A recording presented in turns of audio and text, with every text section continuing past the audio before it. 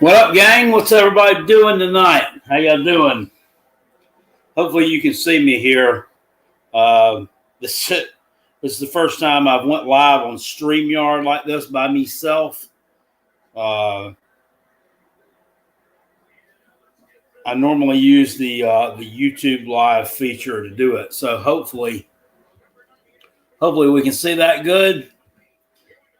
Everybody see that? Hopefully you can. Yeah, UNLV. I tell you, this UNLV thing, I think that was a case of like the public jumping all over a bet and a side, and they really didn't know what the hell they were talking about. Well, I guess neither did I, because I also picked them to cover the spread there, and it really didn't go too well. They didn't look good. So it looks like they're still going to end up winning the game, but I don't know, man. Trailing that Idaho State team, that team's not very good at all. They are not good at all. Here's my guy here. This is a nice looking stadium here they got at Kansas. Hopefully y'all are watching this game too, like I am. Get off that damn UNLV shit. Fuck that. I mean, I'm not saying don't watch the stream or don't look at that, but this Kansas stadium looks really nice, and I think this is going to be a good game. Kickoff is, I thought it was at 6:30.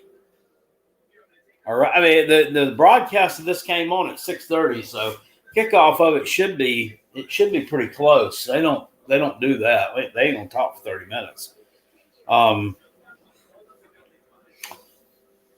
They ain't going to talk for 30 minutes, says Dr. UNLV sucks wieners. That was awful. That's awful. They're not playing good. But I will tell you, it's not surprising to Carolina jackpot, honestly, because the last time that we saw Dan Mullen as a head coach, what was he doing? What was he doing? He was losing 40-17 to the Gamecocks, and then the next week he goes out, plays Stanford, and he gives up like 900 yards of offense but still wins.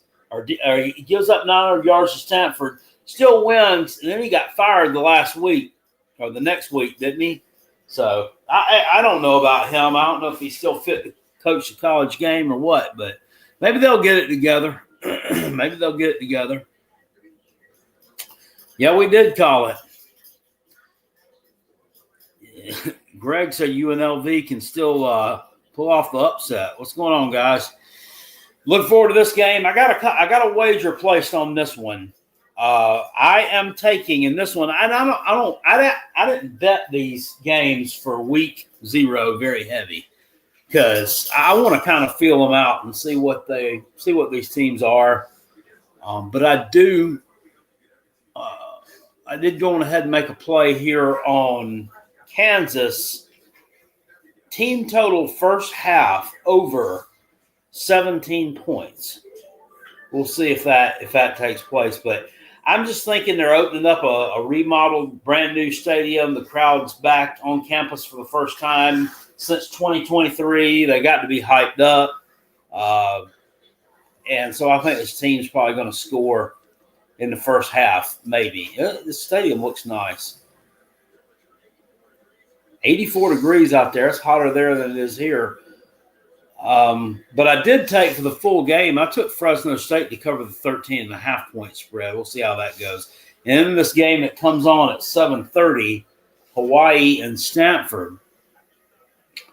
I actually took Stanford on the money line. I think they're going to beat Hawaii because here's the deal. This may be like their only chance for a win all year. So I think they're going to come out focused and play. Yeah, I was going at it with a Miami fan. You fuck that guy. He said something about South Carolina's trying to pay Miami $3 million to get out. No, they fucking haven't. The SEC just went to 9 fucking conference games 2 days ago. That ain't even been damn discussed yet.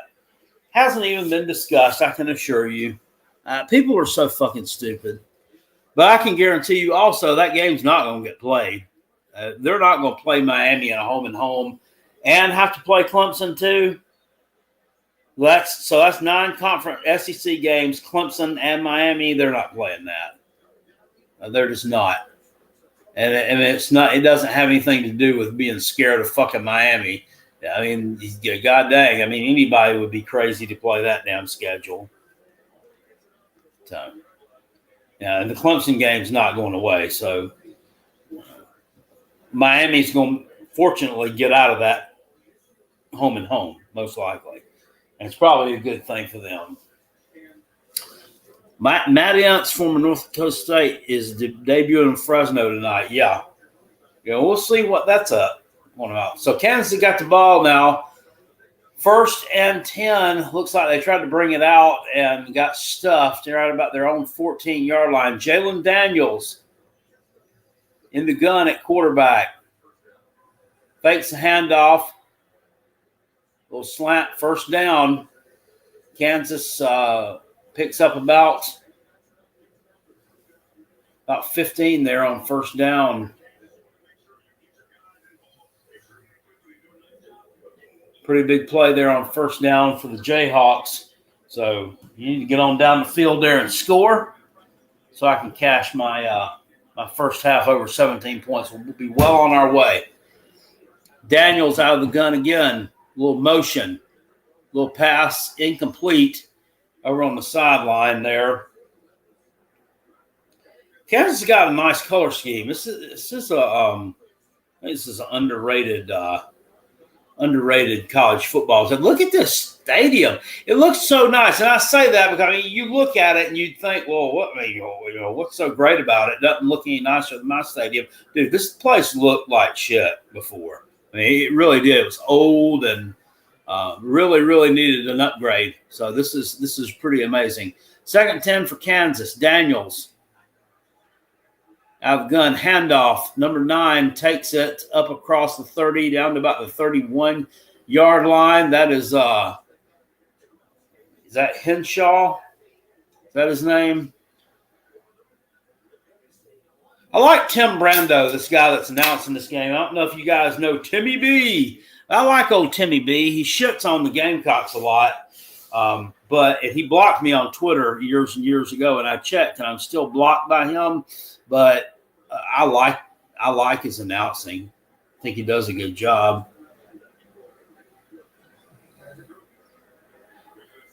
3rd and 6 for Kansas here from their own 31. Daniels looks, good protection, looking again. He's got all day. Now he eludes some pressure. He's got the 1st down and more. Steps out of bounds about the 43-yard line. He's calling for a late hit too. He ain't going to get it. The Kansas on the move here, number 39, Pearson for Fresno State.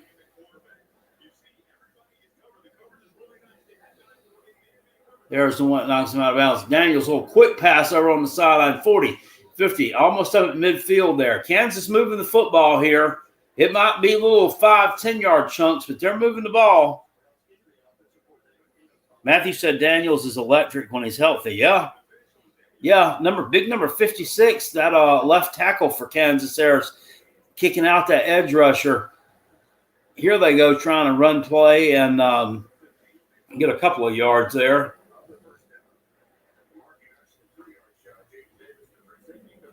David Megan says he's calling it right now. Kansas quarterback is going to make life hell on Fresno State. Well, I mean, you've had a couple minutes to watch this, so we can kind of see what's going on. He's already making life hell on them, and they're outnumbered too. This is a group of 5 team. You know, they got a V on the back of their helmets, Fresno State. If y'all notice that green V, do you know what that stands for? Because I do, I think it stands for V for Valley, for Silicon Valley. This is in Silicon Valley of California. There's a pretty nice rushing play there for Kansas. Up the middle. I think that's what that means. Did anyone else take Idaho State in the points? I know somebody that did. Tyrese said, how do you think the Gamecocks? I'm going to do a prediction video on it, dude. It's probably going to be tomorrow or Monday. I'm driving tomorrow. I got about a 3-hour drive in the morning to Georgia. I may be going ahead and make that video right then. I don't think the season is going to be great. I got them going 7-5. I'll tell you who the wins and losses are going to be against, too. Expect the unexpected. There's Daniels down inside Fresno State territory, deep in the red zone now, too, about the 18-yard line. Down about the 18-yard line. Kansas is now knocking on the door here in business against Fresno. 1st and 10. Daniels fakes a handoff. Little pass complete. Touchdown, untouched in the end zone, number 7 for Kansas. That's Cam Pickett. That was just a little flare out over there on the right side, and he slipped one tackler, and then he kind of walked into the end zone there, untouched. So Kansas with a nice play there, nice drive right out of the gate, and they're going to go up 7-0 here with the conversion pending. Fresno State's going to have some work to do for sure. Wave the wheat. They are going to have some work to do here.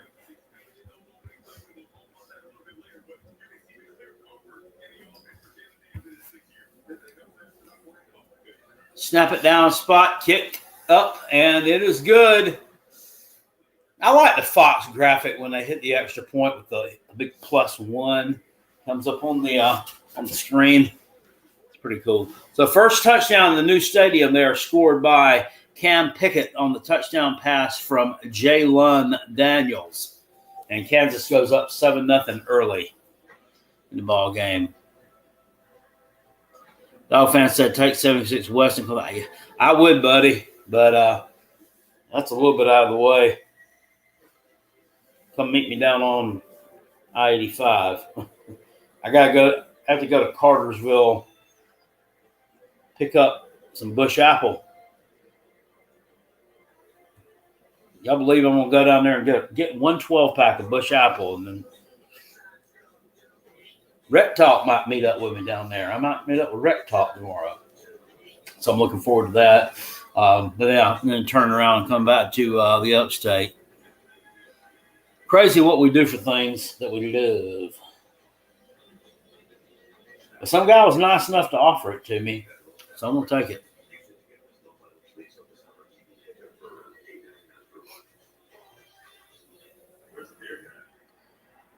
Yeah, Missouri man says, fuck Kansas. So, but they look good on that opening drive. Yeah, you guys got to play them in a couple of weeks.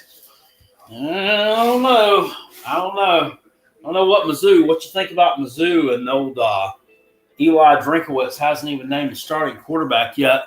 I mean, I don't know if that's problematic or not, but I mean, I know that. What's up, Gamecock Chuck? I know that 31-24, Idaho State is winning. That they came back then. They scored 2 touchdowns quick because they were behind 24-17. Douglas, thank you for the super chat. Says, have a wonderful season. Go Big Orange. Hey, good luck to Tennessee. Chip, thank you for the super chat. Says, football is back. All is right with the world. Yes, sir. Good luck to the Taters. Well, except for against LSU. Except for against South Carolina. Waikiki, thanks for the super chat. New setup. Yeah, I'm trying to get a man room set up here. It's in the beginning stages. This was my stepdaughter's room, and she moved out 6-8 months ago, and I've just now been able to kind of get in here and clean all of her stuff out. I'm going to paint this room eventually. I have a football helmet collection too. It's not as extensive as Uncle Lou's. It's up there. I don't know if y'all can see. It's up there. I got about 15 or 20 of them. There's a couple I don't even have up there. There's a bunch of junk in here over there. You see that? I mean, it's awful. That shit needs to go in a damn storage building, or we need to get rid of it in a garage sale or something. But I want to paint this room and, put some shelves up like he's got. I think it's a pretty cool setup. I've got one TV here. I've boosted the Wi-Fi back here. I got a couple of Wi-Fi extenders because this area of the house is really dead. I've got one in this room, one in the bedroom over there. And the signal seems to be pretty good. The signal's good on the computer. It's good on the television. Next weekend, I'm going to try another television. Hopefully, that's I don't really know what I can do with that if the signal's not good and if it kicks me off there. I mean, I can't. I mean, I've already extended the Wi-Fi back here. I don't. Maybe somebody's a technical wizard that knows something else I could do, but I mean, this is not a big home. This is like a 1,300 square foot home. You know, 3-bedroom, 2-bath. I'm in the back bedroom, and I don't really know why the signals are so poor back here, but I have done what I can to try to get it done. Yeah, you need a solid background for the videos. Yeah, and this is better. I mean, this is going to be better than doing it in the living room there with that big window in the background. It was letting in too much light, and so Fresno State with a pass complete there on first down. Fresno State is a good group of 5 team. They're always really solid. They're always contenders in the Mountain West. Got a new head coach this year in Matt Ince, but he's coming over from North Dakota State, FCS program that was, it's the cream of the crop in FCS. So I don't think there's going to be a whole lot of drop-off there. Second down and 6, number 6 for Fresno State. That's the running back, Donaldson. Takes the handoff, gets forward for no gain. He's lucky he didn't lose yardage there. He was able to slip out of a tackle in the backfield. Kansas came to play today. It's third down. They're going to make some noise, and they're going to have to give this ball back to Kansas. And if they do, and Kansas goes down here and scores, Carolina Jackpot, I feel, is very confident on cashing in on my team total Kansas over 17 points for the first half. 3rd and 6 here, Fresno out of the gun. Looking, sack. Oh, he avoided a sack, flipped it out. Donaldson's got the ball down the sideline into Kansas territory, pushed out of bounds there at about the 35-yard line. That was a broken play there. That quarterback just looked for a safety valve and kind of flipped it over there. I don't know if they've worked on that or what, but that wasn't great protection. That was kind of it was almost a little bit of a shovel pass there to the running back. So that was a nice play there for Fresno from the 32-yard line. I got it all the way down to from Kansas. Quarterback flips it out to his tight end here, and he looked like he was going to be tackled in the backfield, and he turns that into a positive gain. Down inside the Kansas 30-yard line, and he's hobbling a little bit. So he made a really good play. It looks like he twisted an ankle or something. He's going to have to come off. Now he's trotting a little bit better. Yeah, I don't think he'll be out for long.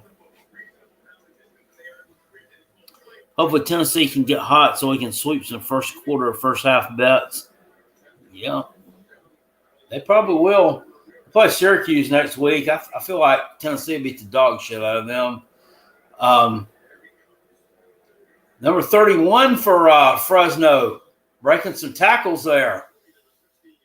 Down to the 16-yard line. I say that I don't know these guys. I don't know who number 31 is. I know who Jalen Daniels is.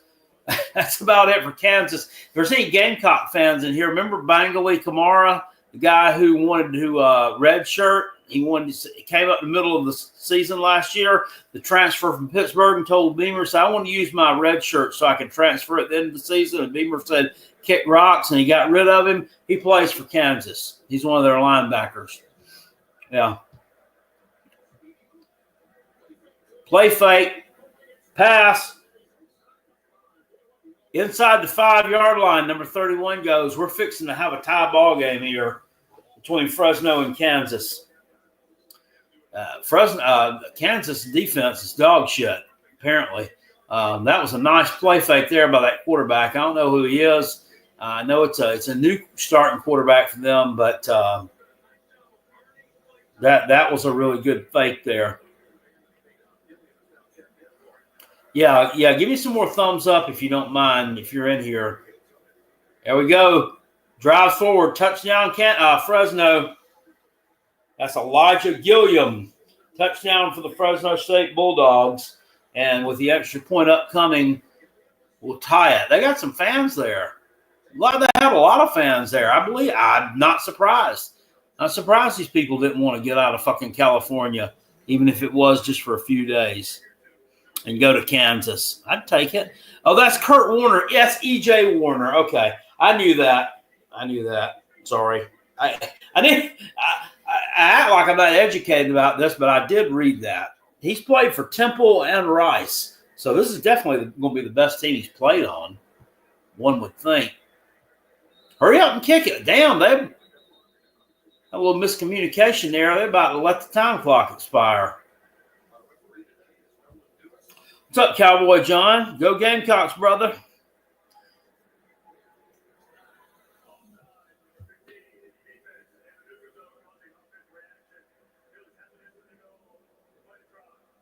Okay, so they're going to get half the distance to the goal and kick. So the extra point, instead of a 20-yard field goal, it'll now be a 17.5-yard field goal.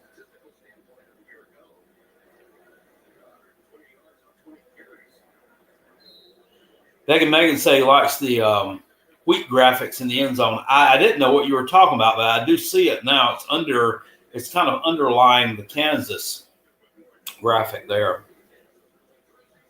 Wow.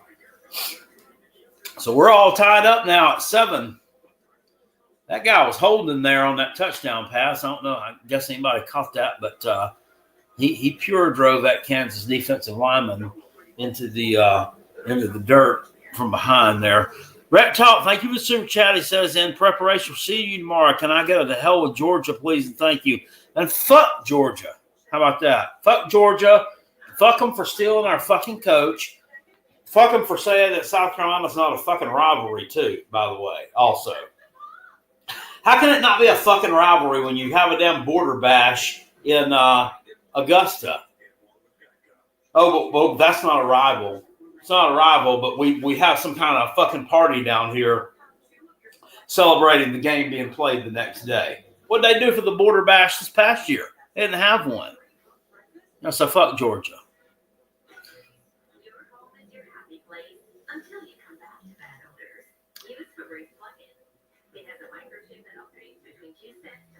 Cowboy says he's ready for the 31. Oh, yeah, I know.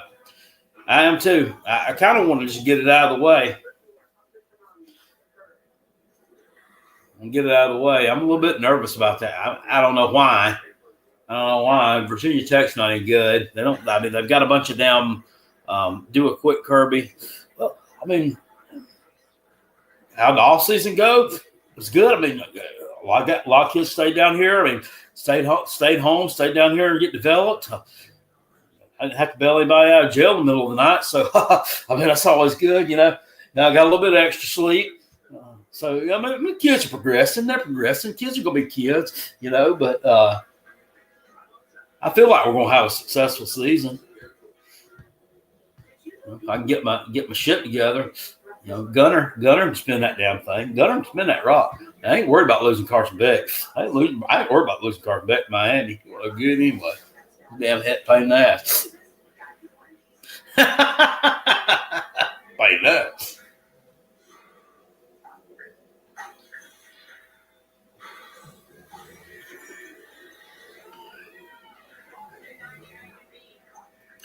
Am I worried about who being on schedule next year? South Carolina? Shane Beamer? You'll know. That was a little prick. He was worried about what? His wife's fucking cookies. He needs to be worried about all the damn L's he's going to take this year. Shit. All right.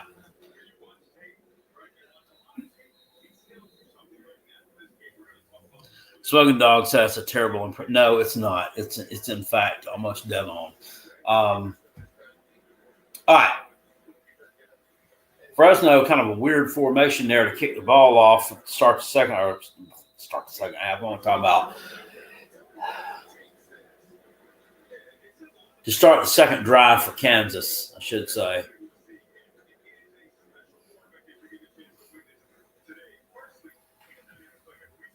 Rick Talk says spot on. thing I'm most worried about with Georgia Tech's that damn Red Top and Sea Dogs. Shit. I mean, they beat us this year. I hope they don't take us and dump me in that damn pool. I saw them dumping damn goalposts in that pool. I don't want to get dumped in that pool. All right, 7-7. Kansas fixing to get this work. Here's the handoff off the right side. Drives forward about 5 yards. Here comes the penalty flag. It looks like we're going to get some yardage tacked onto the end of that there for a face mask, most likely on Fresno.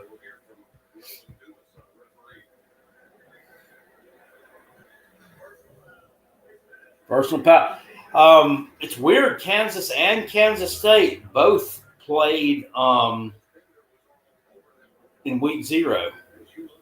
Both teams in week 0 are playing. Which one do you think looks better? I dare say Kansas looks better. Now with Kansas State, yeah, I mean they were playing in Dublin. I mean they were playing in the elements, but a lot of mistakes there. But you'd think that Kleiman and that Iowa State coach too, because they were making a bunch of mistakes too. A lot of sloppy play, a lot of fumbles. You would have thought these guys would have had them a little bit better prepared for those elements.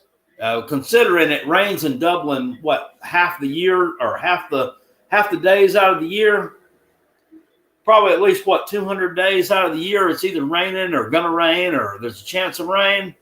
So I would have thought they would have been ready for that. They said they thought smoke from the damn fireworks got in that kid's eyes that when the game started, that Dylan Edwards, when he fumbled at the beginning, they thought there was still some residual fireworks smoke that got in his eyes. Daniels avoids the pressure. Pass across the middle, complete. Inside Fresno territory, down around the 39-yard line now. Kansas continues to cook.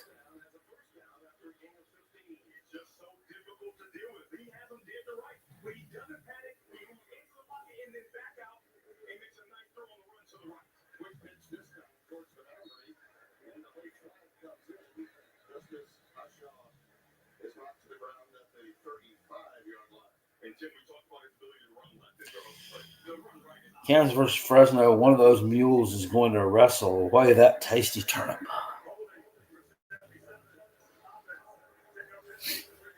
Holding on Kansas here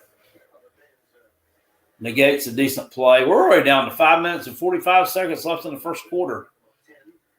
We're going pretty quick here. Okay, I asked Rob the other night on our live show if they did the rock, chalk, Jayhawk thing for football too, or was that just a basketball thing? And they do have rock, chalk on the back of their helmets. So it is indeed a football slogan also. And I didn't know the little Jayhawk had spurs on the back of his feet like a rooster, but he does. Look at the midfield graphic. Here's another flag. It's a false start on Kansas. They're getting backed up some more. This team's a little bit undisciplined, it would appear. Who else is playing tonight? We got Hawaii playing Western Kentucky, and then we've also got Hawaii, Western Kentucky. Western Kentucky, Sam Houston. We got Hawaii taking on Stanford. Which one of those games is more interesting? I might try to watch over here and put it up on my tablet. Keep an eye on it. I would definitely say Hawaii, and I don't give a damn. There we go, a little end-around deal there. Number 1 for Kansas, picking up some yardage. Hit down around the 44-yard line of Fresno. I don't know why I don't have any interest in watching Western Kentucky. That's just a team that's never really done it for me.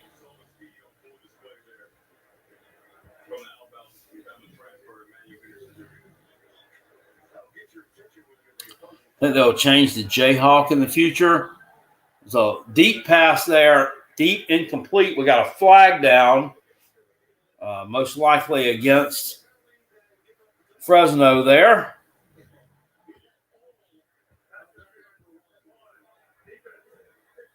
Kansas quarterback isn't bad by any means. I'm thinking he's a junior or senior by now, but he's been instrumental in making the – yeah, dude, he's a super-duper senior. He's been there forever. Harry said that the pass was uncatchable, which he's right. It was. It was very uncatchable. 31-31, Idaho State and UNLV tied up here. Oh, that's crazy. It's crazy, but this is college football, and I'm not surprised that happened. I absolutely am not. I'm not sold on Dan Mullen as a coach. I've always thought he was overrated. We kind of saw what he did at the end of his tenure there at Florida, and he has a shitty year out there. He'll probably be gone after 1 year. He'll probably go back to doing something else with the media or just get the hell out. Just have the personality for the job. I mean, you already heard what he said that time about recruiting. It's not recruiting season, so I don't want to talk about recruiting. Dipshit. It's a dipshit thing to say, especially when your recruiting is going bad. That doesn't really give your fan base a lot of hope. Tiger Red Devil said he picked Kansas -12, so how much does Kansas have to win by for me to win the pick? Sorry. 13. Got to be picked them -12. They got to win by 13 or more. So they can't win by 12.5. So if Kansas ends up winning the game by 12, you lose. Or if they win it by 7, you lose. Or 10. But if they win it by 21, you win.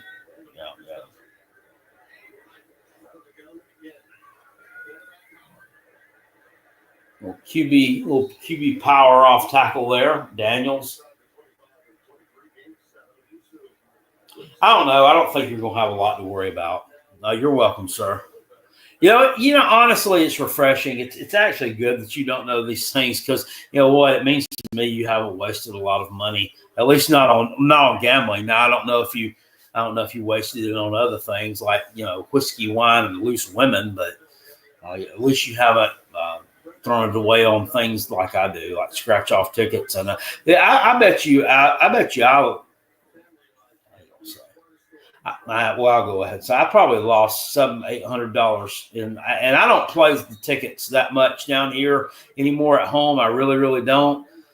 But when I was up in Pennsylvania, I probably spent about $700-800 on scratch offs, and I ain't doing shit. I won $150 on a $20 ticket the first day I was there, and after that, dunzo. I didn't win shit. Nada. Nothing. Didn't win anything in New York, which is not surprising because their tickets suck anyway. I only bought one $20 ticket there, and I bought probably about $100 worth in New Jersey, and I didn't win shit there either. Last year, I won $500 in New Jersey. So fuck New Jersey. Now, fuck you. Touchdown Kansas off the left side there. That's number 4, LaShawn Williams with the touchdown for the Jayhawks. Extra point coming up will make it 14-7. Need 4 more points for Carolina Jackpot to go team total Kansas over 17 in the first half. Jayhawks looking good on offense. Look like doo-doo on defense, but they're good on offense. So this is a typical Big 12 team. They're the vintage Big 12 team. They're shitty on defense, but they're good on offense and explosive. They look more like they belong in the that game today, Iowa State and Kansas State. That looked like a Big 10 game to me. It looked like a schmoz, like a slog. It looked like Michigan State playing Northwestern, right, in early November in Evanston or East Lansing, right? More than it did 2 Big 12 teams playing in August. A lot of that was the venue. A lot of it was the venue they were playing in. I get it. They want to expand the game internationally, but I don't know, man. I don't know that that's the nicest venue for college football to be played in. Tiger Red Devil, I don't know if you know it or not. Did you know that Clemson played a game in Tokyo in 1982? I sure did. Anybody else know that? Did anybody else know that Clemson played Wake Forest in Tokyo in 1982 in the game at the end of the season? It was after the Clemson South Carolina game. It's called the Mirage Bowl. It wasn't a bowl game. It was a regular season ACC game, but they played in the Tokyo Dome. And they call it the Mirage Bowl. Clemson won. But, man, I can't see a bunch of damn taters going to damn Tokyo. I bet that was a damn sight when it happened. And, it's over 40 years ago, too. Travel wasn't what it was then or what it is now. Do you think any of them wanted to take their mule or try to take their tractor over there? I'll take my tractor, take you with me. No, you can't.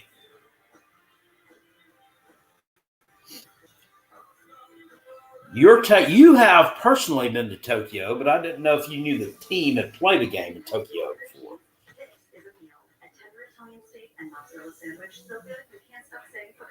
Yep. I know in 1981, Clemson played a game against Tulane in the Superdome, because the Superdome used to be Tulane's home field before they opened up Ullman Stadium in 2014. And Clemson won, it's like 13-6 or something. It was a real low-scoring game. Anyway, they had a bunch of $2 bills the Taters went around Mardi Gras down there with, and they stamped them all with a little orange fucking Clemson paw, and they just spent them all over the city so they would get that brand out, and everybody would know who Clemson was in New Orleans. And they said that some of those $2 bills still circulate to this day. And they did that in 1981. Crazy, crazy stuff. Matthew said, "We got to remember week one's usually sloppy." Yeah, so will week one. Week one will be sloppy too. We know this. Does Tulane play on AstroTurf? I think they do. 13-5. Yeah, you're correct. You're correct. That was 13-5. I know because I hate to admit it. I got a 1981 Clemson National Champion Coke bottle that was full of Coke somewhere here in the house. It's probably up in the attic. Because I'm a hater. I hate fucking Clemson, but I do like collecting sports artifacts. So I did want that. I got a 6-pack of that old orange Clemson drink up there somewhere too. The bottom of the can's actually got a little bit rusty on it, but I got that from my uncle who went to Clemson. Eddie said, see, he's a Gamecock man. He's even got the orange cans. I mean, why not? I mean, we ain't got none. You know what I'm saying? I mean, might as well have something. I've got their 2016, the 2016 National Championship Cokes. You remember when they came out with those? I mean, they were hard to come by for a while. Everybody wanted them. They were collector's item, and I grabbed like 6 little flats of the 6-pack, so it would have been 36. No, it wasn't that many. It was like 4. So it would have been 16 of them total when they came out. And I bought all of them and put them up in the attic. There's still probably 3 flats up there. So I sold a couple or 3 of them for $20 to different people, and the rest of them, I had them on Facebook Marketplace forever, but none of them damn taters would. They was too cheap. They wouldn't come off that damn $20 to come down here and buy them. So the guy that I better make room for a 2025 Clemson Cup ball. Yeah, fuck that. They're not winning another national championship. Period. They're not winning one. They're not winning one. What was I going to say? The guy who runs the warehouse that I pull all our stuff out of has got 4 Alabama 2017 national champions. They're tins. That Golden Flake potato chips came in. A bag of the Golden Flake came in this little decorative tin for the 2017 season. And it's a nice looking tin. It's crimson with the Alabama schedule and everything painted on the outside of it. And the results on it, thought about asking if I could buy one, but I don't know if that's really. I think it's a collector's item. They're nice. They're nice. They're nice tins. Jay Smith said, "Carolina will never." Yeah, well, never is a long time. I mean, that's what I tell people that say that. That's just a retarded statement to make. You don't know how long forever is, dude. LA can win one this year. Who thought they was going to win 9 damn regular season games last year? Nobody.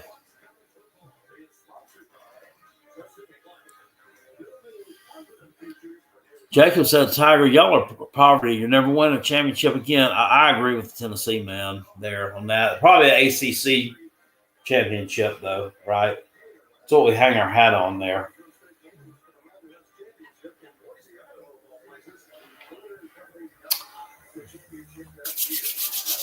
All right. Fresno State getting ready to cook. Down 14-7, 2:11 left in the first quarter. Kansas defensive line shifts a little bit. Oh, damn. Penetration in the backfield, and that kid is stuffed. They about took his head off, number 97, Caldwell. Knifes his big ass through there, and he whipped that right guard. Yeah, kid had no chance against him. Oof.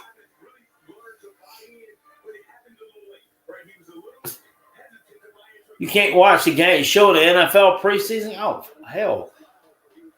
Oh, he stopped in the backfield again. Well, almost he plunged forward. That's number 97, Caldwell again. This dude is a freaking beast.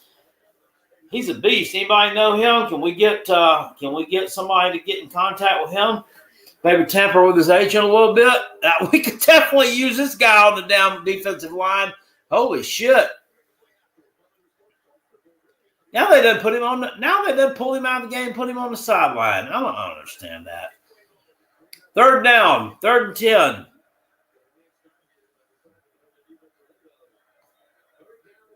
Third and 10 for the Bulldogs. Warner under pressure, pass complete. I'm telling you, this Warner kid, he's got some kind of magic. Oh, he's gimping a little bit. He's got some kind of mojo. This kid can make chicken salad out of chicken shit. He did it earlier on the little shovel pass that went for about 40 yards. There he did again. It looked like he was dead in the water, and he completes one up close to midfield. Yeah, his leg got pinned underneath that kid. Yeah, it looks like he stayed in the game, though. 1st and 10 from the 42. Warner. Handoff. This is number 2, plunges forward. Their running game sucks. Their running game sucks. They can't run block at all. Can't open up any lanes for these guys. They're going to have to win this thing through the air and move the ball through the air if they're going to do anything here, or switch it up with some misdirection, a little bit of trickeration or something, because they're not going to be able to run the ball between the tackles against Kansas. They're too big and physical for them. It's getting dominated up front. What's up? What's up, Christopher Knipe? Rob, as SEC boss, good evening. So I tell you, Matthew, you saw we landed Darius Gray. Beamer's Virginia DMW connects. Hey, buddy, whatever it takes, I don't care if he pulls them out of Canada. If they're 5 stars and they're studs and they can play.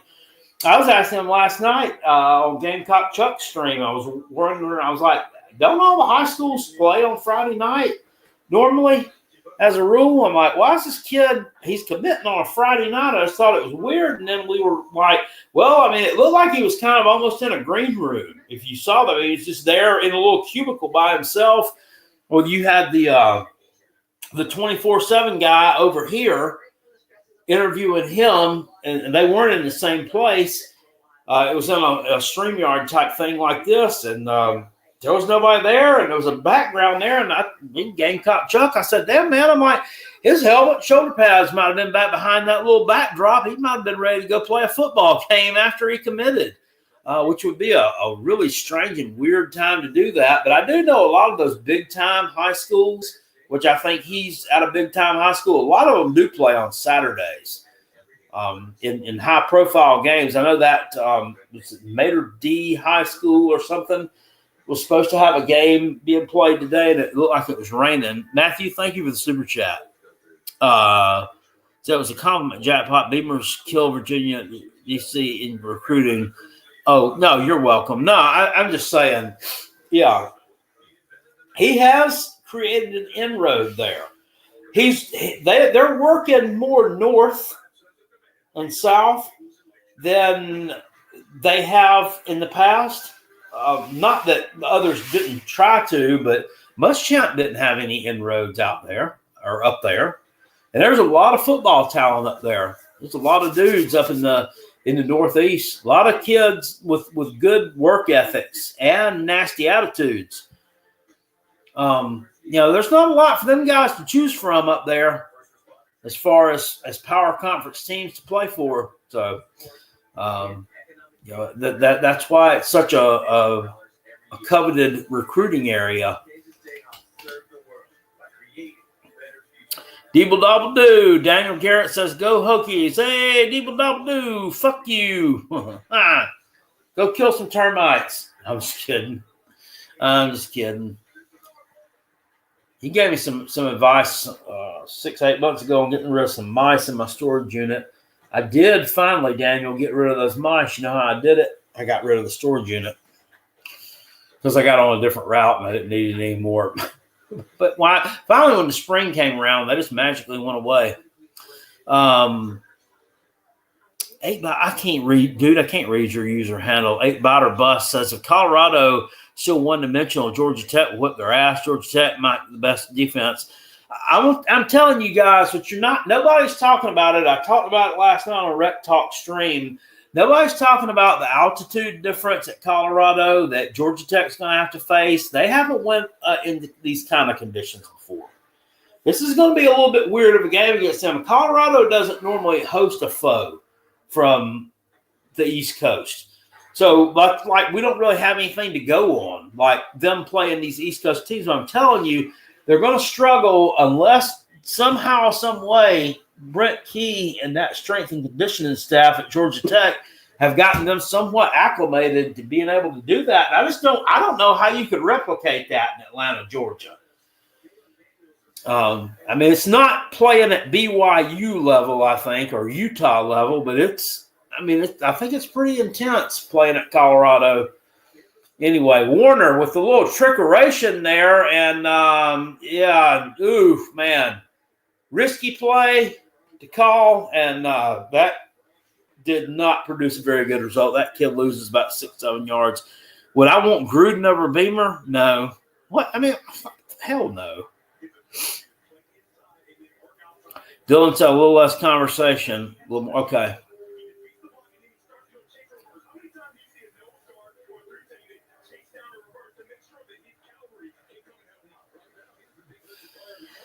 Fred said Colorado looks small as hell. Dude, when Deion came out there with them that first spring game or that spring game at 2023, remember the one it was televised on ESPN and everybody's watching it, man? You remember it was sold out and everybody's watching it. It was snowing. I was looking at them. I'm like, these little kids look like high schoolers. They are small. I'm like, they're not going to win a fucking game. And they went out there and won 4, and they beat TCU, who'd played the national championship game the year before. I'm like, what the fuck is going on here? This is crazy. But they look tiny, tiny. Surely they've progressed since those days. Fresno got to punt the ball away here. That's not good news. Fair catch call for by Kansas. And KU will be back in business. Kind of deep in their own territory. Jalen Daniels is cooking. This guy's fun to watch. This kid's a good quarterback. I hope the best for him. I really hope he stays healthy. Damn it, his season's already started, but you know what I'm thinking. How crazy would it be if he ended up winning a Heisman Trophy? Because everybody said if he can stay healthy for an entire year, He's fucking electric. What if he ended up winning that Heisman Trophy? Well, just lost that ticket on him anyway. I didn't place a bet on that. I wouldn't have really thought about it anyway. I mean, I would, I'd probably look to the damn Tennessee quarterback before I looked at him. But now that you think about it, it's crazy. So Billy's in the chat.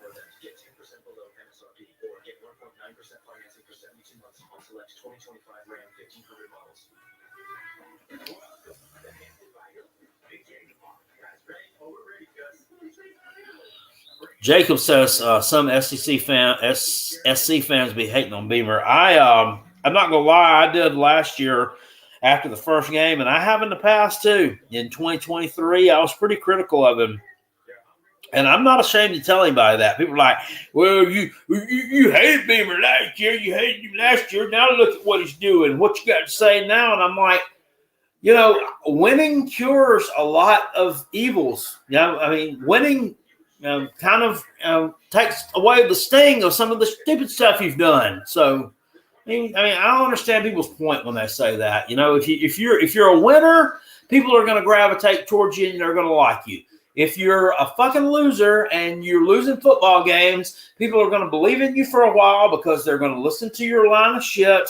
And they're going to give you a chance, which is what we did with Will Muschamp. And then finally, we're going to have had enough. And we're going to be like, it's time for a change. I don't fucking like you anymore. And please get out of my face and get away from my school. And that's the way it is with all football coaches everywhere. And most fan bases they kind of are somewhere in that spectrum. That's not empty seats up there in the upper deck of this Kansas stadium, are they? Those are people wearing white shirts, I hope. I would hope there aren't any empty seats there. Well, that athletic director there, he looks pretty proud of himself. No, that place is sold out. There's an advertisement, Kansas Lottery. Let's play. Let's not. How about that? I bet they got a shitty lottery.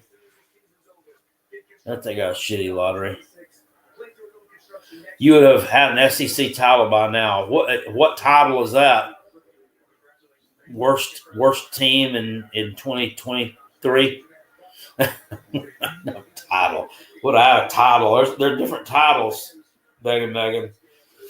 Place absolutely sold out. Good. Yeah, I can't. It's kind of hard for me to tell. Well, everybody's got a number 25 jersey on. What's up with that? Anybody know what 25 is? That normally means somebody that passed away that wore number 25 for Kansas. That's interesting. Flag there on the play. Do I think Mike Schuler is going to help South Carolina? I do. King said, Jack, why you listen to one of our Royal Kickoff show? Walt told Shane Beamer he didn't believe in him when he started, but I missed what you said. I'm sorry. I kind of got the gist of it. He didn't believe in him when he started, but what else did he say, King? He didn't, but he does now. I haven't listened to the Roar in a couple of years because ever since Clemson started getting this hype back again, I'm like, I don't want to hear this shit because I'm sure Walt is gargling that Dabo penis again. I don't want to hear that. I don't know what their opinion is on South Carolina. Walt is usually, though, he's usually pretty fair with South Carolina, and he's usually pretty spot on. So I don't know. I would think that they based on last year's results, too, they have some degree of respect for the Gamecocks. He gave him praise, was high on him. Well, that's good. I value Walt's opinion, but he's kind of crazy. He was shitting on Josh Heupel a couple years ago too. Damn, he was giving this guy down the damn road. 14-7 Kansas. Game slowed down a little bit. That Daniels back to pass. Pass is complete, but not for much yardage there. It's going to come third down coming up. Come on, Kansas. Come on, we need another score here.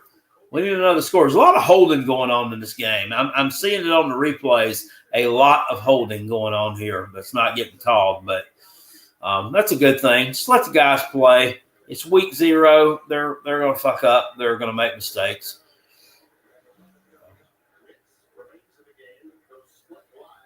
No sense in keeping this game. That's why this game's moving so fast. They're not throwing much of damn laundry. Daniels eludes the pressure. Back to pass. Looks. This guy, he's got some wheels. Didn't elude that pressure. He's sacked. Lenoris wouldn't have took that sack. Number 19 with the white boy sack on number 6, the athletic Jalen Daniels for what kind of helmet is that white boy wearing too? That thing looks weird. It almost looked like a motorcycle helmet. He had some kind of weird something on it. Right. So Kansas is going to have to punt the ball away here. Fresno is going to get it back again with 11:10 left to go in the second quarter. The timeout on the field. Kansas ahead 14-7 over Matt Ent's Fresno State Bulldogs. There are Matt Ent's on the sidelines. He's the man in black. Black button-up shirt, black hat, black pants. He's a regular current-day Joe Morrison over there. The Kings with the white. It was, man. That's impressive. I mean, look, I'm not trying to be, racist here or anything, but, most of these dudes can fucking move. These guys are athletic, and they take it to another damn level. If you've got a white boy back there able to trap this kid in the backfield, it's kind of impressive, honestly. I sure as hell wouldn't have been able to do it. Damn. He would have blew right past my fat ass. Punt. He got interfered with. Hey, now. He fumbled it, but got back on it, so Fresno will have the ball. That looked like a little bit of kick-catch interference there from the Jayhawks to me. Now, we can call some of these penalties. Oh, that was definitely – yeah, they said it right there. Old Timmy B said like kick-catch interference, didn't call it. Rob Bass, he's talking. He's going at it with Daniel Garrett in the chat. Daniel Garrett's full of shit. I'm just going to tell you, he's gonna. It doesn't matter what you tell him about the Gamecocks. It's going to be incorrect. He's one of the old school shit talkers from way back in my days, way back in my early 2014 or 2015 days of shit talking on the internet. Juice Poots, I passed you in the Utz truck on my way through Pickens today. Yeah. Was I?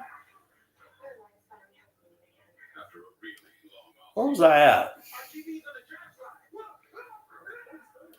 I went to White Horse, Travelers Rest. I went to Publix and Easley, and I was over there near. I was on 183 over there, closer towards Greenville, Dacusville.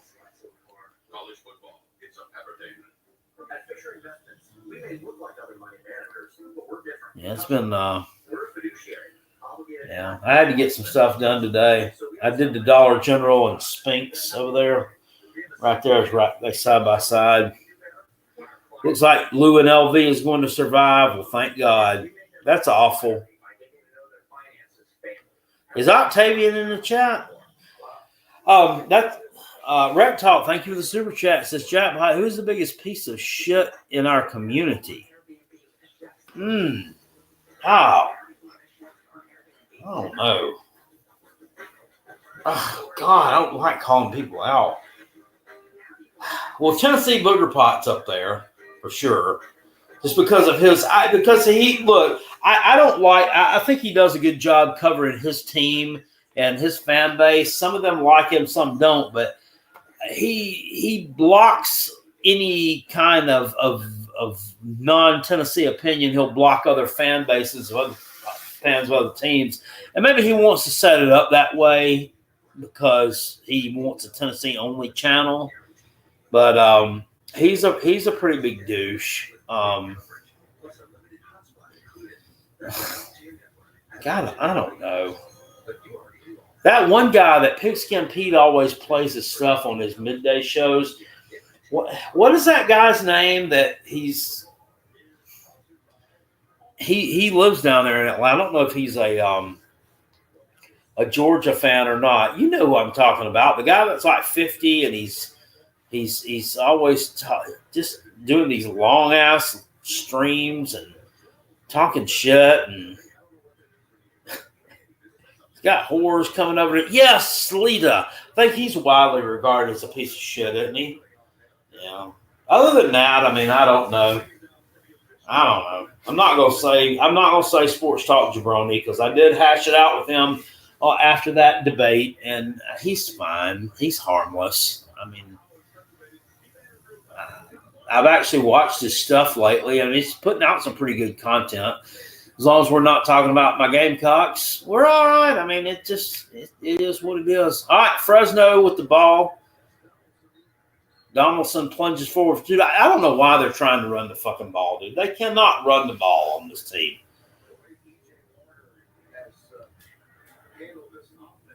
Yeah, Sports Talk Jay's a nice guy. After that stream's over, we talked with him. He's fine. Octavian has 2 brain cells. Octavian doesn't have 2 brain cells. Don't stop lying. Don't lie to him.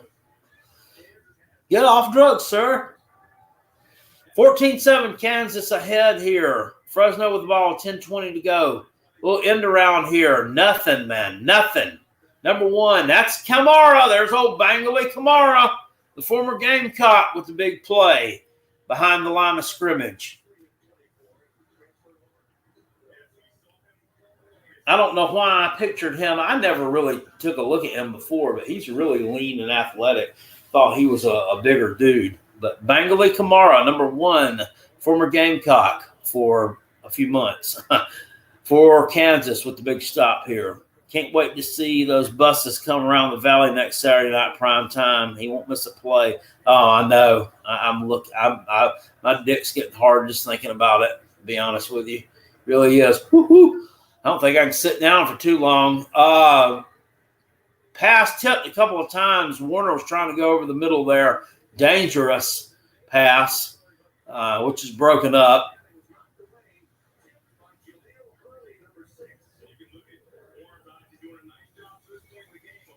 Yeah, King, they need to throw it, but now apparently here they can't throw it either. Kansas fixing to start leaning on them. This is going to turn into a blowout, I feel like, if they can't get some kind of game plan going. Got to punt the ball again here. Yeah, Kansas looks good. Kansas looks good. I should have put in a future on them. I don't like putting in them future bets. I've done it a couple of times and they didn't cash. But I don't like, because even if I did win, it'd take forever to get your shit. You'd done forgot about it by the time that you finally got it. But and I wouldn't risk a lot of money, but I think it might have been looking at this team, it might have been a safe little bet to maybe make yourself some money. Take them to win the Big 12. I know they're playing Fresno State, so we can't take a whole lot from this. But this is not a team that's a shitty pushover either. I think Kansas is definitely capable of winning the Big 12. They got a great head coach. Lance Leopold's a great coach. Yes, he is. He's a good coach, isn't he? He's a good coach. He's a good coach. Look at that. Is that good? Yeah. He turned them around that first year. They had it wasn't an Indiana Kurt Signetti type year his first year, but I think they went from like 3-9, 4-8 to like a 9-10 win team, something like that. And I'm telling you, I don't like Kurt Signetti. I don't like the way he's firing off, running his mouth, and he's trying to throw shade at the SEC teams. about weak schedules when they don't even play a ranked team, or they don't. They're dodging teams in non-conference games. But I have a feeling this team that they're here to stay, and he's going to keep a good team there. I mean, you think what he did last year, and it was with nothing but transfers. Right now, if they continue to have good seasons, he's going to be able to start pulling in some recruits, and that's where the rubber's going to meet the road. That's when he's going to really start cooking, when he can pull in some recruits, if he can. I mean, I don't know. I don't know how attractive Indiana's place is to the recruits, but if they're winning and they're winning at a high level and they're going to the college football playoffs, they're going to want to come play for him.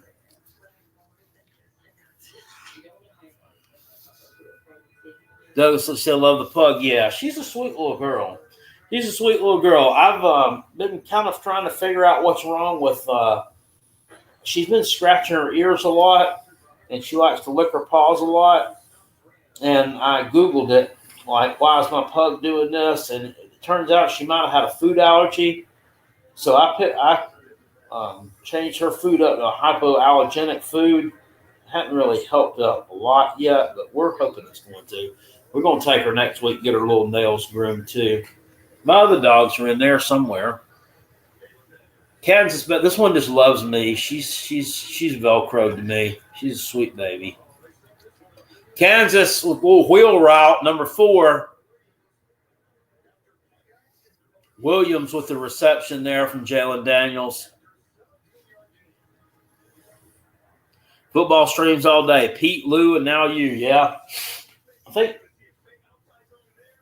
Pete and Lou were doing it at the same time, I think. I think he was doing the 12 o'clock game as well. Yeah. Yeah, this Daniels dude, he's thick, man. He is a thick-ass quarterback.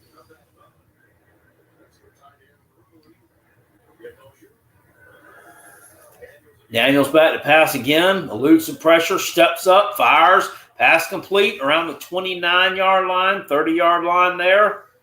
That's number 7 with the reception for Kansas. That's Pickett again. He is 6 of 7 throwing the ball, guys, for 72 yards. And they're going fast, too. Tempo, 1st and 10. Handoff.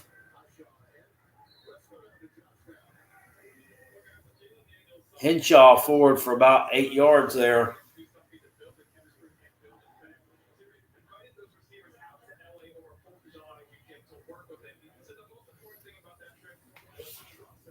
Here we go. Kansas again. Snaps it. Daniels, quick. Dumps it off. Inside the 15-yard line, down about the 7. Pickett again, or 12-yard line. They are going fast. This was reminding me of Tennessee 2022. Here we go. Lining up again. Kansas with that gimmick offense is lined up. Here we go. Hands it off. No, dump it off. Pickett. This guy's got a touchdown. Touchdown. Pay Carolina Jayhawk. Pay the Jayhawk, man. Team total over 17 points. We got 23 on the board, 20 on the board right now. Extra point coming up. Going to make it 21-7. There's a touchdown. It was a flag. Okay.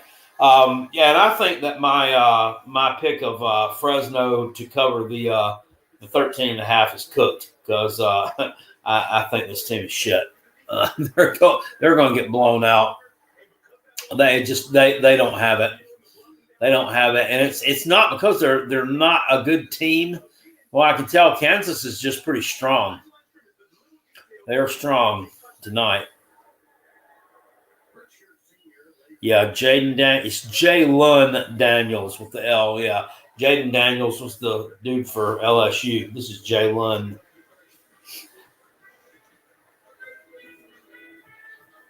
Jacob said the blocking's been amazing for Kansas. Yeah, it has. It's amazing what happens when you got an offensive line that can block, that's competent, and completes their assignments correctly. What's the score of the UNLV game? I don't know. They won 38-31. So Idaho State covered that spread.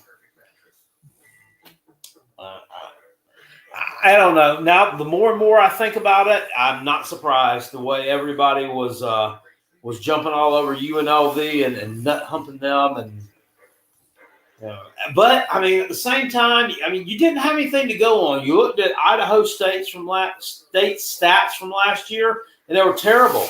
They gave up a ton of rushing yards. I mean, they came to play today. It was like a totally different team. So, all the stuff that you read, some of the research, sometimes it's all for naught. It's just a totally different team. It's a totally different team. But that's one of those fade the public deals. Everybody was on UNLV. They bet that line up from 25.5. It closed at like 30 and a half. And then you see that. Yeah, because normally that's what they say. Sometimes fade the public, because the public generally doesn't know what they're doing. They know what they're talking about, and But I don't know about Dan Mullen. I don't know about him. Guy he's just weird. He is weird. He's a good football coach. He's a good offensive mind, I think. That's about it. He's good at drawing up plays, but he's a fucking weirdo. I'm sure he hasn't changed any, so that's another reason that I kind of side-eye them a little bit. Him as their coach. People just look at him and sort of say, "Oh, Dan Mullen out here. Oh boy, his name. Oh, did you happen to watch his last season at Florida? His last few games, because it was a total fucking nut job, and then he got fired." Kansas with a big white boy stop, number 91, Bray. Knives through there and makes the stop. Now it's going to be 2nd and 11 coming up for Fresno. They can't. They just can't. They can't. They're getting ate up in the trenches. Ate the fuck up on both sides of the ball. Dan Mullen did do well at Mississippi State. I mean, under Mississippi State standards. Ooh, Warner takes a shot, but he completes it. Number 5, Cinco, up on the Jayhawk logo. That's Freeman who makes the catch there. 21-7 Fresno. Clock ticking towards halftime here in Lawrence. The Jayhawks have cashed a ticket for Carolina Jackpot. My first cash ticket of the season, by God. I only played 3 things today. Kansas team total first half over 17. Got 21 on the board so far. Warner with the handoff here. And 5-6 yards there by number 6, Donaldson. So looks like Fresno's going to move the ball on the ground just a little bit there.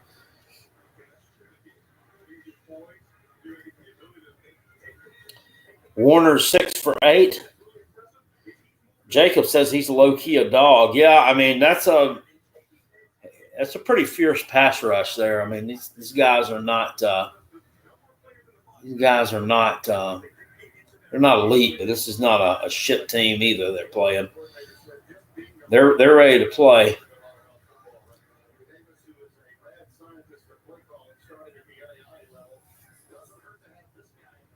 Short gain there by Fresno on the ground.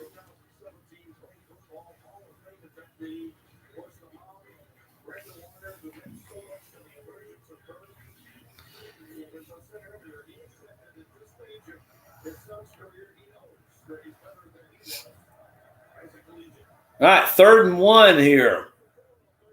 Short line to gain for Fresno.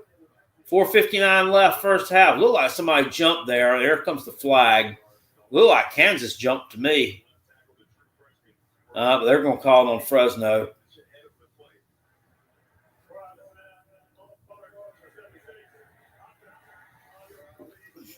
Number 76 is the tackle for Fresno jumps. Yeah, I saw it there. Left tackle. Got out of a stance a little bit early.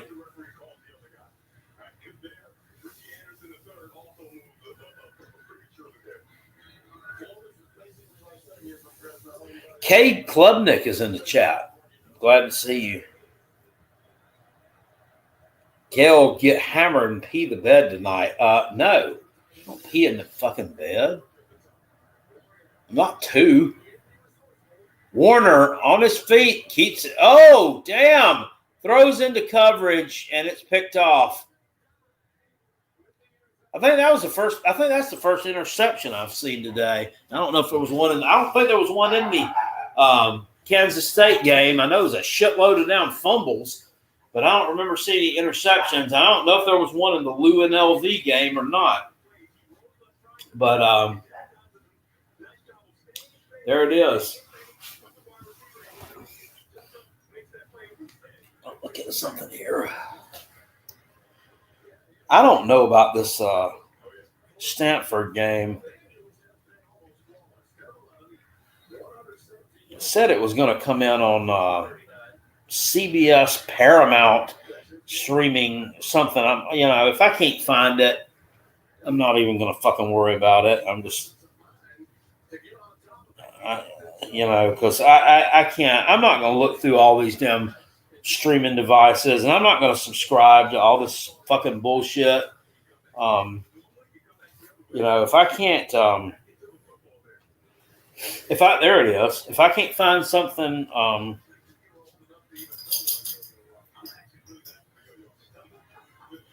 if I can't find something readily available, then I'm not going to worry about it. Like I'm not going to get fucking Fubo or Fubo TV or some other stupid app just so I can watch some shitty football game that I don't care about. I thought it was pretty cool today that the one the UNLV game was actually like on the mountain. It was on the conference website. I mean, how weird is that? It was so people were complaining because you couldn't get it on regular broadcast TV. It's free. All you got to do is log in the computer and go to the conference website itself, and it streams right there for you. Only thing they ask you to do is watch a commercial for Old Trapper beef jerky first. I don't know if anybody got that. If that's where you went to watch it. Kansas Daniels takes off running, but yeah, all you got. Maybe oh Lord, never mind. He's back up. He got a little bit beat up there, but he's all right. This guy, I mean, it's weird because this guy is so thick. He's stocky, this Daniels kid, but he gets hurt all the time. So that's just weird. I mean, the body type doesn't go with the injury history, Stanford-Hawaii, let's see. We're at 10:25 left in the first quarter. Stanford, the Cardinal have the ball, and they're moving. Looks like I've got them actually on the money line tonight. Everybody and their brother pass complete by Daniels up into Fresno territory. Everybody and their brother is on Hawaii to cover and win this game. When they like to zig, Carolina Jackpot likes to zag. And I have Stanford not only covering this ball game, but outright, Frank Reich, outright winning this game. Yeah. Because I'm telling you, they're going to be terrible this year, and this is probably their best opportunity to win a game. So that's my thinking there. I think they're going to be focused here, and they're going to win this thing aligned. This is 21-7 right now. I'm telling you, if it gets any more out of control, we might actually switch it over there and watch some Stanford-Hawaii action instead because I don't like watching blowouts, but I think Kansas is fixing to put belt to ass with this much and put them away. There's Rooster Man said, Robin made Josh Pate mad because I called him out on his Florida and Nebraska making the playoffs take. Yeah, he's I don't know. Some of these guys are just dumb. I mean, I just let them have their opinions. He's also sucking that Clemson penis too, long and hard. He loves Cade Klubnik. half these guys, they all love Cade Klubnik. He's their Heisman pick for all these people. What the fuck has this guy done to make you think he's damn Heisman worthy? He had one good season last year. 2023, the guy was a pile of shit. He was terrible. All of a sudden, we're supposed to think he's elite. He's reached his ceiling. That's he's reached his ceiling. Well, Norris has not gotten anywhere near his ceiling. Billy Paul tried to tell me how much better Sellers or the club that was than Sellers. You're smoking fucking crack. You're smoking crack if you believe that. Sellers' upside is so much higher than what Cade Klubnik's is. This guy who's stumbling and bumbling around against Texas trying to make a play because I'm gutsy and I got my little greasy face paint on and I'm going to make a play and I'm a gritty little quarterback from Texas. And what did he do? His dick got shoved in the dirt because he sucks. Fuck him. Fuck Clemson too. Ah, damn, I hate those son of bitches. No, I'm fired up already, man. I'm fired up already, and neither one of these damn teams is playing today. But some of these fuckers are just so damn dumb. They just get up under my skin so bad. I can't not address it. I can't not address it. SEC Dog said, Jack put I could put a reel on Klubnik like people make fun of Angel Reese. Yeah. I need to put my glasses on to be talking to you guys because I can't. Stanford in the red zone, first and goal. First and goal for the tree.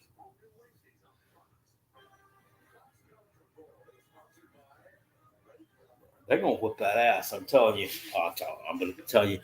Glad to see you back in here, SEC Dog. I had to fix that thing for you. You're the reason why there's no wrenches on this channel, by the way, because somebody blocked and hid you on that stream when I was up in Pennsylvania. And I was like in and out on that Wednesday night stream with Rob. And somebody got mad, blocked you, and hid you, which is fine if you want to put somebody in timeout for 5 minutes because they said something out of the way. But hiding them is ridiculous because I have to go back in. I have to go in this back way, and I have to unhide people, and it's just not cool. So I haven't put any new moderators back on the channel yet, and I'm not going to until I see it necessary or deem it necessary. Stanford with a wide, that was a terrible, I don't know if any of y'all are watching that game, but wide open receiver in the corner of the end zone there that couldn't reach up and make that catch. Frank Reich, he's got on his black and cardinal colored lei over here on the sidelines. Third and goal for the tree. Shotgun snap, pass over the middle. God damn. Maybe I should have took this team on the money line. They are god awful. 2 incomplete passes in a row on the fucking inside the 5-yard line. This team, oh my God, if y'all had saw this pass, it was so far out in front of that receiver. There was absolutely no time in there with his guys. Oh, Lord. My God.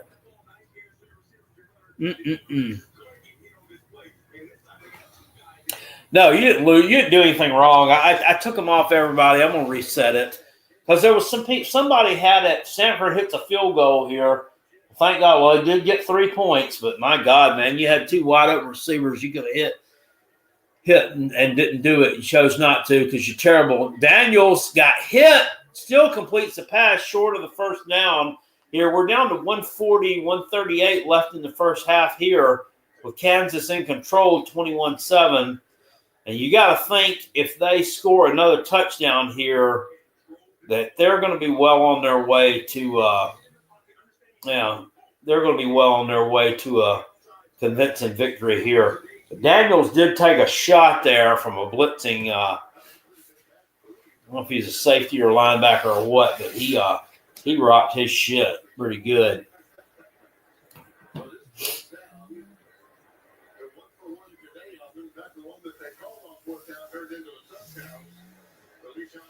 We got a timeout on the field, and Stanford and Hawaii is also a timeout. So I'm going to take a urinary health break for just a second. Enjoy the view of the pub. You won't enjoy it for long, but there you go. She'll follow me. Yeah, follow me everywhere, don't you?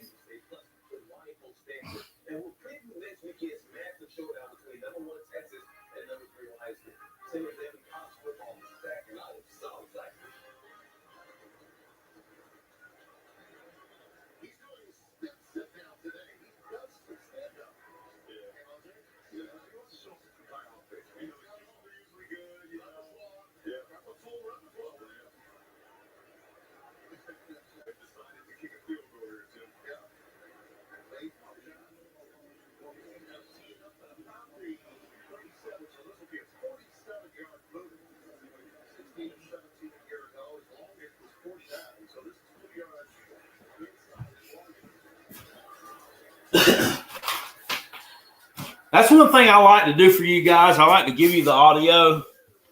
When I go take a piss break, when I'm doing a live stream, you can actually hear the piss hitting the toilet if you listen good enough.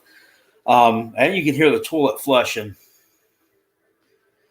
Wacky, thank you for the super chat. Any idea on a streaming schedule next week? And I know I'm doing the Gamecocks on Sunday afternoon, the 31st at 3. That's a given.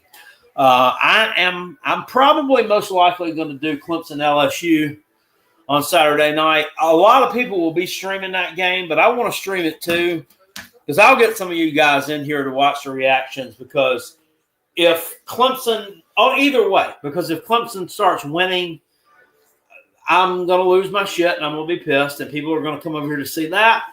And if LSU starts winning, then I'm going to start talking my shit and I'm going to then get some people to come over to watch it for that too. So stream our win against LSU. Oh, yeah. I don't know if you guys realize it or not, but this is not the – well, I'm not going to say this is not the opener that you used to play in. You played a tough opener last year. I missed that field goal, by the way, but Kansas up now 24-7. So this is I think when the second half starts, I think they'll be kicking the ball off, I believe, to Fresno there. If they get a stop there, get the ball back, score again, start the second half out, they're definitely they're well on their way. I don't have any doubts here. Fresno, I don't see enough. They have a little spunk. They got a little moxie to them. I mean, it's not like they didn't show up, but they're getting dominated up front, man, in the trenches on both sides of the ball. Both lines of scrimmage are just getting their fucking shit rocked. And when you see that there's just no way that the team's going to be able to come back. He's able to hit a few of these nice little pop plays from out of nowhere, and the Warner kid's taking some shots. He's taking some abuse. I mean, in fact, he needs to call DSS over it, but it ain't gonna stick. 9-0 now. Stanford. What happened here? All right, Hawaii was in their own end zone. Hawaii just got sacked in their own end zone. Stanford falls on the fumble. Stanford potentially here with an extra point fixing to go up 10-0 in this ball game. Pay Carolina Jayhawk. What I try to tell you. This how the Hawaii coaches got this big lay over here. I mean, this just looks like really distracting. I don't think I could walk around with that on me. It's got to be odd and fuck over there. Yeah. Damn, Hawaii, what a shithole. What a shithole this team is. We're gonna switch over to that game because we're gonna laugh at some bad football. I'm gonna laugh at some bad football. 10-0. The tree is up, and this Hawaii coach is over here. He's pissed and losing his shit.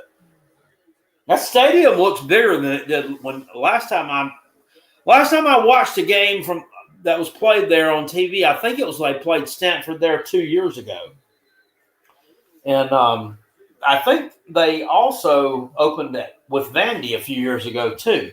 They've been in that old stadium for about 4 or 5 years. At one point, it was just a bunch of little metal bleachers looked like a little middle school. I called it the middle school soccer stadium because this is what it looked like. But it looks like they've kind of like made it more. They put more graphics around it, more Hawaii related shit to kind of make it like, hey, this is your home. This is where you're going to be for a while. So, I mean, let's make it fucking home. Let's not leave it looking like a middle school soccer stadium, even though that's the shell of it. That's what it is. But we can make it look like something respectable. Sam Houston leading. So the tree, yeah. Well, I mean, they did come play on defense because they sacked that kid in the end zone. But I'm telling you, dude, on offense, they're terrible. I watched them there. I watched this kid throw in front of his receivers on 2 passes in a row. 10 seconds left in the first half here. Warner takes off, and he just dives forward, and that's going to be the end of the first half. They're going to have to punt the ball. Well, no, he went for it on 4th down. Somebody's called timeout, and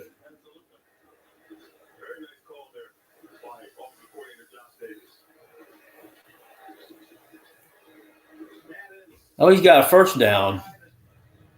Or hell, I don't know. I can't even tell who's got the ball. Looks like Fresno did pick up a first down.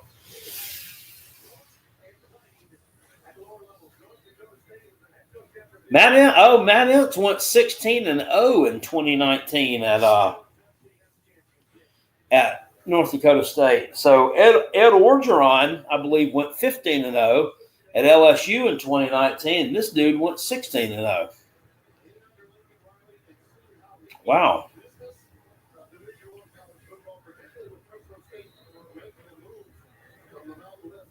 What do I think about the 9-game schedule? We talked about it last night on Rec Talks channel. I think it's a good thing. You're getting one more quality football game every season instead of something that we really don't want to see. But one thing about it that I don't like is I think it's going to push out some non-conference matchups that some of us had scheduled in the future that we really wanted to see, like the South Carolina-Miami home and home, for example. We had a South Carolina-NC State home and home scheduled, which we played NC State a lot in the past, but, we haven't played them a lot recently. So, that one's probably going to get canceled out too. But, other than that, I mean, I'm cool with it. I like it. And another thing, too, a lot of people don't talk about this. Your national media, your Josh Pate, people like this aren't going to say on their shows, but look, these coaches are making $8, $9, $10 million a year. Some of these players are making over $1 million a year. A lot of them are making over $1 million a year. A step up in competition, a little bit more competition every year, it ain't going to hurt them. It ain't going to hurt them at all. In fact, they kind of need to earn to keep a little bit. So I ain't mad about it at all. Not about it at all.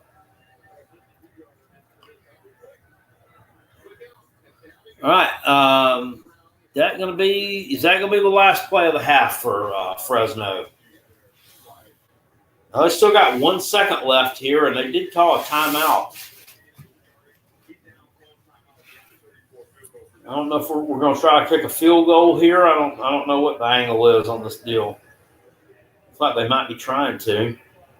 They do get the ball back to start the second half, so if they are able to hit a field goal here and go in down by just 2 touchdowns and then come back out to start the second half and potentially score again, I mean, anything could happen. I don't see it happening. Not the way they've been getting dominated. I think Kansas has kind of honestly been playing with their food a little bit. I think the score could be a little worse.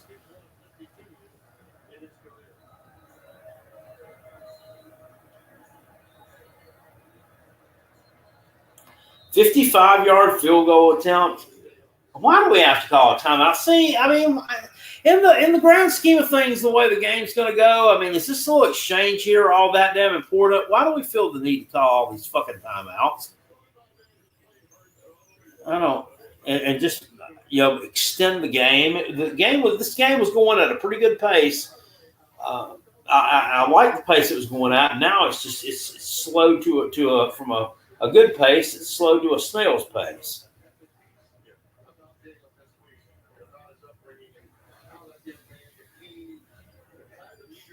Look at Jalen over there busting out. He looks like he's about to bust out of that uniform. I think it looks like it's like a little blue sausage casing around that little muscle ball. He about to bust out. He's about 25, 26 years old, I think. Here comes, oh my God. Terrible. I'm surprised they didn't put somebody back there to try to return that thing too. I think they probably could have on that. They could have put somebody back there to try to return that because he was way off. They didn't think about that, I don't think.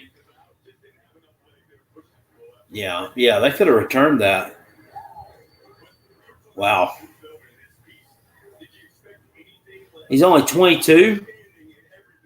Kidding me. Well, he's playing pretty good tonight, and they're having a pretty good evening so far. Let me get on here, and I'm going to switch this thing over, and I'm going to turn that off.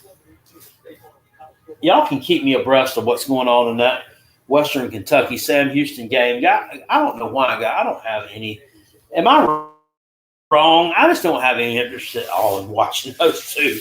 I mean, I might flip it on for a second, but let me get the tree in Hawaii over here on the main screen and see what we got going on with that.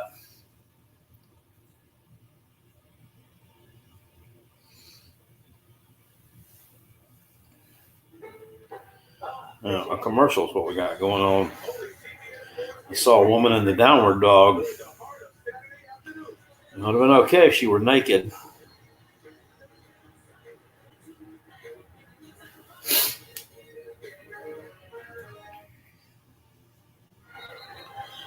DGS said these small games are still hitting like crack.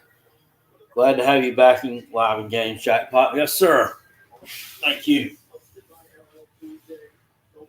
I don't know about the crack reference because I haven't done a lot of it, but I'll trust your word on that. I swear, this area back here at my house, this internet, it works good for a while. The picture on the screen is clear as a bell sometimes, and then it gets fuzzy. And we're in fuzzy stage right now.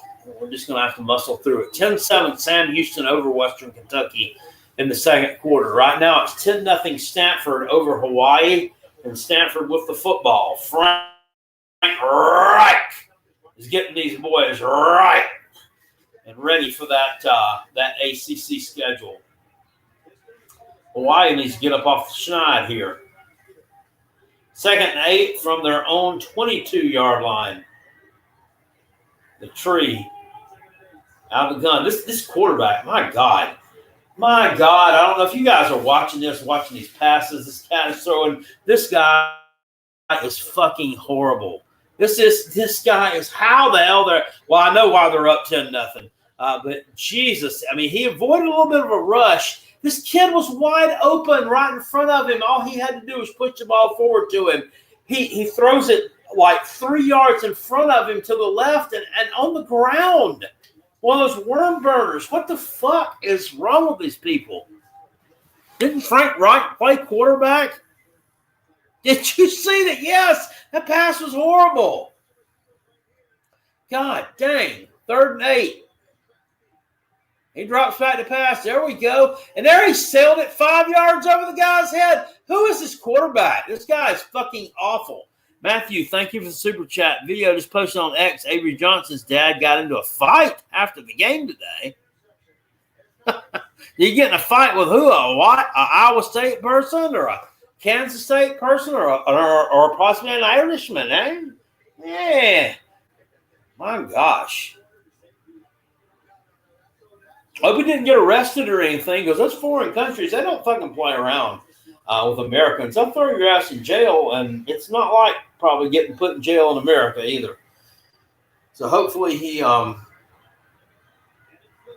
Hopefully he'll make it back over here. 4th and 8. I hope Stanford can punt better than they can throw the damn football. This is a team here that needs to run the football.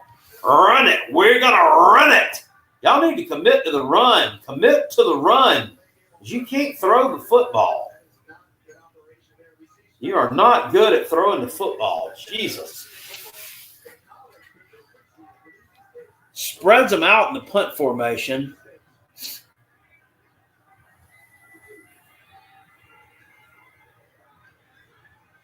Pretty good punt there by the tree. Fair catch called for at their own 42 by Hawaii and the Rainbows. I think they'll score here.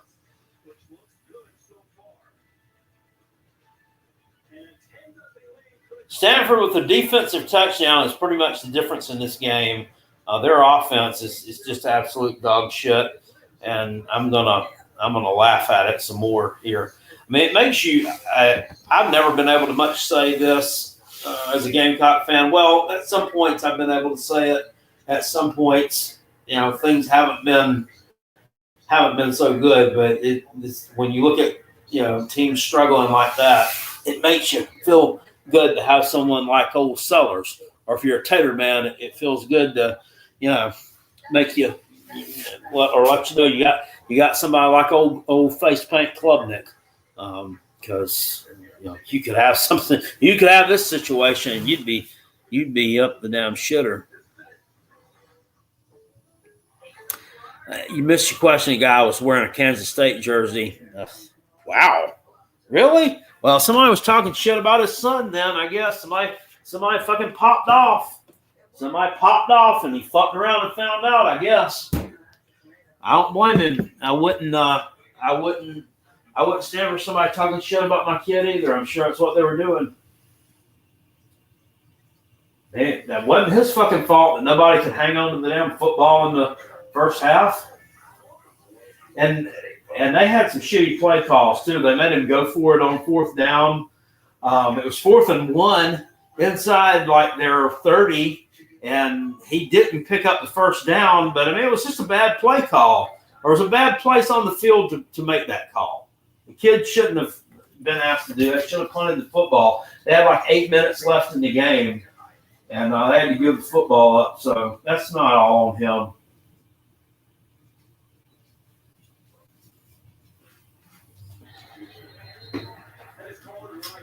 I got to go in here and get my glasses, guys. I'll be right back.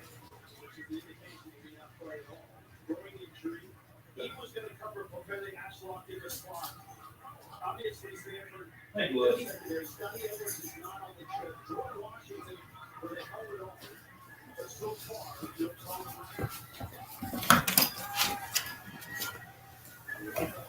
Oh, that's better. I ain't getting old.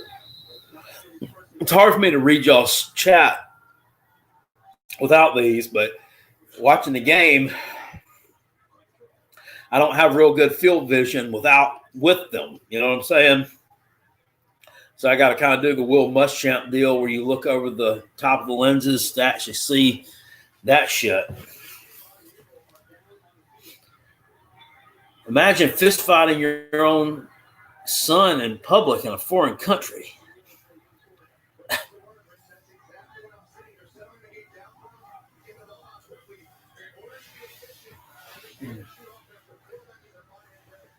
$10-0 Stanford, Hawaii in business here at midfield, pass complete. Down to about the 35, so it looks like Hawaii's starting to move the football a little bit. Hawaii's starting to move the ball just a bit here on Stanford.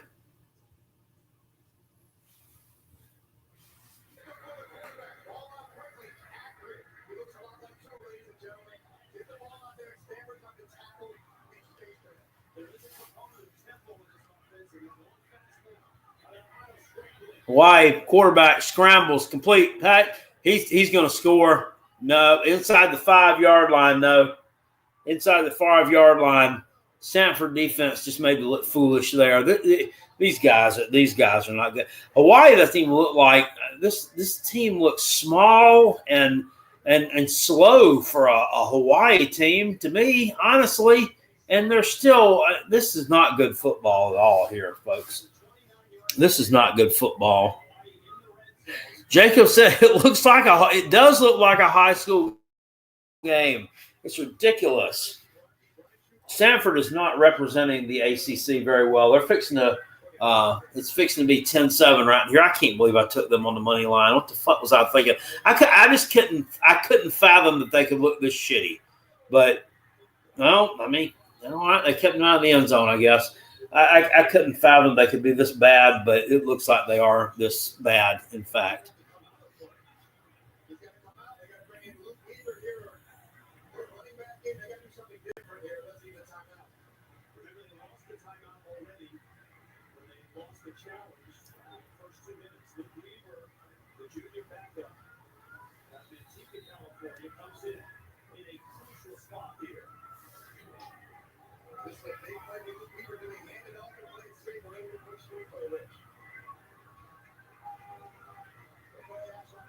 Second and goal, Hawaii from the we're going to call timeout.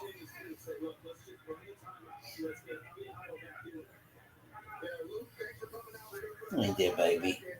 Hey there, baby. Hey there, baby. Hello. Hello.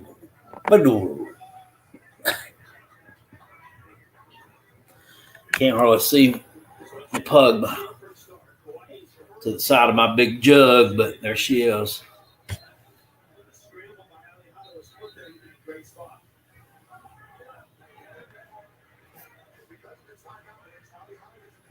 Wonder if they're flying back together.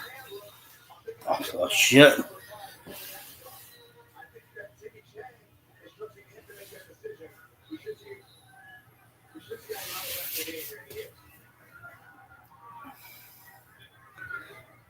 Imagine saying I got into a fight with my son in downtown Dublin. So, was touchdown Hawaii. What do we say? Was it Avery Johnson's dad got in a fight with him? Is that what happened? This not making sense. Who got in a fight with who? Little play fake there by Hawaii. Oh my God, that pass was ugly. These two teams are both terrible, man. They are both. Hawaii might be the worst team in the group of five, I'm convinced. And Stanford is definitely terrible.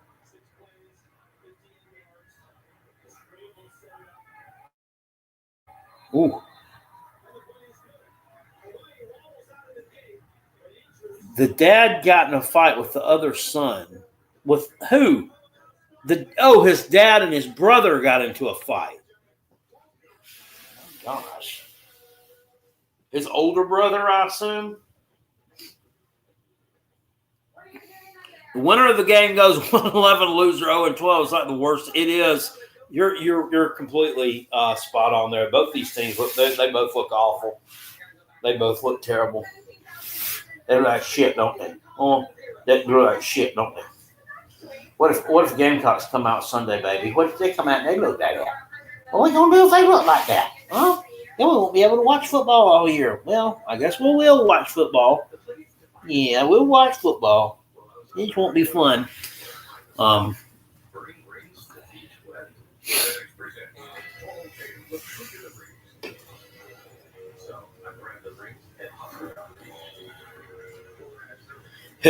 So the quarterback looks like he's 5'4".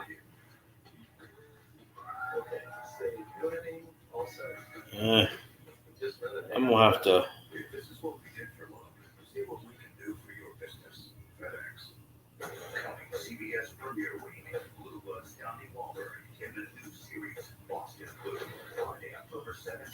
See what's trending here. Impressive drive by Hawaii, 10-7. Stanford on top. September 4th, escape on the ultimate getaway with NCIS toying and Zebra.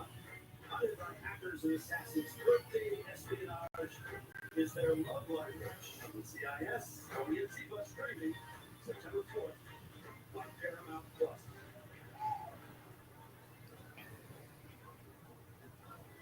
Magda Alejandro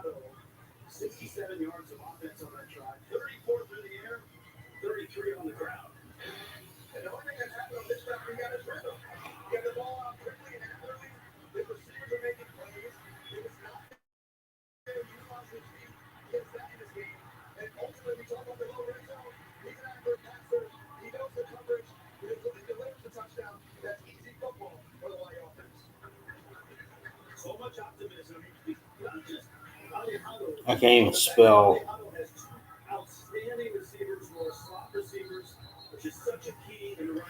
Let's see, Avery Johnson dad fight.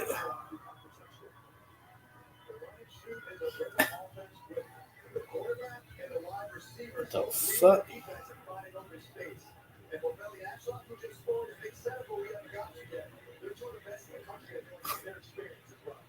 They are all up in the fucking water. I mean, damn. He was in a fist fight. Okay, that's his son. I guess that's the dad on the ground.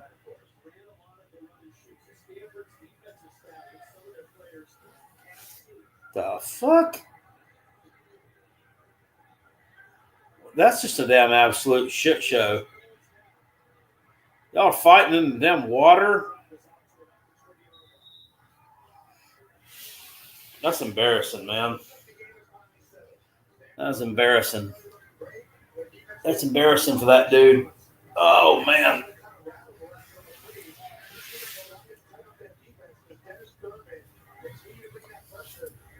Yeah, fighting in a mud hole. Exactly. That's what it looks like.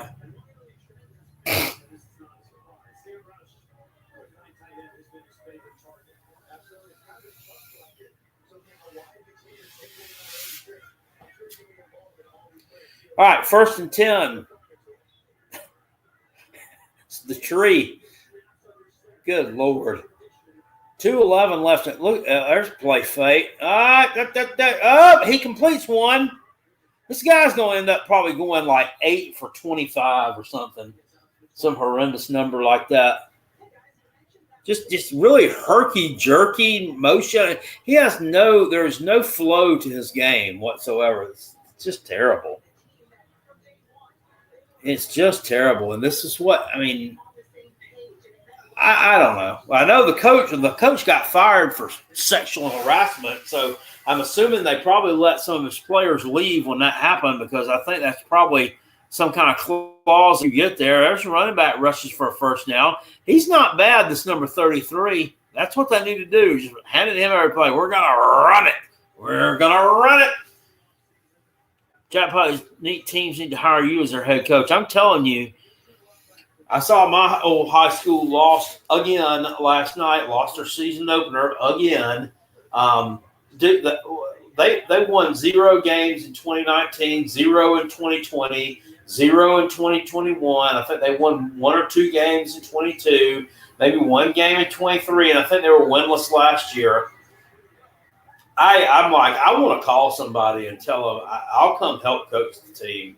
I mean, I can do it on a volunteer basis. Don't really have to even pay me anything. But I just want to come out there and help do something, because they're fucking terrible. I mean, just non-competitive and losing bad to bad teams. I know a few years ago, Wade Hampton played some team that won 1 game all season, and it was against us, and they beat us by like 40 points. I mean, that's just so – it's awful. Awful. 2nd and 1, Stanford. First down on the ground.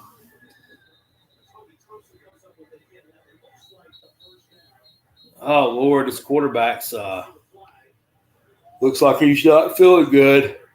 Injured a little bit.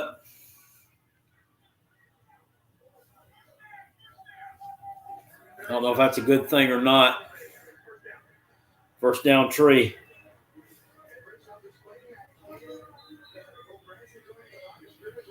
SC Dog said, who knows, even as bad as the tree is, they may win some ACC games. Somebody, I don't know, man. I don't know. I don't think there's anybody this shitty. It's the end of the first quarter. At least our team's quarterback doesn't have family members fighting in a mud hole in Europe. Yeah, that's embarrassing. Here's Octavian. Octavian will get in a thing and just type one person's name, SEC dog. Like, I don't know if he's trying to say hey to you or if he's wanting to call you out for saying something silly or what he perceives to be silly, or I don't know. He just drops these names. He comes up with name drops. Everybody knows Stanford wins some game they shouldn't. Yeah, they beat Louisville last year at Louisville. After Louisville had beaten Clemson, they lost to the tree. So figure that out. I also beat Syracuse last year at Syracuse, which at the time didn't look like a really impressive victory until we went through the entire season, and Syracuse was really good. What's going on, Junkyard Dog? Are you going to stream from that room in the streams with Rob? Yeah, as long as I can keep it going. I don't know. I hadn't made my mind up. The other night, I just streamed from the kitchen table. What's up, Alex? How you doing? Who wins Ohio State, Texas? I think Ohio State wins it because I mean it's a home game, and I mean Texas is really, really talented, but man, I don't know. I just don't know about them. Their SEC schedule is not anywhere as near as tough as some of these other teams. I just don't think they're as battle tested as some of the other ones. I mean, I could be wrong on that, but Ohio State, that people are making a big deal about. They got two new coordinators. The defensive coordinator they hired is really good. The offensive coordinator they hired was already in the program. He was the wide receivers coach, Brian Hartline. So, I mean, and I think Ryan Day will probably help call the plays anyway, especially in a game of this magnitude. So, I don't see Ohio State losing to them in the shoe. It's going to be a good game. It's going to be a great game. Should be really, really close, but I got Ohio State winning it.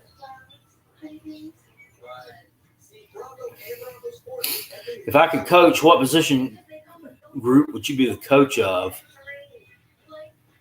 Probably the offensive line. High school should hire Connor Stallions. Yeah. They can get him to move down here.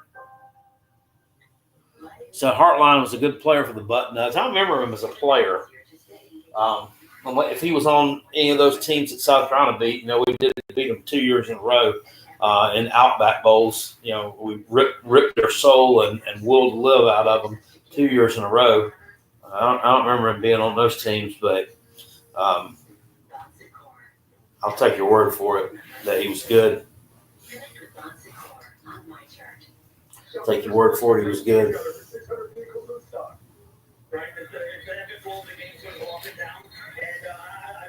This Timmy Chang guy, I mean, this guy, he looks like he's got a patch of kudzu around his head. That's not a lay. Get that damn shit off your neck, dude. Look at the whole Hawaii band up in the corner of this middle school soccer stadium. If y'all can see that. They got like 4 tubas up there. It looks like a damn high school. It's packed. I will say that. It's damn full as hell. Running back, picks up about 8-9 yards. I tell you, Stanford just keep rotating these running backs in and out. Just keep them, just run it.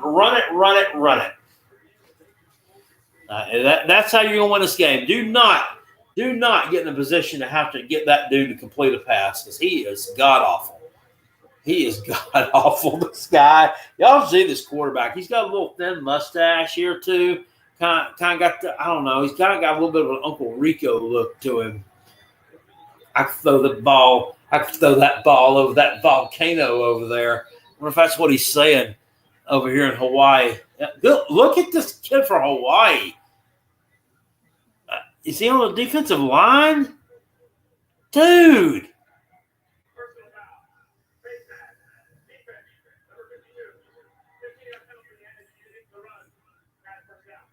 Who was that? This dude's hair. Holy shit. He looks like he's got a full-on Christmas tree growing out the bottom of his neck. Facing the wrong way. I mean, y'all got to take a look at this hair when it comes back up. This is crazy. Yeah, speaking of the military, he's a defensive back. Yeah, that's definitely not a military haircut right there. God dang, son. Tree. Comes another handoff, plunges forward for about 3 or 4 yards. Brings up third down.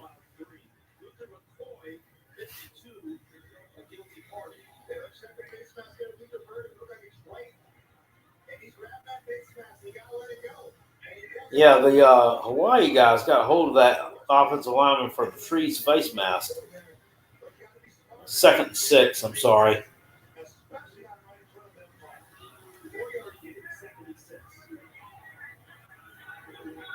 Second and 6. High snap to handoff. Plunging forward for about 4 yards. No, not 4, maybe 2. My bad. Looks like he's going to bring up 3rd and 4 here for the 3rd and 3 for the Tree.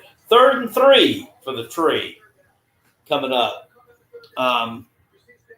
Forward. They're just not good at any position, are they? I mean, running back is the only thing they look somewhat competent at. And the quarterback we know is terrible, and now we know their center's terrible because the center quarterback change is not where it needs to be.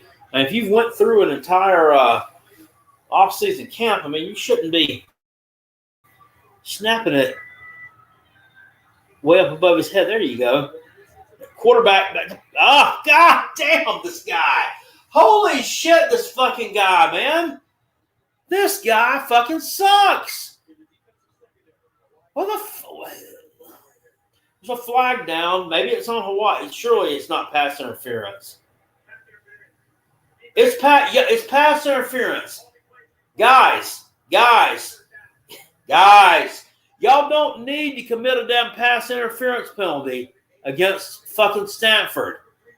None of these balls are fucking catchable, dude. What are you doing? Who's going to throw it way out in front of him anyway? Just let them shit the bed themselves.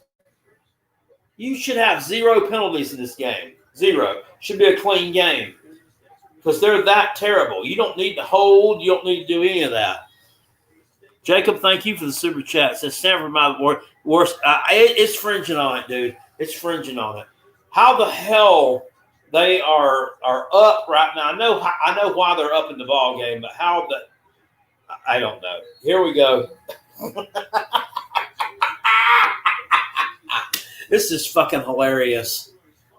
It's real. This is like a fucking comedy bus. It's a team. It's a field full of clowns right now. And how did they get this fucking bad? When they played Clemson last year, I mean, they were outnumbered. I mean, they weren't good, and Clemson kind of dominated them, but they weren't fucking inept either. I mean, geez. Transfers, I guess. Quarterback, they completed one, but, I mean, it was for 2 yards. Brings up a 3rd down here. They'll probably still get a field goal out of this. This Stanford could beat Florida State from last year. No, sir. No, I don't believe that. I do not believe that. Portal killed him after Taylor got fired. So I assume that when a coach gets fired, they open the portal up for that team specifically. Is that what happened?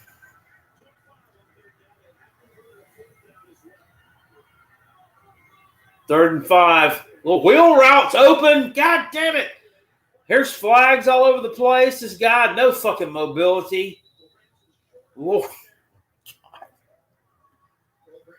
Yeah. Carolina Jackpot is disgusted with Sam. Man. How they're winning this football game right now is nuts. It's a closer field goal there. Holding. Offense, number 51. Well, they just got called for holding, but Hawaii's declined it. So this Frank Wright guy's a lot older than what I pitched. I knew he coached the Panthers. I don't ever even remember even watching. I'm not gonna lie to you. I don't focus a lot on the NFL on Sundays. I just really don't. I'm not a big NFL guy at all. I'll look at some of the games, but try to follow some of the Gamecocks a little bit. But honestly, it's just not my cup of tea. 34-yard field goal here from the left hash. Kick up. He blocked it, I believe. Isn't that a surprise? Yep. Blocked field goal, so nothing doing there for the tree. Now can Hawaii take advantage of that and potentially take the lead in this football game? They're fucking bad. Let me switch this thing back real quick to something somewhat competent here, or competent football team, and see what Kansas is doing at this point. Because, geez. All right, 24-7 now. 9:49 left in the third quarter.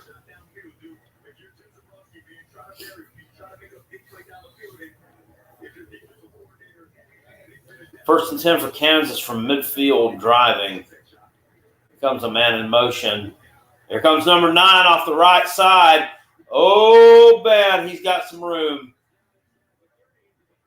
Out of bounds around the 28-yard line.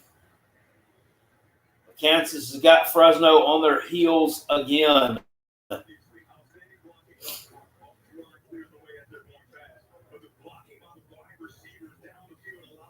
They punch one in here. It might be about over for old Fresno.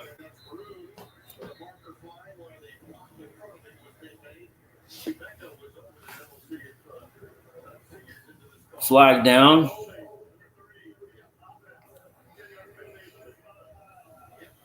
Says Jalen has as many touchdown passes as Octavian said he's going to put it in his resume for Stanford. Yeah, go ahead.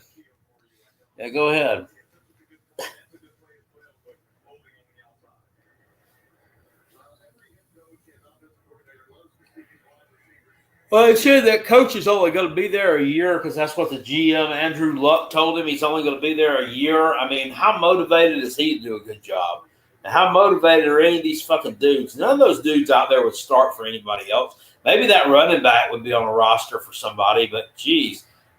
Off the right side, big run there for number 4 for Kansas.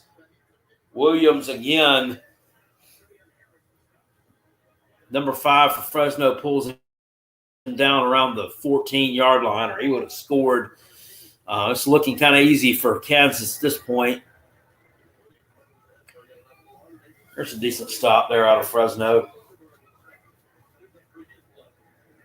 This Fresno team's not going away. They're not going to go away, but they're plucky, but they're totally outmatched here.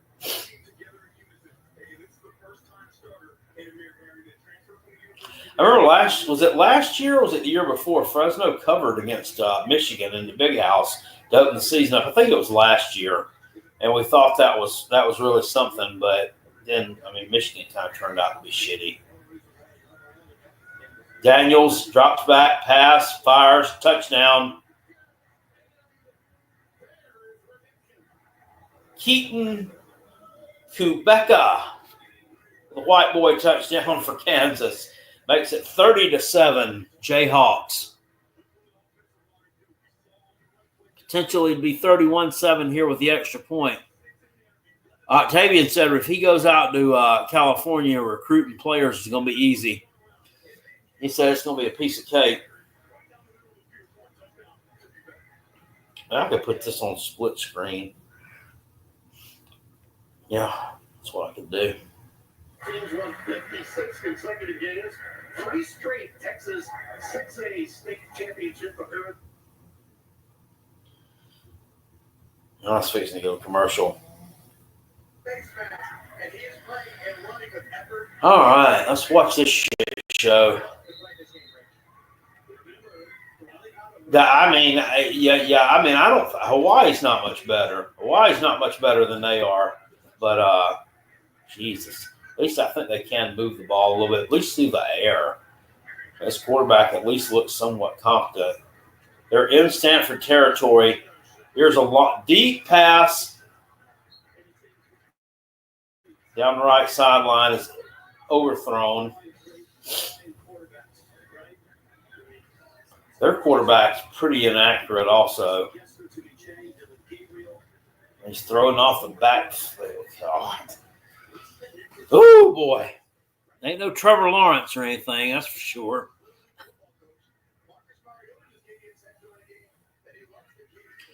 (2015) Stanford would have beat Hawaii, but yeah, I mean, what a story. From the late 2010s, to today. This just total dog shit. How do you get that bad that quick? It's not been that many years. Old Squidtard, the Tennessee man, he puts out some pretty good videos, and he's doing. I don't know if y'all know who Squidtard is, but his content is really blowing up. I'm going to talk to him next time I talk to him. I'm going to ask him about potentially doing a video on the rapid downfall of Stanford football. How did we get this bad this quick? Another incomplete pass there for Hawaii. They're bad too, man. I'm not going to put it all on Stanford. They're awful.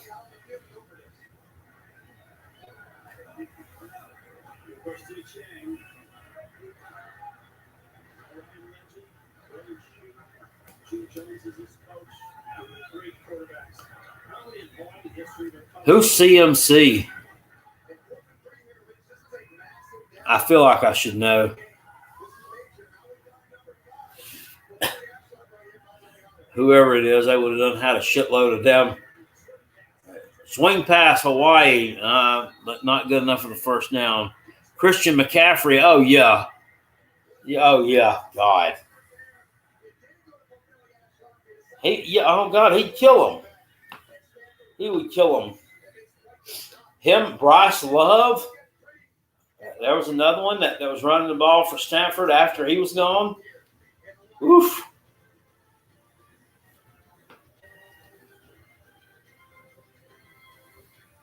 Apparently they are still called the Rainbow Warriors. Somebody said they thought they'd gotten rid of the rainbow in their name, but they are still the Rainbow Warriors. So for anybody that's interested in that, that's what they call themselves.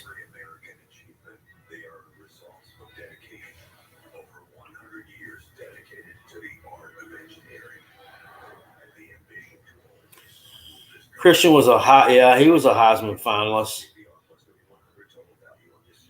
Octavian said he just applied for the head coaching job at Stanford. Hopefully they call. Good luck, man. Hope you get it.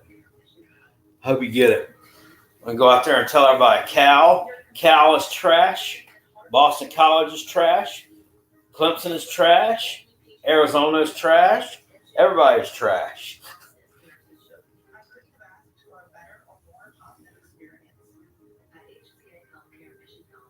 A rainbow touched on it. Yeah, touched by a rainbow out there.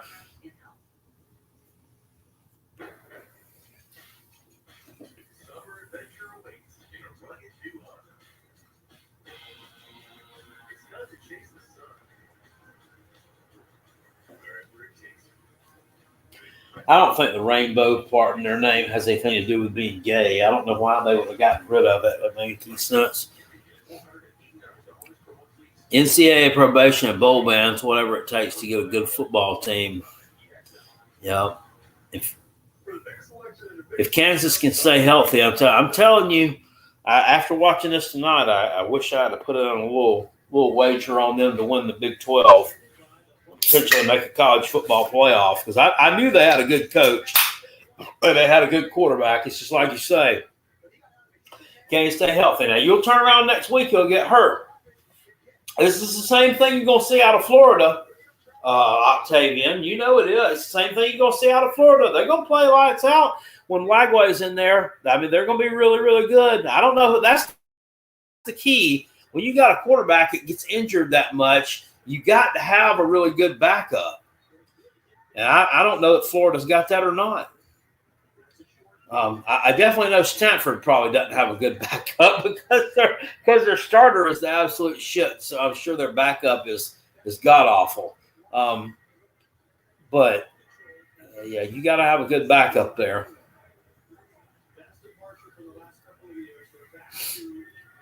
All right, 2nd and 6 for the Tree.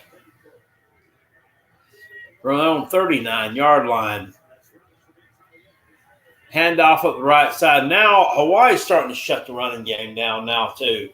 So, if they force this dude to go to the air, it's going to be a long night for Stanford. Or it should be a long night for Stanford. But the problem is that Hawaii not moving the ball either.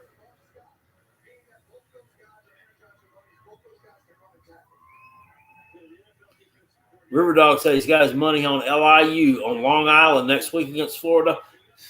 That's probably a pretty smart bet. Pass. Good God. That quarterback just got sacked. Flags everywhere.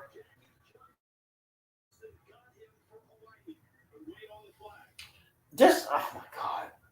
I think it was knock his ass out of the damn game and put this number 33, this running back there, and just let him run damn Wildcat all night. They'd probably be better off. This quarterback is so bad. Oof. Oh, so well, that's a shot to the head, too. Yeah, he did when you go back and that's roughing the passer. See, I don't understand this. I really don't, guys. I don't get it. Why do you – this is just – Hawaii's just an undisciplined football team. Stanford sucks. And Hawaii is just very undisciplined because you don't need these PI penalties. You don't need to be fucking hitting this guy out of it. You don't need to be giving them these fucking shots that are unnecessary. They're fucking horrible. They're going to shit the bed themselves. You don't need to. You don't need to. You don't need to. Just let them play their shitty game out and just be done with it. You're killing yourself. This Ding-a-ling actually completed the pass there. Actually, that's a decent play up for about 10, 12 yards. First down for the Tree. Tree going to fuck around. Hawaii is going to lose this football game due to self-inflicted wounds here. And missed tackles, which we just saw there. The kid with the bushy hair, he missed a tackle there. Looked like shit. Self-inflicted wounds. Stupid penalties, no discipline. Stanford's going to end up winning. That's what's going to happen. There's just too much to clean up at halftime. Jack Pop, we have 4 recruits in the top 80. Darius Gray, heck yeah. Landon Duckworth, Xavier Currents, and Aiden Harris, heck yeah, sir.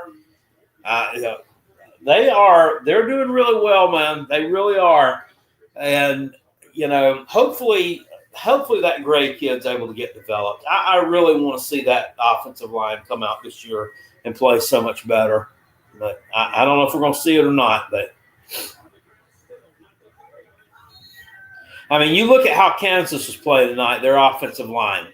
South Carolina, with our talent, if they can play like those guys were, Virginia Tech doesn't stand a chance.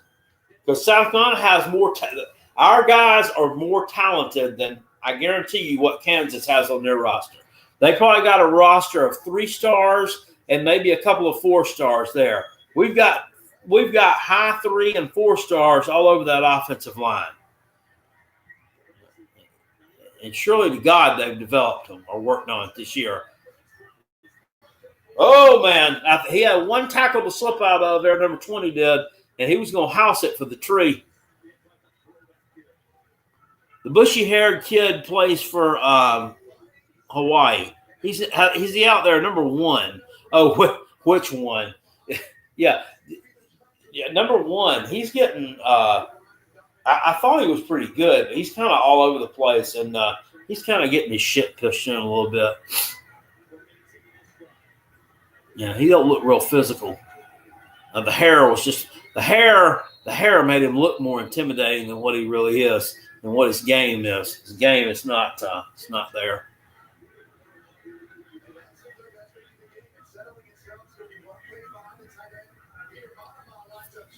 Thoughts and prayers for Travian. Hope it. Yeah, no doubt. That's going to hurt not having him there with a brand new young offensive line that's just our defensive line that's playing their first live game together. Yeah. And I was talking about that in my video today. It just like it feels selfish to even talk about. Oh my God, man! Ah, damn! Woo! That was probably the best damn pass he threw all night, and it just wasn't quite there. Damn it. Hawaii actually played some good defense on that thing, too. Come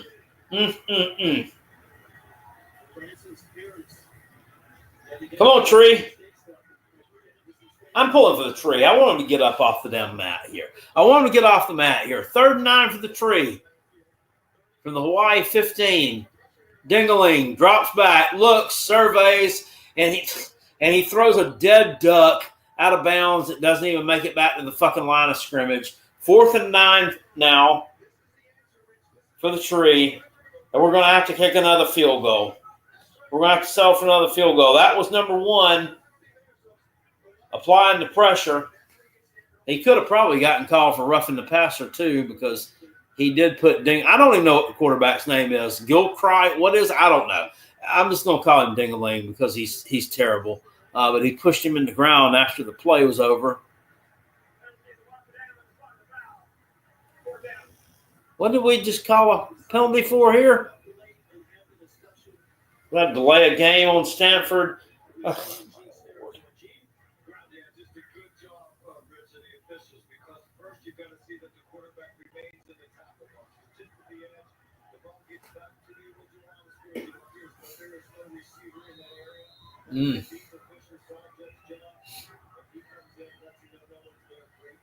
All right, this is a long field goal here for the Tree. Snap it down, set, spot, kick up on the way. He's got it. He got it. So he makes up for the blocked one from earlier. Puts that through the uprights. 13-7 Tree up on Hawaii. 3:39 left at halftime in this one. All right, let's get this off the terrible football game. What was this? Jackpot winner. Hawaii went to the BCS Bowl, lost Georgia. Yes, sir. I don't remember it happening. I remember my mom and dad talking about it, but I remember South Carolina losing to Hawaii in 1981. Yep, South Carolina lost to Hawaii in Honolulu. It was the last game of the year after the Clemson game, actually. So they went to Hawaii for a trip, and they got that ass beat. I think they were probably a little bit better back in those days. I actually looked it up just to find out, to kind of ease my mind and make me feel a little bit better. And it turned out Hawaii did end up like 10-1 that year. But like South Carolina was like the only, major conference or major independent team they played. Everybody else was like Boise State and people like that. It's just a shit schedule.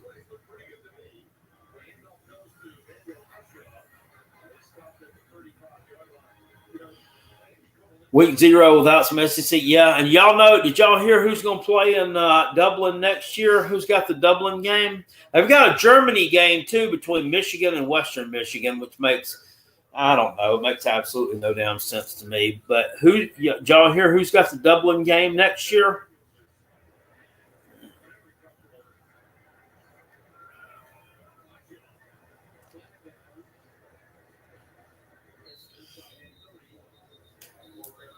I was wondering if anybody picked up on it or if y'all heard. They did say it. They did say it during the thing. Yep, TCU in North Carolina. And they're going to play on Monday night next week. Or not this week, but you know what I'm saying. on Labor Day night. So Bill Belichick and old Jordan, if they're still together by that time, hopefully they're not. Hopefully he kicks her fucking ass to the curb by that point. Because does that not just feel like I don't like that girl. She's a snobby little shithead. I don't like her at all. I don't know what he. I mean, he was probably lonely. He's probably felt like it was time he could finally let his guard down from being that tough, stoic NFL coach. Running the Patriots, let my hair down a little bit. I'm going to go get some of this young cooter, but that girl's a shithead. And you can tell she's sucking up every damn bit of dating him. She thinks she can do no damn wrong. Like she talked to that reporter that day on that Sunday morning show. We're not going to talk about this. Well, no, fuck you. All right? You're the one who came in for the goddamn interview. If you don't want to do the damn interview, then you shouldn't have fucking came in here. You fucking asshole.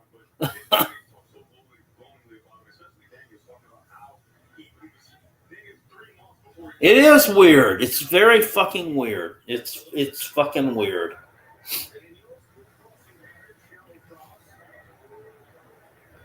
It's fucking weird.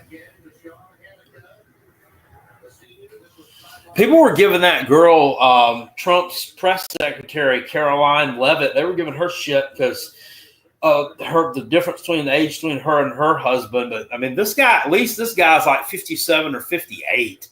And she's like 27 or 28, I think. So it's like a 32-year difference, not a fucking 45-year difference. But anyway, and she can be a bitch too, but I actually like her. I mean, she in the role that she's in, she's probably needs to be a bitch, but not so much for Jordan. The Caroline Leavitt and her husband, they actually have a kid or two together. So, I mean, it's not like, yeah, she is. She's a cutie pie. No doubt about it. No doubt about it.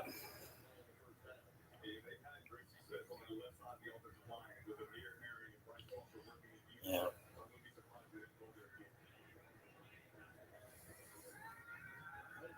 Daniels, pass out in the flat. The tight end's got it. Yeah, if they score here, I think Jalen Daniels will be out of this game. I would definitely get him out of this game if you go up 38-7. There's no need to keep him in there. Let him get a touchdown here and then be done with it because he's going to get hurt again.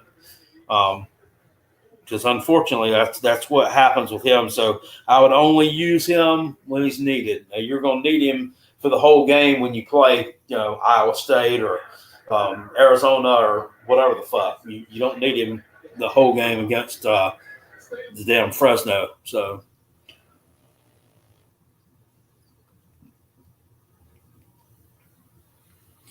that old Bill will tell you it's money well spent. I don't know.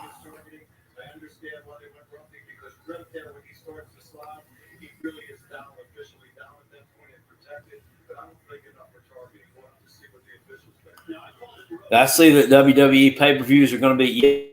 Yes, I did. That's just weird because they just went to the Netflix thing. Well, I stand correct. They went to the Netflix for Raw, right, at the beginning of the year, but the pay-per-views were still on Peacock. I don't know. I'm not paying another bill. I don't, I have no use. If they're going to, the only reason I have Peacock right now, and I'm not ashamed to tell you this, I have it because of the WWE stuff on there, the old school matches and all that shit. And I don't even watch it all that much anymore. So if Peacock is not going to have any football games on it that I think are worth a damn and worth watching, I'm going to get rid of it because the subscription was only $7.99 a month. But I got a letter the other day or an email that said it was going to go up for $10.99 a month. I'm like, really? I'm not going to deal with that. If you don't have anything decent that I want to watch, then fuck you. But they do have some college football games on there. They have some Saturday night games sometime. So it's probably worth keeping around, I guess, just for football season. A lot of this stuff you could probably potentially cancel after football season. I almost, if I knew I was going to be able to get everything on that ESPN Plus app when South Carolina plays on the SEC network for our men's basketball, I would almost get rid of YouTube TV after college football season's over with, because I don't watch the local news. I don't. If I want to watch a show or something, I'll watch some stuff on Netflix. I don't even get into those. I don't like some of these series these people talk about, like this show, like this Yellowstone and the Ozarks. Some of this stuff sounds really cool, but like I don't have time to even get into watching any of it. I ain't lying. There are some nights I fall asleep like an hour after I've gotten home. So I don't watch much of that. I'm just basically watching YouTube. I'm getting my news like off X and just notifications I get on my phone.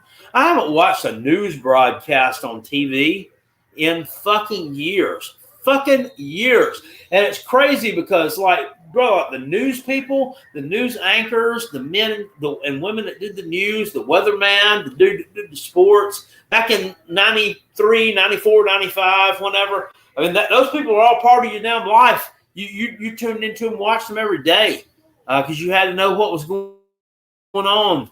And I had to get a copy of the Greenville News every day so I could read those articles and know what was going on and know who won baseball games last night in Pittsburgh and who won out in San Francisco or whatever. Now, no, we don't look at newspaper. I'll listen to the radio for music and listen to the bullshit that they do during the day, the morning shows, but I don't listen to the radio to get any news, and damn sure don't watch any news broadcasts.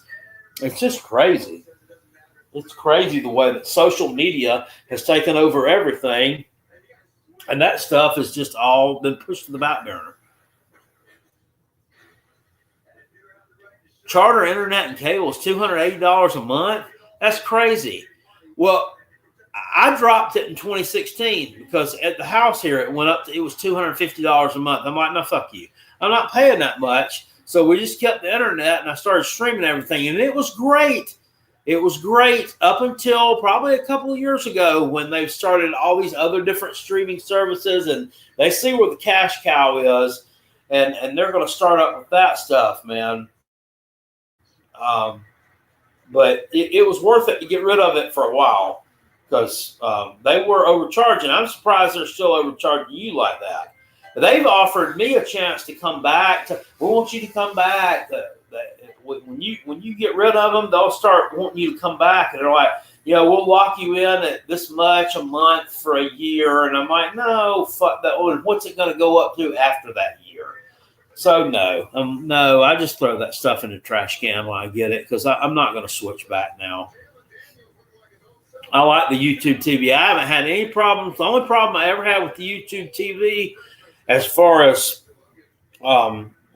watching anything was when Disney, which owns the ESPN networks and all that stuff, got into a pissing match with the Google people that own YouTube TV over money, and they didn't air some bowl games one day because they took all the ESPN networks off of YouTube TV. They quickly ironed it out, and everything was back to normal the next day. But that was the only thing that we've ever had that you could consider a problem.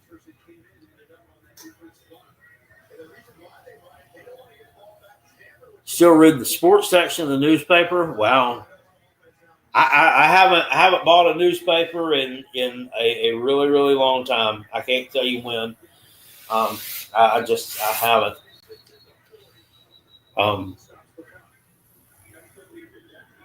And that like I said, that's crazy because it used to be in my box every day. HTC streaming cable, Max, and internet is Conway. $178 a month for 4 TVs. That's not bad. Yes. River Dog said he asked Google. He doesn't do. Yeah, that's me. It goes up. Yeah, big time. I'm sure it does. I'm sure it does. They're going to find a way to fuck you one way or the other. Pretty much every walk of life, anything that's a good deal, anything that's seems too good to be true, no matter what it is, whether it's cable or a credit card or a deal on a car or just whatever. Just remember, they're always going to find a way to fuck you. They just are. They're going to find a way to fuck you. Look at this dude here. Ah, damn. This kid for the tree, number 81, that come up with a big play there on defense. He got a sack, and he got up and started dancing, and he's still got a fucking flag. This number 91, this Patterson guy. He started, this white guy, but he's out here dancing. Y'all should have seen this. He's like, look at this. He started doing a little slapping that ass action, too. They throw the damn flag on him. You fucking moron. My God, how awful can you be? It was $99.99 a month in 2015. That was a lot cheaper than mine was.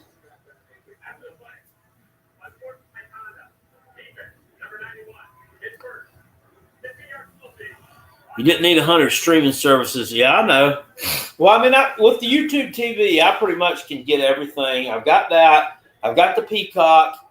And then I've got the ESPN Plus.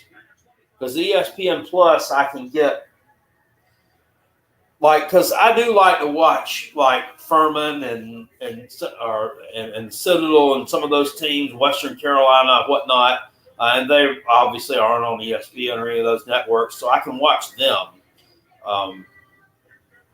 So it's not gotten too bad yet, but I'm just afraid that, Fox is going to take their shit off YouTube TV and start their own streaming service or whatnot. Or CBS is going to take their shit off and start their own streaming service over here, and YouTube TV will be worthless. So I hope that doesn't ever happen. SEC dogs say even the refs are enjoying it. Yeah, that was ridiculous. When that quarterback started tapping that ass.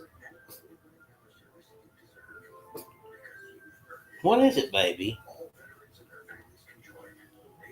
The chat that comes up over here on my computer doesn't have everything that's on my phone. So I apologize. Sometimes I look away like I'm looking at my phone, and I really am. It's because I can keep up with things. Why do people mess up good things? Because they're greedy.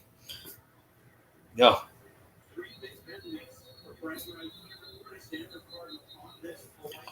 They're greedy. Starlink internet's been amazing at Chris N's house.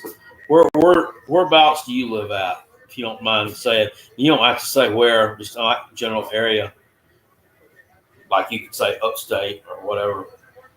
We don't have that here in my neighborhood. We've got Frontier Internet, I think, that you can get. They come and bury a little cable in your yard. Other than that, though.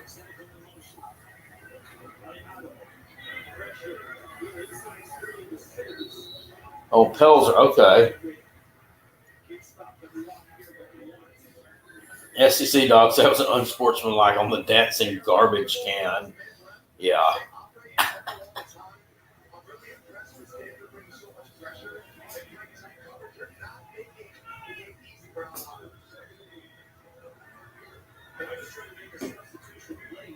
Yeah, that was dumb. Yeah, Hawaii's got the ball inside the red zone here at the 19 of the tree.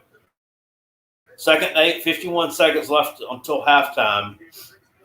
Quarterback back, fires, touchdown. There we go.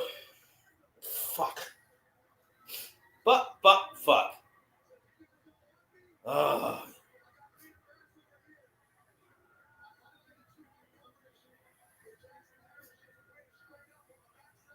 Well, that announcer was saying something. That kid caught that touchdown. He said, "What, you guys don't want me? I've got greener grass over here." He didn't transfer from Stanford, did he? Maybe this kid did.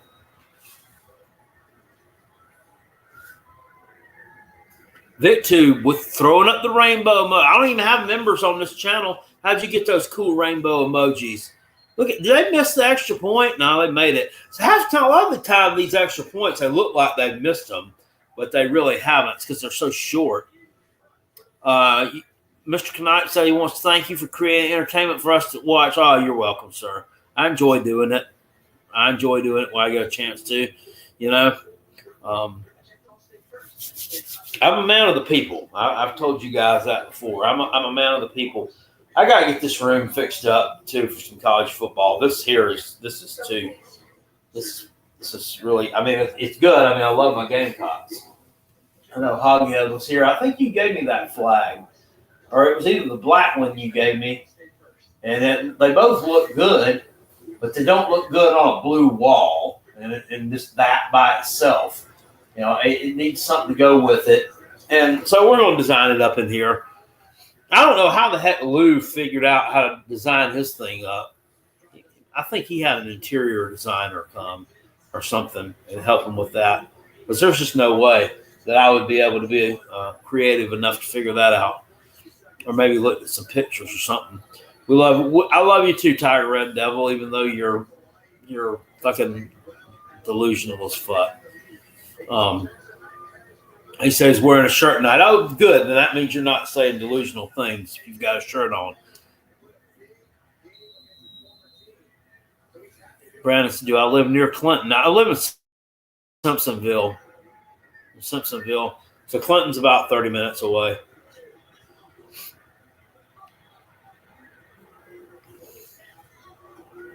I used to go down there to that pizza place like once every 2 weeks, but we hadn't been in a long time. All he did was paint a wall black and put up. Yeah, he did, but I mean, there's more to it. I mean, he's got his little area designed. I mean, he has a thing up here. He's got like 4 TVs across the deal up here. And he streams everything too. So I'm like, you know, I don't know how he does that and is able to do it without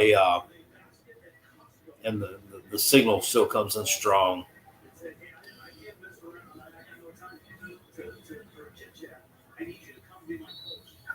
Dylan said, I'm going to hell. I'll make sure of it. Okay, thanks.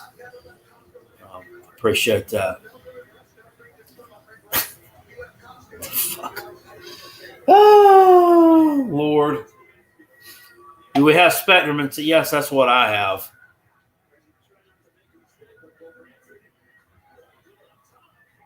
The connection in Simpsonville. I know the people in this neighborhood complain about it.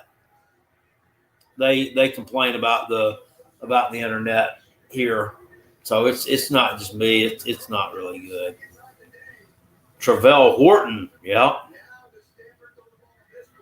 An Ethernet cable. I don't know what that is.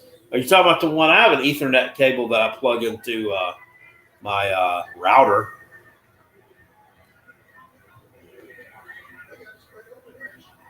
My Wi-Fi box. Yeah, but how do I plug that? I don't know how you plug the Ethernet cable goes from the modem and it goes into the Wi-Fi router. I mean, I don't know how you talking about plugging it somewhere else. How that works. How far am I from Columbia?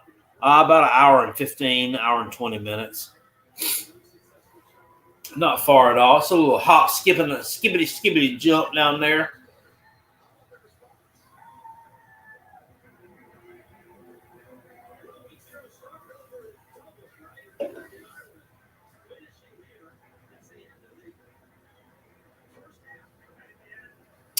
All right, that's the end of the first half. The merciful end of the first half to this scintillating matchup between Hawaii and Stanford. And Hawaii's going to go into that half with a lead here up over the tree, 14-13. The tree needs to get. They need to fucking get it together in the second half because this is not a good team, and that coach doesn't look like he really even gives a shit that they're fucking losing. So I expect to probably see more bad football and them to ultimately lose this game and also lose me some money in the second half because I actually believed in them that they'd be able to pull out a win. I didn't listen to everybody who said they were really, really bad. It's like they were bad last year, but it didn't look, look like wouldn't be able to not be able to beat Hawaii, but Simpsonville's yeah. How am I streaming tonight? I don't know. Wi-Fi repeater. I have a Wi-Fi extender. I have 2 of them. I've got, well,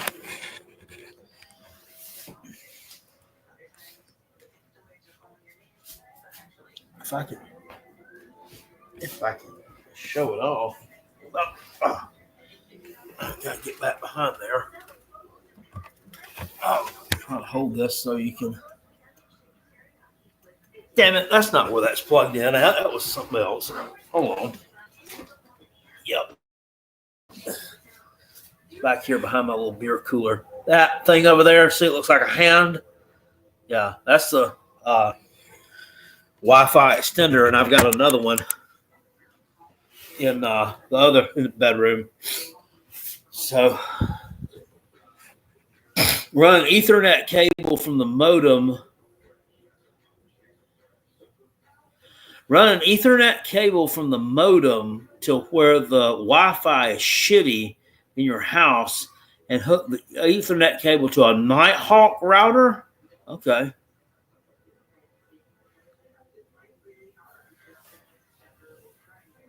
Is that something I can get off of Amazon or whatnot? I'm not trying to act like a dumbass here. I just don't know. Yeah, that SEC dog. That's exactly why I took this team in this game is because I figured this was going to be their only shot at winning a game this year. Would be against this bunch, and they would, get up off the mat and do something, but ain't happening. 31-7, Kansas up over Fresno. Now, I mean, if Fresno scores here, makes it 31-17 or 31-14,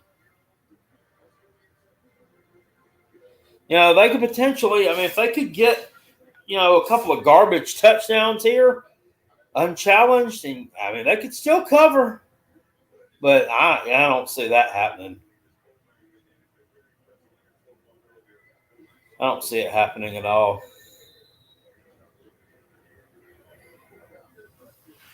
Oh, Fresno's in for a long season, I think. Just finished my 6-beer toast to you for entertainment. Yes, sir. Octavia's cooking chicken tonight. Uncle Lou was talking about chicken nachos today, and I went out and bought a rotisserie chicken and tortilla chips and stuff to make chicken nachos with, and because it sounded good. And all I did was put it in the refrigerator. I didn't even make none of it. I'll probably go in there and make a couple of hot dogs when I'm done with this. We'll eat them later. Maybe we'll have that tomorrow night, maybe, when the wife gets home. 30 more minutes of football. The tree does have a chance. As long as there's time left on that clock, the tree has a chance. DJ says UNLV is in for a long season. Man, I don't know. These teams are, you just said that about the Gamecocks. I thought that about the Gamecocks last year too. When we played Old Dominion in that first game of the season, we barely beat them and had to rely on them fumbling the ball near their own end zone to get an easy score. And then we go out and we absolutely just trash Kentucky the next week and won 9 games. So who knows, man? These teams are never as bad as they look, I don't think, the week before, and they're not ever as good as they look the week before. Hawaii is good. Am I live tomorrow? Yes. Yeah, during the season, yeah, it's on Wednesday and Saturday. On Wednesday nights, on Sunday nights, we recap the action from the weekend, and we will announce to you the games that we're picking for that next week in the contest. And then on Wednesday night, he and I will do our picks. I'm not gonna lie to you though. Sometimes those picks that I make on there, I do go back and change them. Like I don't. It's not always what I say. If I hear something about somebody getting hurt, or I find out something, I'm like, I don't really feel that way. I do change them, but I try to stick to what I said on the show. But just Rob makes his picks right there. I don't. Yeah, no, I'm not doing that. I still like how everybody else has wiggle room. I feel like we should have a little wiggle room too. If we need to change it, we need to change it. Ooh, that number 11 gave that kid a freaking shot. Oh, damn.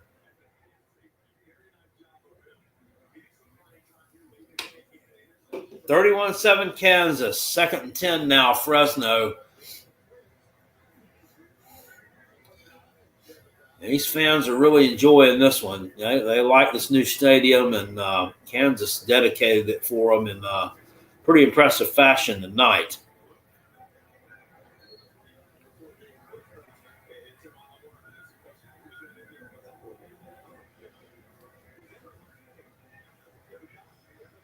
Jackpot, if you weren't a South Carolina fan, who would your team be?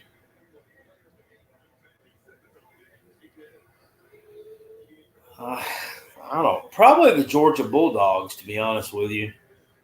They probably would.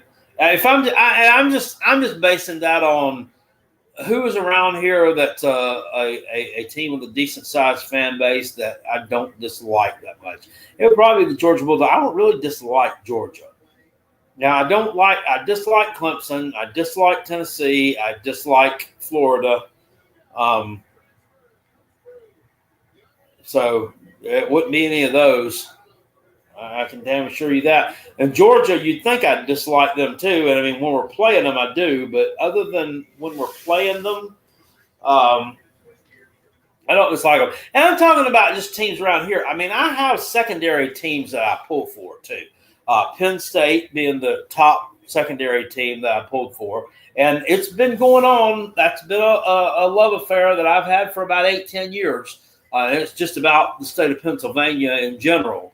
So it's not just because all of a sudden they're a national championship contender. I'll pull for what are they called? Rutgers, which is weird, but I've been to an actual game at Rutgers. Believe it or not, I'm probably the only person in Simpsonville that's been to a game at Rutgers a few years ago, and I just really liked it. I enjoyed the atmosphere. We went there because it was the last day we were in Pennsylvania. We had already made plans when we went to that ball game that Friday night. It was a Friday night game, and then we drove to Harrisburg, which is on the other side of Pennsylvania, in the middle of the night from Piscataway, New Jersey, and then got on an airplane to come home that Saturday morning. But I really liked it there. And those fans were not bad. Everybody'd be like, "Oh, New Jersey, they're fucking rude, fucking assholes." They were chill as fuck. I enjoyed it. I really did. Do you all have kin in Pennsylvania? Yes, my wife does. Yeah. Yeah, but I had kind of a thing going where I was calling in every week to the Missouri podcast voicemail line. I would do that here on the live shows, but I'm not going to do that anymore. So they kind of pissed me off here over the summer. So I don't have any use for them anymore. Fuck Missouri.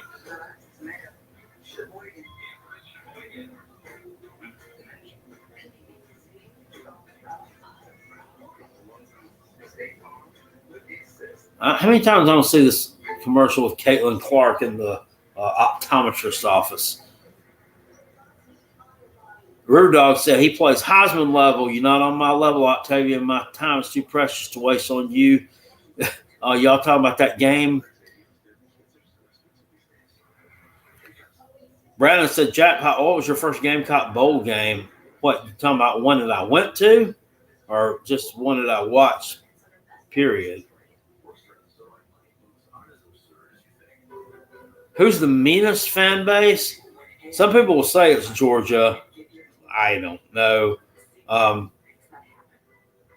got into it with a couple of guys at East Carolina, believe it or not.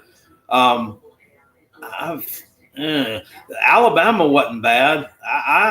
They didn't bother me at all. I enjoyed going down there. Now, yeah, and now if we had lost, they would have probably fucking gone nuts. The Auburn fan base can be kind of testy, and they can be kind of assholes sometimes too. Florida, too. I don't like them either. Those guys, they're full of shit too. Ohio State probably is, but I haven't had a lot of interaction with them. What that I went to, the first one I went to was in 1987. 1987, Gamecocks bowl game against LSU, the Gator Bowl.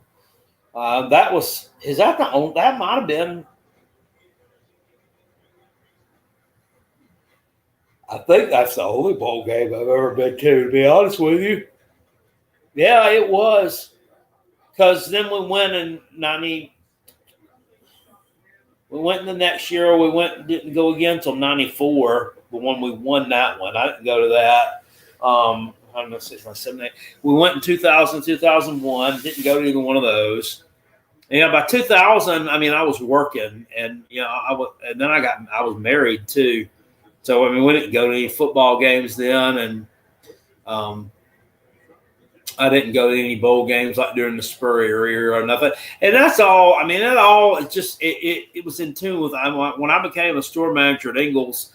I mean, I was running the store, and all bowl games are right around Christmas time. It's either right after it normally, and you're in cleanup mode, and you just don't have time to. I just didn't really want to just pick up and go out of town for a few days to go to a bowl game. So, CarQuest Bowl, yeah, they beat West Virginia.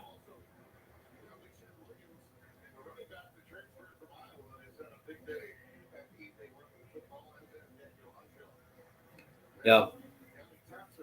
But we went, that bowl game, well, oh, God, sorry. I went to, we played LSU. I went with my mom, and we went there on a bus, like a charter bus. Took a charter bus from, I think it picked us up. I think we left from Newberry, and went to Jacksonville. But my mom and dad had gotten a divorce in '85, and so this was at the end of '87. And the bus driver, he was kind of a funny guy or whatever. He was trying to crack jokes and all this stuff. And I didn't know that he was hitting on my mom. Because it just wasn't in my wheelhouse, and I didn't pick up on that shit then. I was only 12 years old. But yeah, I think they talked on the phone some, and may have had a little bit of a thing there for a short little time there in 1988, after the bus trip to Jacksonville. So weird story there. Definitely weird story with that one. And the football game was awful. We got our ass beat bad. But I didn't even know who LSU was then. It was in '87. So, I mean, they were in the SEC. South Carolina was independent. We didn't ever play them. But they had a quarterback named Tommy Hodson, and they had a wide receiver named Wendell Davis, and they fucking tore our ass up. And it was hot down there, too, because, it's a couple of days after Christmas. And it's, 80, 85 degrees in Jacksonville, Florida. It wasn't like the 60 degrees or whatever it was up here in the upstate at the time. And I remember our seats were in the end zone. I remember sweating profusely, and it was like running down my butt crack, and it was very uncomfortable, and we were getting the hell beat out of us, and I wanted to get on that bus and come home because it wasn't a fun experience. Which SC coaches do it or die it this year? Well, I think you got to put Sam Pittman on that list. Old Sam. If Oklahoma doesn't have a good year, I think Brent Venables could be on it too, because they went out and spent a lot of money to get him what he needed to get a good operation going there. And I think they probably will. Brent's one of them. If he's going to be a successful head coach, he's got to have an excellent offensive coordinator working under him, because he's not an offensive guy. I can't. Billy Napier, the thing with Billy Napier is their recruiting has been really, really good under Billy Napier. It's just the in-game coaching has sucked dick. And just some dumb – I don't know. I don't think he's just even the best in-game motivator either. They could do better than that. If Florida gets the right coach in there, it's gonna be scary, because they can get the talent. They can get the talent in there. I don't want to contend with it, to be honest with you. It's nice right now with Sunbelt Billy, and we can laugh at them. But that's always the thing too with being a Gamecock fan. Can you really? Because I made a video, I talked about this a couple of years ago, with the whole Jimbo Fisher thing. Everybody else in college football could sit there and laugh at Jimbo Fisher and his archaic offense that he wanted to run, and how he just, pissed away all these 4 and 5 stars and this really expensive roster and didn't do shit with it and had a losing season and blah, blah, blah. I mean, I couldn't really laugh at him too much, because hell, South Carolina only beat him one fucking time. I mean, and it's the same thing with Sunbelt Billy. Everybody laughs at Sunbelt Billy and points fingers at Sunbelt Billy and how awful he is, and that's true. But he's also 2-0 against us. He beat us 38-6 at home, and then he turned around the next year and he just decided he was going to go on ahead and pistol whip us 41-38 or whatever the final score of that fucking disaster of a game that we were ahead by 11 points with 2 minutes to go and fucking lost. That reminded me of something from damn 2014 shit, losing to Sunbelt Billy like that. They should. That whole damn staff deserved to be fired that day for losing to Sunbelt Billy like that. But they did. They were up 38-27 and ended up losing 41-38. Was that Wade Hampton Classic? Yes. Yes, sir.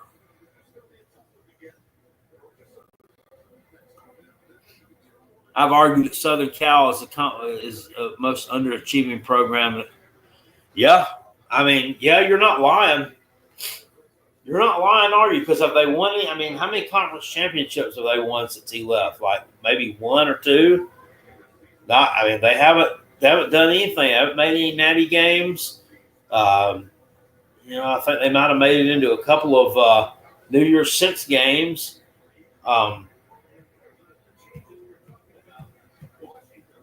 They never made it to the 4-team college football. They never made it to the 4-team playoff, did they? I'm trying to think. I don't think they did. No, I don't think they did. No, they didn't. You know who another one is that was really underachieving since when the playoff era started, if you want to talk about that? Wisconsin. Wisconsin used to be a 9, 10, 11-win team every year. I mean, ran the ball, physical as fuck. They were always going to beat teams up. I mean, their games wasn't that damn pretty to watch, but they beat the hell out of those teams, and they haven't done shit since then. I look 40, not 50. Well, I am. But I take that as a compliment. I don't feel 40. I feel 60. Not 50. I feel like shit sometimes.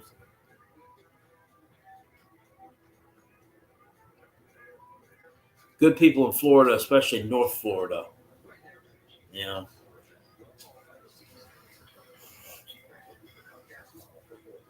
Somebody said one time that Florida, the state of Florida, was like the inverse of the United States, in that the further north you went, the more redneck it got. Because the United States, the further south you go, the more redneck it gets, which is kind of funny. But I'll tell you from experience, not all parts of it, but some parts of it, of the state of Pennsylvania, it's more redneck than Virginia is, which is weird. Virginia's full of hippies, and Tiger Red Devils in here will probably take offense to it. Virginia's weird. It's like there's the interstate that runs right down the middle of it, or I-95, 85 that runs through the middle of it over here. If you are to the left of it, if you're looking at a map, you're probably voting red. If you're to the right of it, you're probably voting blue. Is how it is. It's weird. Yes, they do vote blue, because that's the more populated part of Virginia, is the Richmond, Norfolk, Virginia Beach, all that shit. Much more populated than the western side of the state, the mountains and all that. Did I get the delivery truck fixed? They fixed what was wrong with the spark plugs and all that, but they've got to put some kind of sensor in to fix the headlight. So, how old is my modem from Spectrum? That's a good question, man. I don't know. You think it's got a date on the box? Probably does, doesn't it? I'll have to go in there and look at it.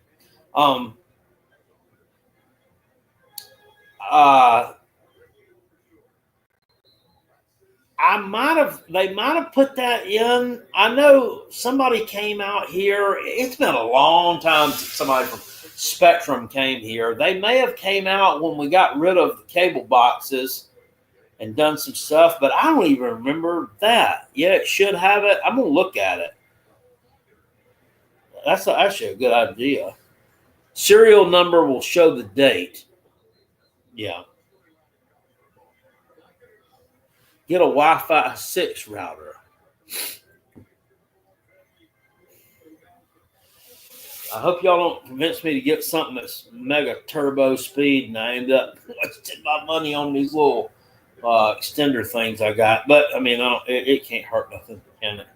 31-7. Fresno trailing Kansas now. Is a minute 50-something left in this game. This league's over. So Kansas is going to win that one and cover in a major way. So Carolina Jackpot actually gets another pick wrong. That was bad on my part. I may end up. Sheesh. Am I going? What is? I'm not mad. Am I going to go 0 for 5 today?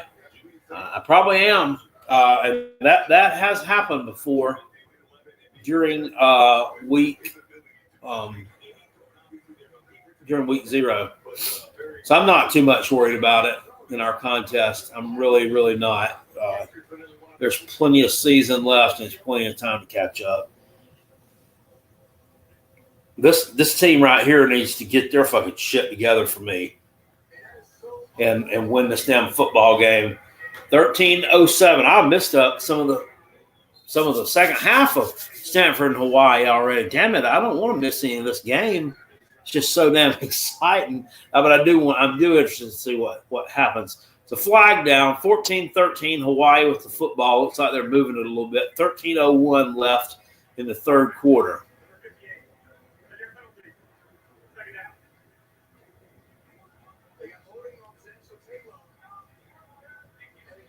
B. Jamin said Hawaii and Stanford, close game. Yeah, it's a very good reason for that. It's two terrible teams. Two awful teams.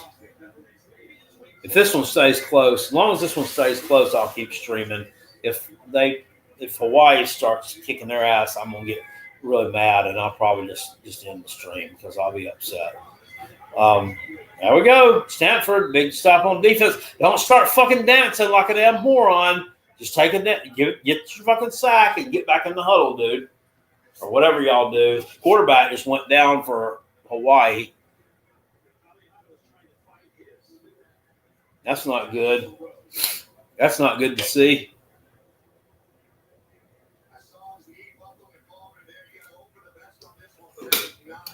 Y'all believe I'm going to drive 3 hours tomorrow, 3 hours there, 3 hours back to get a 12-pack of beer? That's the craziest thing. That is the craziest thing. But, I mean, you can't. I'll do anything just about for free beer, including turning tricks. I can't find it around here anywhere. We looked everywhere. I was all over Pennsylvania. I mean, not all over it. I mean, I didn't search up there real extensively, but I did look. And I couldn't find it. I did find Busch Light Lime.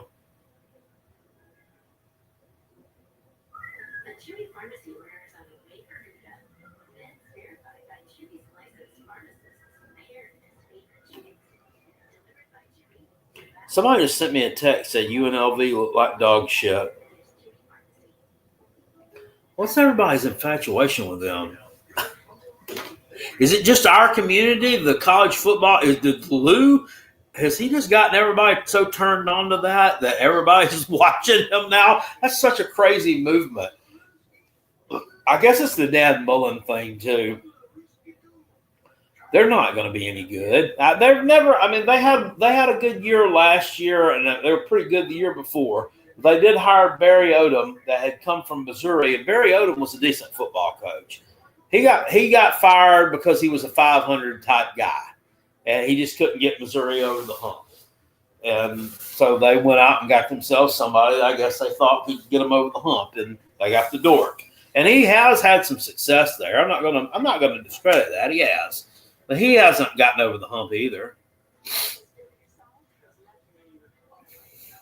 I'm hooked on dollar store Keystone Lights 15-pack for $10.50. Keystone Light's not terrible beer. It's really not. I mean, I've got myself a few 12-packs of that before, or 15-pack, or whatever it is. Yeah, that was the Lou marketing and Mullen. Yeah, but UNLV's not going to be any good. More than likely. Now I know I did say a while ago that they're not as bad as that. I don't think. And you would think, well, they almost got beat by Idaho State. They're going to lose the rest of their games. I don't think they're going to lose the rest of their games bad, but they're probably not making a bowl game bad. It's probably they might end up being a 5-17 or something. That kid just got up off the ground, too. Any of y'all ever been to Hawaii before? Like either on vacation or military-wise?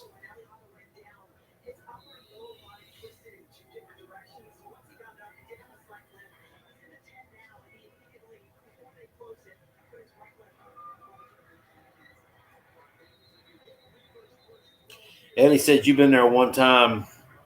What's it like? I mean, what's the weather? I mean, is it hot there, or is it just, is it breezy and cool, or what is Hawaii like? What was your experience? Have I tried Hulk's Real American Beer? No, sir. I never even seen it before. I mean, I know he has it. All right, Bo Hunting. Have a good night. Hawaii back to punt. Here comes the rush. Nothing doing there. Stanford, can he? Oh, my God. My God. I don't know. God dang it. I don't know if any of y'all saw this.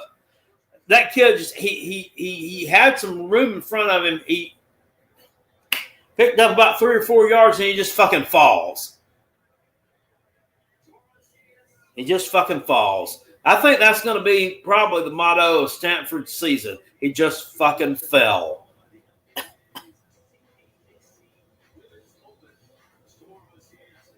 The best weather in America is in Southern Cal outside of why? Is it not hot? What's that like? I mean, I know the temperature gets up there, but I know their heat and our heat is two different things. Lou loves UNLV because he likes gambling. If Cherokee had a college team, yeah, probably so. It's crazy. My son had to have a lot of electric vehicles in Japanese language on Doritos. Huh.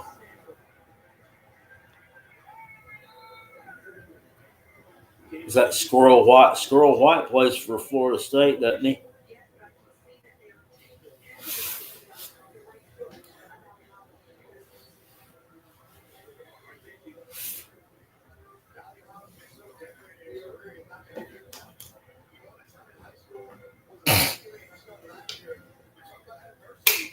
But yeah, I knew Hawaii had a lot of like Japanese. I know there's some of the Japanese culture in Hawaii because it's not. I mean, I don't know what the distance is. I know it's a long way, but it's not as far from Japan as like we are. You know, it's in the Pacific area there.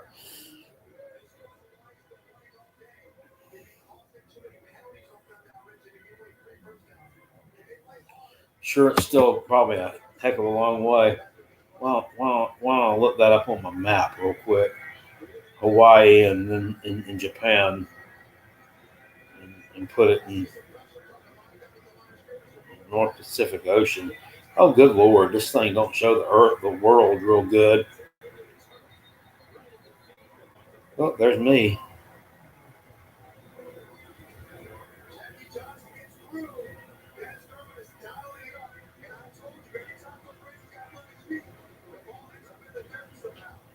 There's Tokyo.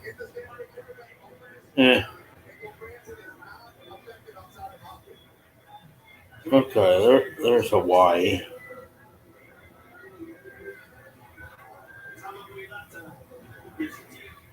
And there's Japan. I don't know. It looks like it's closer to Japan than it is to California.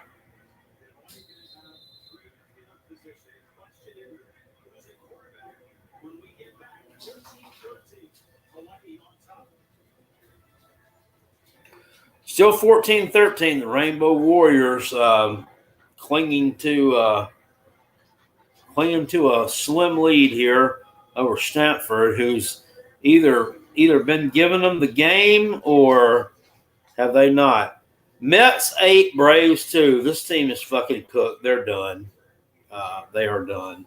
The Braves are horrible. I thought that they may be able to make up some ground here the last 6 weeks of the season, but they're not going to do it. They got their shit pushed in by the Mets last night. They're losing tonight, and they'll probably get swept tomorrow. And I believe they either took 2 out of 3 from them or they swept them in New York last week or week before last. It was a week before last. Thinking about going to Cherokee tomorrow for the day. You should do it. You know, they got a casino up here in Kings Mountain. It's right across the North Carolina line, going up 85 from Spartanburg area there, and they're building a big new one behind it. Hawaii is closer to Alaska than California. Why did the Braves fall off so bad? I don't know. Injuries. They're pitching. I mean, they lost that one pitcher that was there. Freed, the one that went to the Yankees, and they've got some good players. So I don't know that manager though. But last year, what's up, Lawnmower Man? Last year the games they were winning 2-1. They've been losing them 2-1 this year, and then they've gotten some blowouts too. That manager will probably be fired after this year, I would expect. That would just be my guess. I mean, they don't keep them around that long I'm surprised he's been there this long with some of the shitty seasons they've had, but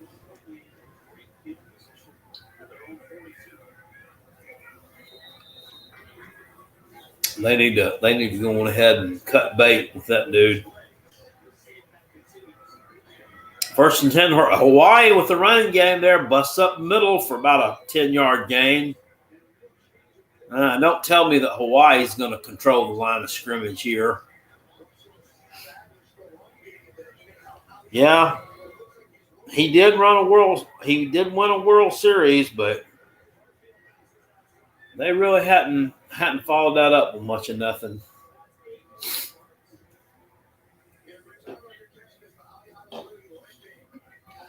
All right, it looks like Hawaii's moving the football here, man. I'm sorry. They score here, this game's going to be out of reach. And I say that, it's silly to say that being down by 8, that they be in the tree, it's going to be it'd be out of reach, but it's out of fucking reach if they score, because Stanford is just awful moving the football. Yeah, Bobby Cox was the man. He didn't have all great seasons, but, I mean, they were consistent. Well, he got them out of the mess they were in when he came there. The Braves were terrible when Bobby Cox showed up. He turned around. It took a couple of years. He had them turned around, and then in the playoffs every year. He won their only other World Series, too, as a matter of fact, in 95. They beat the Indians. It's the Guardians. Can I say the Indians? Can I say that? I don't want to get canceled.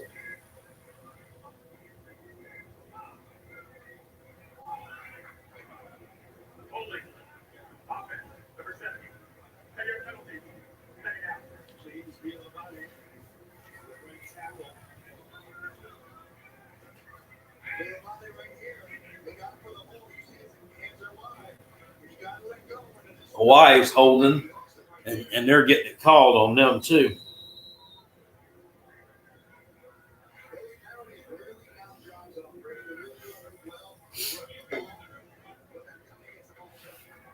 Yeah, but I think I'm going to do a Gamecock season preview and prediction video tomorrow on my way driving to Georgia. Lord have mercy. What kind of draw play was that from Hawaii? It looked like the quarterback didn't know what he wanted to do, and then he just dumps it off on that little draw play, takes a couple of skips, and they ended up getting some positive yardage out of it. Hawaii's good. Hawaii's not that bad. They're pretty good. I think they could probably beat Clemson. I do believe that. That I do know.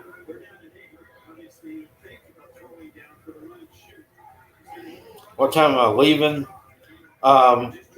Probably, I'm going to have to leave here in the morning about 6 and drive to one of my Food Line stores. Complete pass, Hawaii, down almost inside the red zone. They're down about the 21.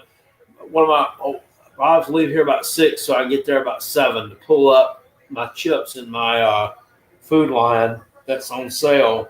And then I'm going to drive from there over to my Publix easily and work the back stock because their chips are buy one, get one free.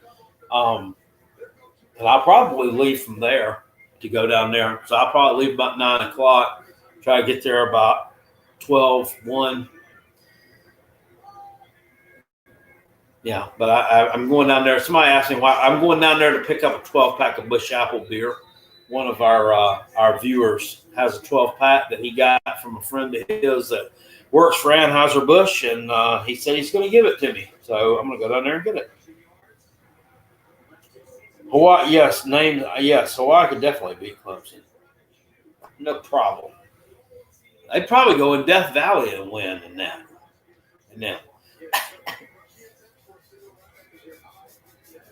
What name, Ziggy? Ziggy. They'd probably go in there in Death Valley and then win, wouldn't it? But these are just lazy animals. Look, they're just lazy.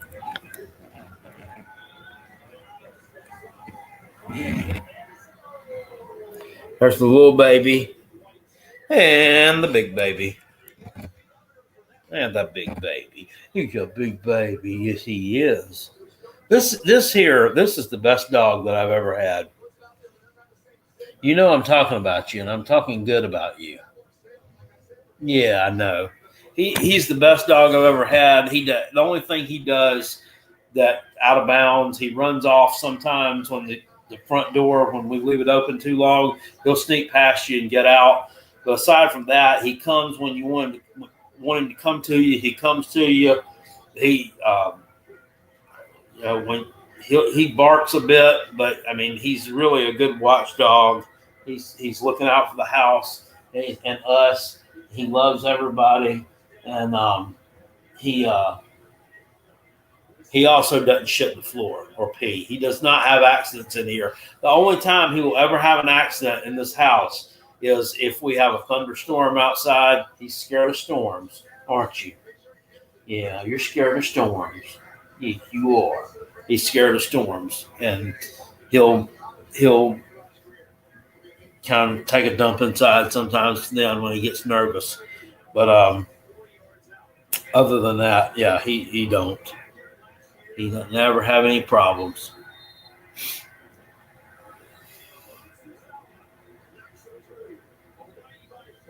17-14 or 17-13 now. Hawaii kicks a field goal, and it's going to go on ahead and go up by 4.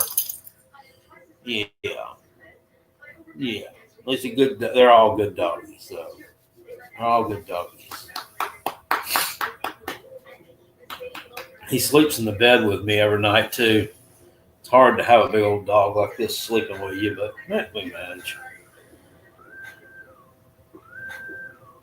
Dog sounds like Octavian. Octavian never shits in the house either. Western Kentucky's up by 10 right now. Hopefully that holds. I don't know why I haven't watched any of that. It's just there are just some of these teams that just don't appeal to you. I don't know why. It's 12:48 left in the fourth. It's 34-20, so that's 50. So that game's going to probably hit the over. Whatever the over-under was. I know it was pretty significant. So I got 1, 2, 3. Yeah, I'm 0-3 on my picks today. I'm 0-3. I know there are a lot of us that are. Because there was a lot of people on Kansas State. There was a lot of people on UNLV. And there were people on Fresno too. The Fresno pick was probably the dumbest for me. I should have known better on that one. Eddie, thank you for Super Chat. Says thanks to entertainment. Can't wait for South Carolina, Virginia Tech Live. See you tomorrow night. Well, thank you, sir. I appreciate you. Thank you very much. Name, thank you for the Super Chat. Very generous of you. For Ziggy's treats. Look at that there. Somebody gave me some money to get you some treats. They got me some Tweeties. You say thank you? Say thank you. Thank you. Ziggy say thank you. Yeah. I appreciate that. Thanks a lot. I don't know why. I always mess with this little pug. She's just a mess. You're just a mess, aren't you? You're just a mess. You're just a mess. You got a sweet baby. Yeah. Mm-hmm. Yeah. And you talk about shitting on the floor. This one will do it. This one will do it. Western Kentucky on track to cover. Yeah. You're 2-1. You took Stanford and Western Kentucky. Yeah, I took the tree too. We're going to see. All I got to do is score a touchdown, man. They haven't played that bad on defense. Now, I mean, admittedly, Hawaii's dog shit on offense, but Stanford has 3 yards this half. The graphic just said, "My God, Hawaii's dog shit on offense, but they're not terrible on defense. They're terrible offensively. This I know."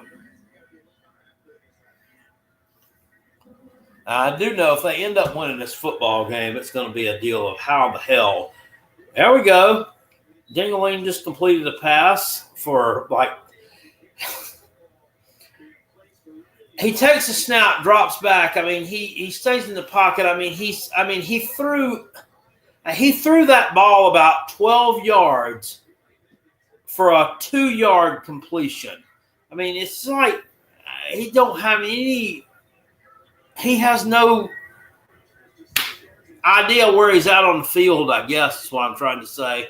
That just looks stupid. I mean, there was way too much effort put into something that should have been just a routine, simple completion.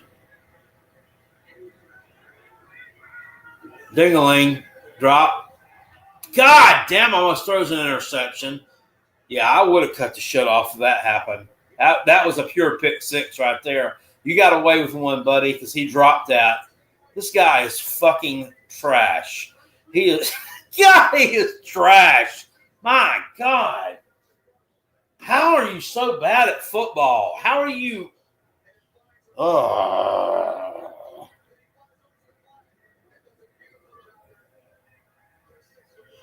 Why is the tree? He is bad, man. Eat up the clock. Run the fucking football. What are you doing? What the fuck was that? What was even that? All right, it's 4th down. Now we're going to have to punt again. He throws it a mile over his fucking head. These fans even know what the fuck they're watching. These Stanford people probably think he's giving a great effort. I mean, this guy takes 2 steps back and he launches it. These guys that are announcing this game just have to be like, what the fuck? Please don't ever send us to cover this team again. Here we go to punt again.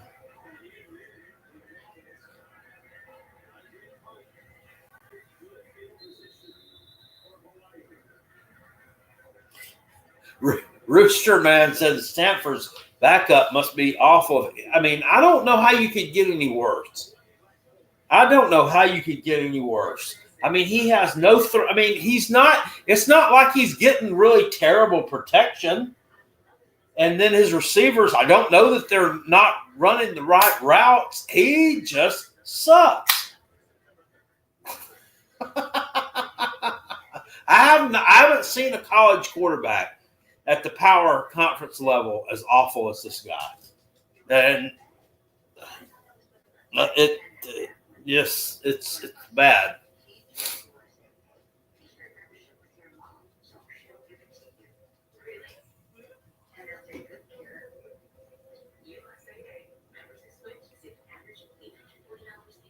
So Western Kentucky just scored good. Does Andrew Luck have any eligibility left?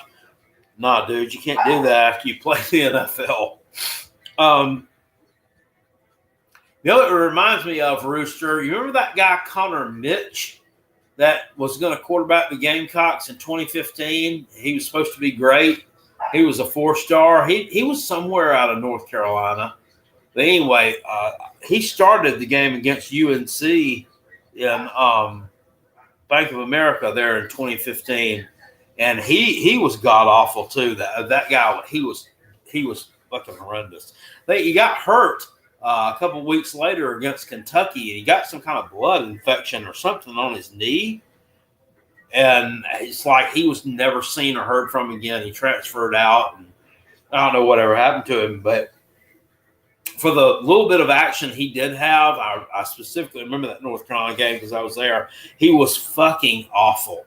He was sailing passes, 10, 15 yards over receivers' heads and out of bounds. Like, what the fuck are you doing? And some of that shit too was on Spurrier from the year before because they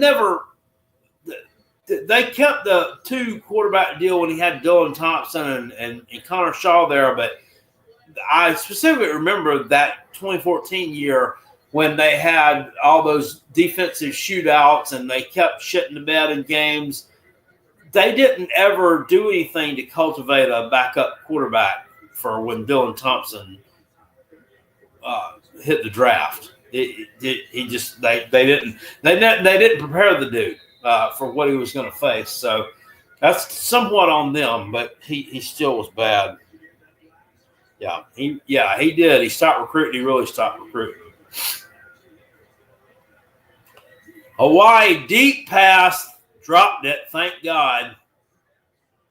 couldn't quite haul it in.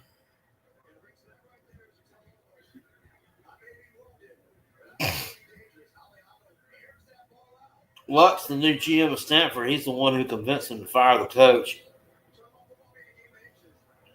But he was doing some sexual harassment stuff. Wouldn't that involve the human resources people? I'm not saying you're wrong. I'm just wondering. That's just weird. That sounds like a stupid move to me. Of course, he was an NFL player, and this dipshit was a coach in the NFL, so maybe I don't know. They crossed paths, and is Frank Reich, is he a Stanford guy? Did he go to Stanford? Is that where he played at? I mean, I know Luck did. At this point, all we can pray, a Stanford defensive score. Yeah, that's true, and they've already had one this game, so them getting another one is highly unlikely. It's 3rd and 10. Hawaii drops back to pass, incomplete. Their quarterback's god awful too.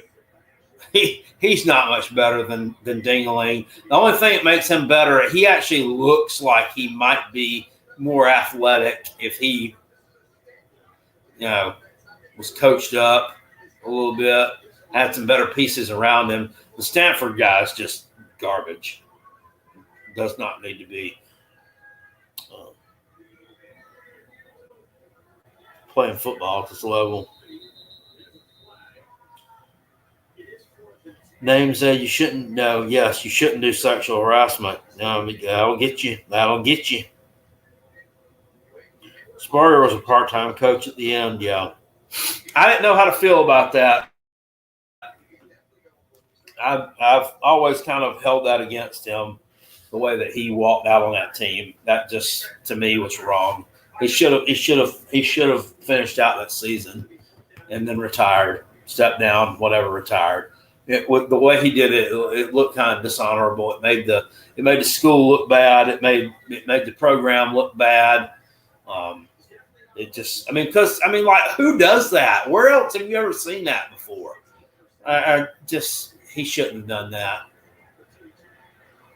I think that was done without a lot of thought. Eddie said it was arrogant. Yeah.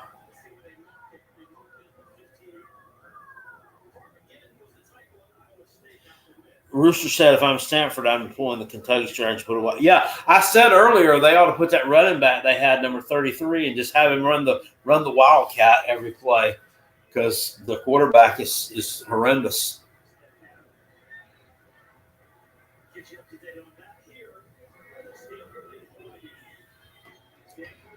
God, I hope I don't go 0 for 5 today. Please score. Please find a way to fucking score and then hold on to this thing. This Gulbranson guy, he transferred from Oregon State, they said. I can see why I wasn't playing at Oregon State, but I can't believe he was on the roster. He had to have been running the scout team or something.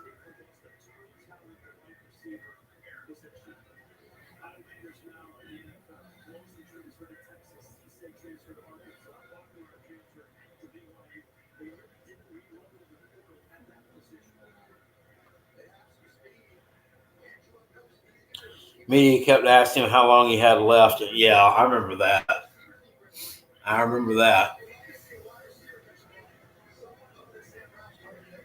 could have just gave a coach speak answer there. Didn't have to.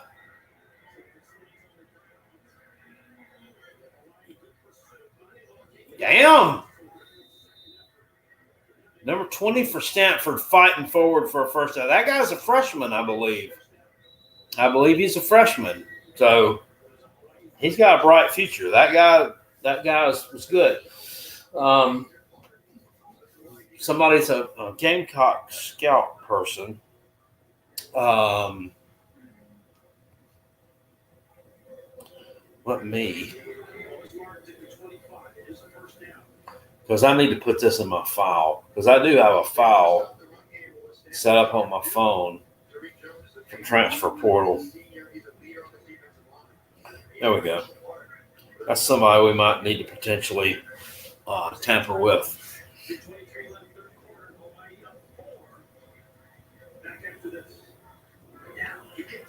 You're on beer number 9. Which one am I on? I don't know. I don't know. I've been drinking beer since about 2 o'clock this afternoon. I probably at least 9 or 10. I've got a bunch of them in this cooler here. I've got and it's right here too. I keep this right beside me. It's pretty well stocked right now. Still, we're full of Busch Lights, Garage Line beers. Down on the bottom in those red bottles, that's Lone Star beer, and there's some Land Shark beer in there too, and there's some empty ones on top. I got the Lone Star beer, believe it or not, actually from a beer store in New Jersey. Yeah, I've never had it before. Now, I saw it in there. It was like a 6-pack was like $7, and I'm like, I want that. So I bought it because I had went in there looking for the Bush Apple. Of course, they didn't have it, but they did have that, and there was a lot of other stuff. And a lot beer places in other states, especially in Pennsylvania and New Jersey, those places where they actually have beer stores, because they don't sell it like in the convenience store like that. They don't sell it there. The laws are just different. They have 30 packs of beer instead of the suitcases. They have what they call a 30 rack, and they'll have it of these beers like this, the Busch Lights, and the Miller Lite and all that stuff. It'll come in a 30 rack. What's up, Brock? How you night? Just watching some football. Watching the tree. The tree is diseased at this point. Oh. Only bright spot I see on that team is this running back. 3rd and 1 for the tree. From their own 25-yard line, we need to pick a first down up here to get this drive going. Handoff, and no, I don't know. I don't think he got it. Maybe, he got there. I didn't think he got there, but he did. He got there. That guy was tangled up with the tight end. And unfortunately, it looks like this running back is hurt. That is not good.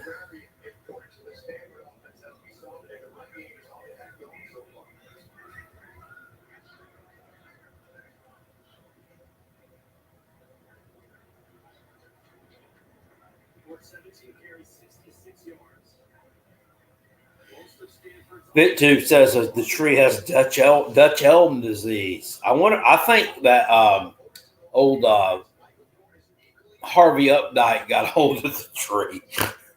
The ghost of Harvey Updike got a hold of this tree. God dang, he just ran into the running back just ran into the back of his tight end, who was getting pushed back by number 10 on the defensive line for Hawaii. So number 10 was whipping his ass, and he pushes him back into his own running back, and his running back gets hurt. God bless. I'd be fucking mad if I was a skilled player on this team. I'd be like, what the fuck did I come back for? Now he pops up and he just takes off running. Oh, he's okay.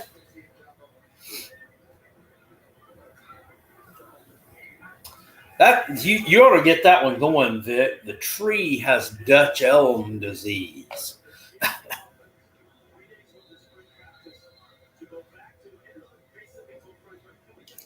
The tree has leprosy.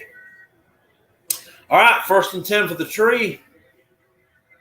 From their own 26-yard line, we need a touchdown here. We need to go on a long touchdown drive. We can do that. I'm not even convinced they know what formation they're in.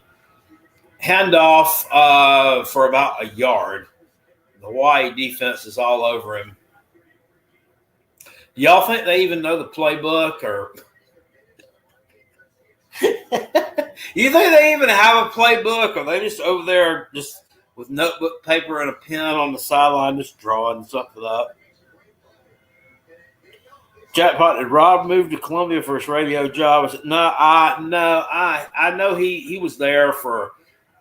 He went to high school in Lexington. I think Rob, in his earlier days as a Ute, I think Rob actually lived in Kentucky.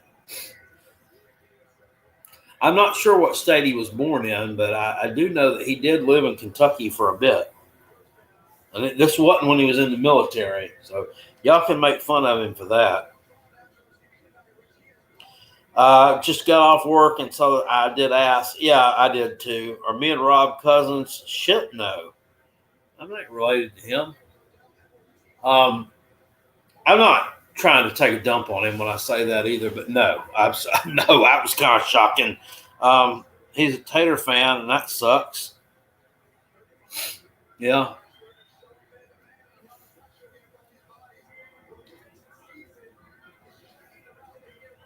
(17-13), 3rd and 5. Ding-a-ling gets a pass out quick. He completes it for a first down. Holy shit. Blind squirrel grabs a nut once in a while, and ding-a-ling, Goldbergson. That name just sounds weird to say. Goldbergson, with kind of a little sidearm pass there.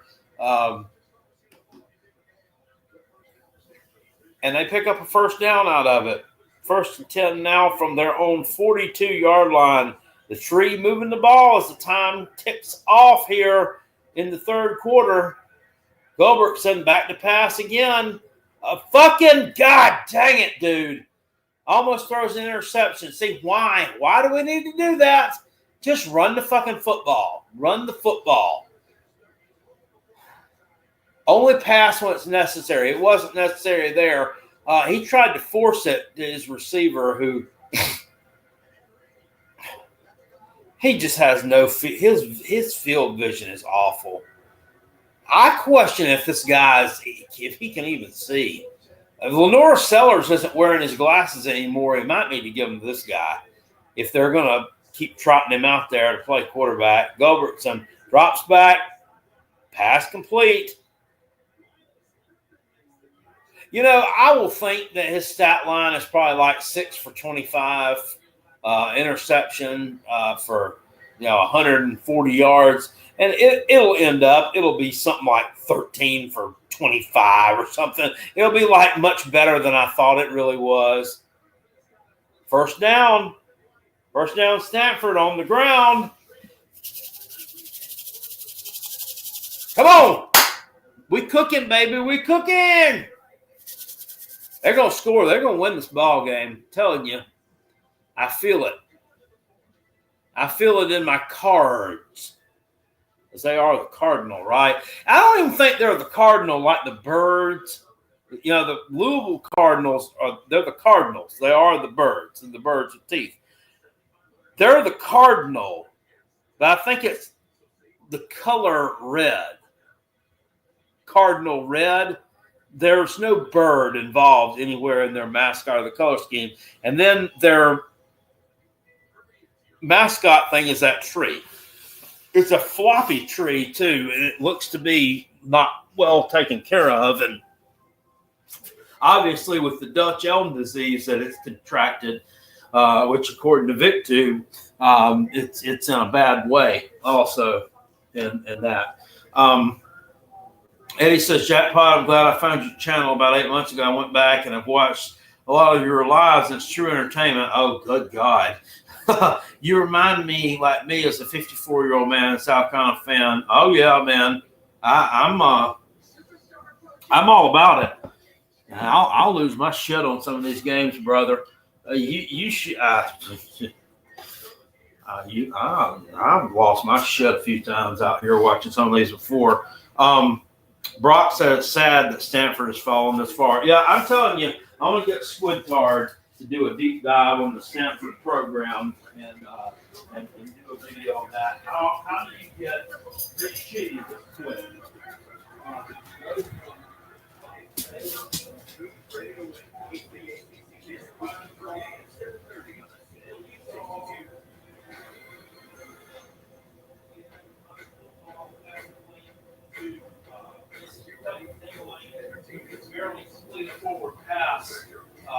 Just absolutely god awful. Just coming back to right.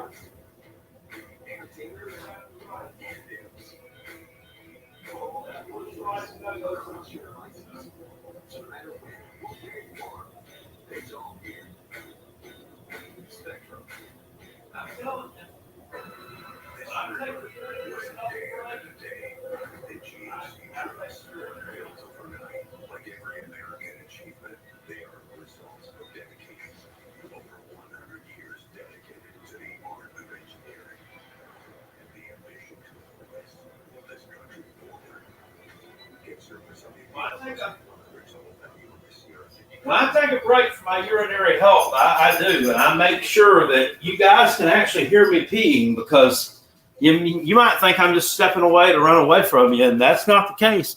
I'm stepping away to actually pee.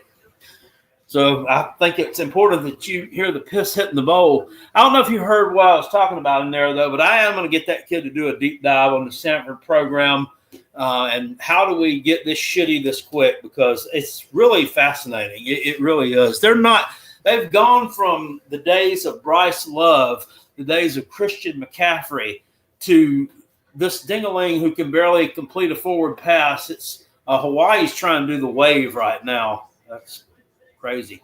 That place is pretty packed out today, though.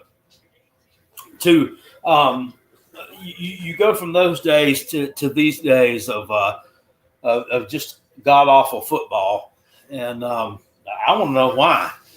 I mean, what's the damn reason for it? Don't say it's because we joined the ACC, because they were doing shitty in the Pac-12 before the ACC started. All right, Tree, ding-a-ling, drops back, looking, fires. God damn it. He can't find a receiver. He has absolutely. See, this is the problem with a team like this. They need a mobile quarterback. You can't. Look at this right here. The running back's right here in the damn flat. He could have fucking hit him. What the fuck? They just circled it, and he fucking. God, this guy fucking sucks. I'm telling you, he is fucking blind. He's fucking blind. God, dude.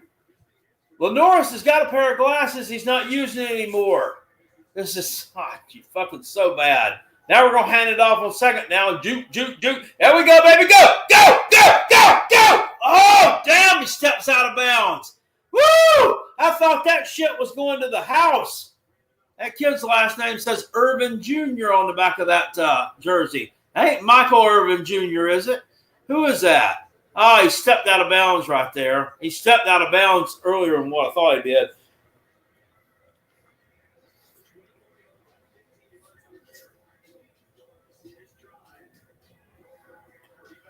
Academics crackdown. Well, still, that's still something we need to investigate, because Vanderbilt didn't crash and burn like that.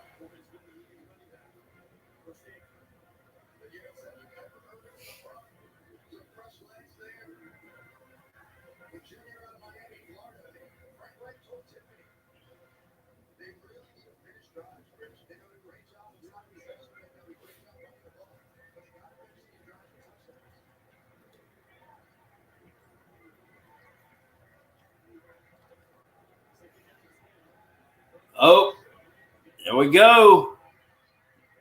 Kid gets trapped in the backfield and still makes something out of it. So they cinch down on academics, and so did they become horrible in all their other sports too?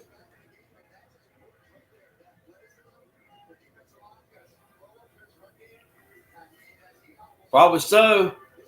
Got another Hawaii kid injured. 17-13 Hawaii. 13-18 left here in the ball game. 3rd and 6. If the Tree can convert here, and if they can potentially score, they are on the Stanford 25-yard line. Ding-a-ling, looks back, fires, pass complete, short of the line to gain though. Knocked out of bounds around the 21-yard line. Needed to make about the 19. So Stanford's got a decision to make here. And they're going to go for it on 4th down. Oh, God. Ding-a-ling, hands it off. Plows forward. I don't think he got it. Did he? Didn't he? They saying they thought he did. It didn't look like he got it to me. They tried to go fast. Stanford tries to go up tempo, which is totally doesn't fit their character. Maybe that little extra push did get it. They gave him the first down. There we go. There we go. Let's fucking cook, baby. Let's fucking cook. You got to feel like if you go up here, you're going to win because Hawaii is awful. I say that. Watch them throw it down an 80-yard touchdown pass on the next drive. Stanford scores. 2nd and 7 now. This Ford kid, 18 rushes for 69 yards. So he's still under a 4-yard average. That's about a 3-yard average. That's not good, but at least he's not going backward.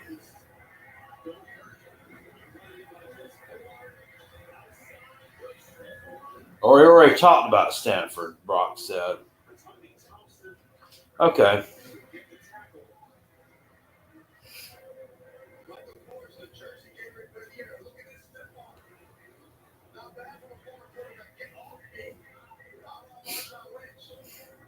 Well, hell, let's find another team that's gone to shit that he can do a video on.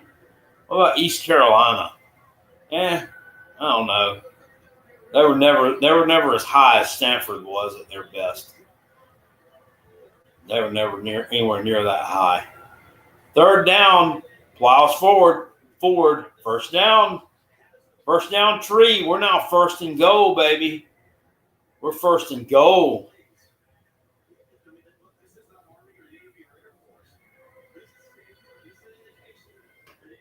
Keep running it. Let that clock run. Let it run.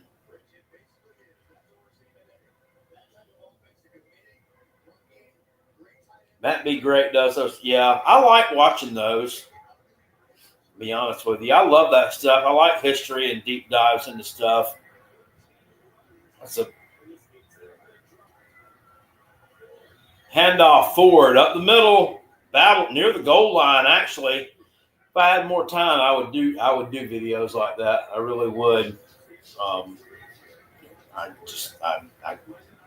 Not enough hours in the day for me to do those. I do want to show off that Joe Morrison collection that I found on eBay, though, and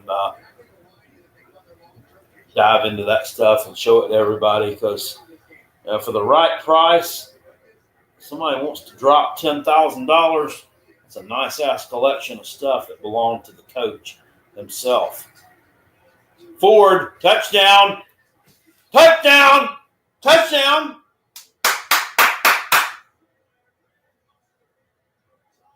Oh, he just referred to it. He just said similar. He looked like Brad Muster. There's a blast from the past, a name from the past. Look at that. We're actually looking like a damn football team right now.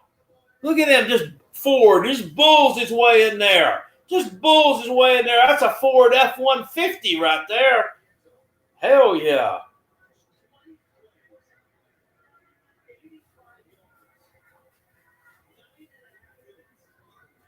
Or it's more like I don't know. He was more actually like a Ford F-250.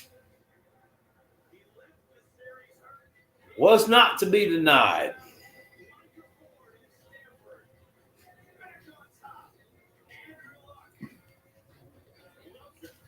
Matthew said Michigan State is a good one. That is a good one.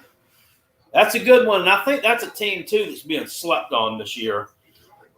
Yeah, I don't think they're a college football playoff contender, and a lot of people have them going like 5-7. Where I've seen people actually even bother to do a prediction about them. See, the thing about Michigan State right now, what they can do is all of the attention in the state of Michigan is on Michigan. The whole cheating deal, all the BS that's surrounding that program, they can kind of fly under the radar and kind of low-key get better. Yeah. Matthew says Stanford. I like it. I like it. Y'all got some good imagination sometimes.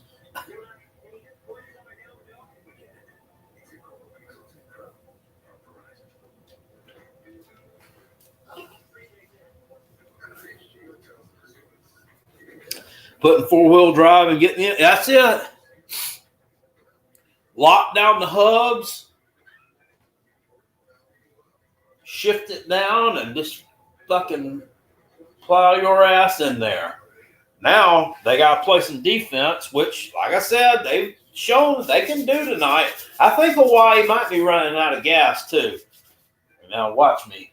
I done jinxed us probably. I done said that. They're probably going to come out here and throw a 50-yard touchdown pass in a couple of plays. But their quarterback, he doesn't do anything to impress me either. He's almost as bad, like I said, as Stanford's is. It just looks like he could be athletic. Maybe, possibly, he has a couple of athletic bones in his body, and Mr. Gulbertson has zero. He has dick for athletic ability in that body. Oh, man. This is fun. I sure hope I'm not sitting here laughing at my own team next Sunday evening like this. It's going to be a hard pill to swallow. Yeah, this stadium looks a lot. It does. It looks a lot better than it did a few years ago. They've kind of enclosed it a little bit. And, I mean, with some, I think they are building them an actual real stadium right now. But shit, I mean, some more upgrades. It could almost, you could almost just keep this as their stadium. And they've got a big crowd there tonight. It's full. I know one of my subscribers on this channel, Marty Reinhardt, who is from Gaffney, South Carolina originally, and served in the U.S. Air Force for a lot of years. Was actually stationed in Hawaii for a good long part of his career. And he has been to games here before. He's taken his son and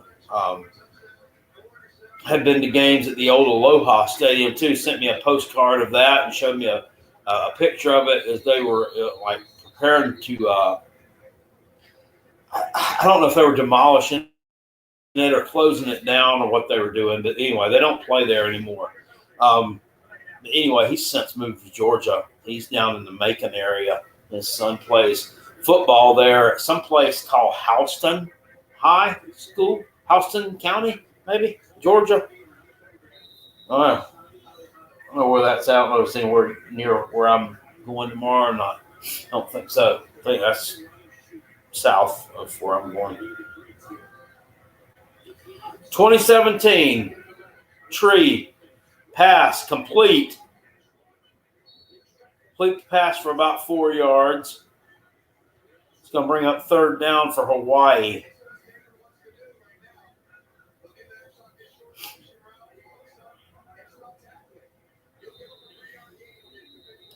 This little Hawaii's got the H for Hawaii on one side of their helmet, and they've got the islands. They got the one big one and 3 or 4 little ones on the other side.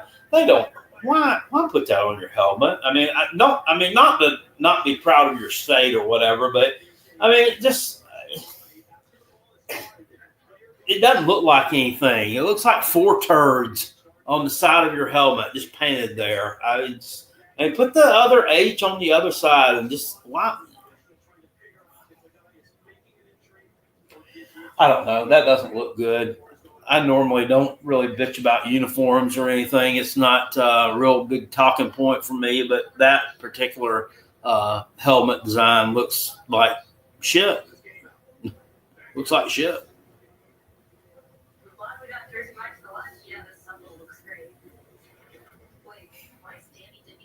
Brock said making us about an hour and a half. Oh yeah, that's way down there. The product on the field matches the helmets.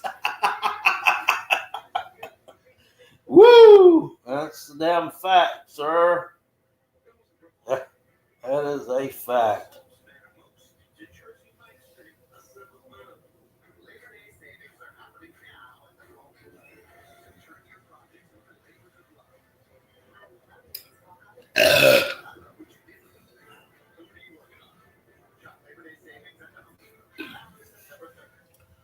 That's you remember seeing the Macon Knights? Is that a baseball team? I don't know who that is. I remember they had a Braves single A team. They had the Macon Braves. And then as our caller on the Rob and Kill show, Chris from Georgia, reminded me the other night, they had a minor league team called the Macon Bacon. I've forgotten all about that, but they did have the Macon Bacon. I don't know if anybody's seen it or not, but Columbus, Georgia has a new team called the Columbus Clingstones. It's got a peach for the mascot. They have some nice T-shirts and stuff. And they were sweet.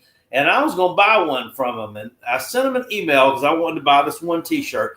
They were out of this one T-shirt. And they said, well, we'll just put your name on the list and we'll email you when it's available. Well, I mean, that was in like April. And it's now August. And I just realized the other day, they never sent me a damn email. And it might have went in spam. And if it did, that's fine. But, I mean, come on, people. I emailed you, so, you know, it shouldn't have gone in my spam. Third date. Wayne, thank you for the super chat. It says, evening, Carolina jackpot. Go Vols. Go Vols. Good luck to Tennessee against Syracuse this next Saturday. It's like I told them earlier. I think y'all beat them. All right, it's fourth down. And Hawaii is going to have to bring the punt unit on. He didn't even complete that. I thought he completed it short of the line of the game. He didn't complete it. Excuse me, at all. That guy couldn't hold on to the ball. It's punt time for Hawaii.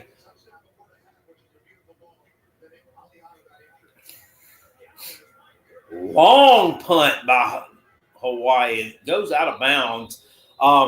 You know what that UNLV Iowa or Idaho State game today reminded me of?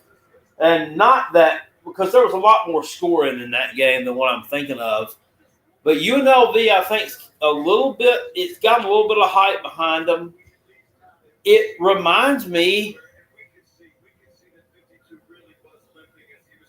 in a way of, could it be like the Gamecocks Old Dominion game from last year? And could we be reading too much into this? And could Dan Mullen's squad actually be a fucking unit? You know, I don't know. It's a fair question, but I'm telling you, the Macon Whoopies. Yes, I do remember that as well. How about this? I got a T-shirt. Are you from? Are you? One of y'all's from down there. Oh, so Matthew, you're from there. Do you remember this team? I'm going to go over here and grab this real quick. Can you tell me who this team is? Well, I don't want to miss Stanford, but I can get this real quick.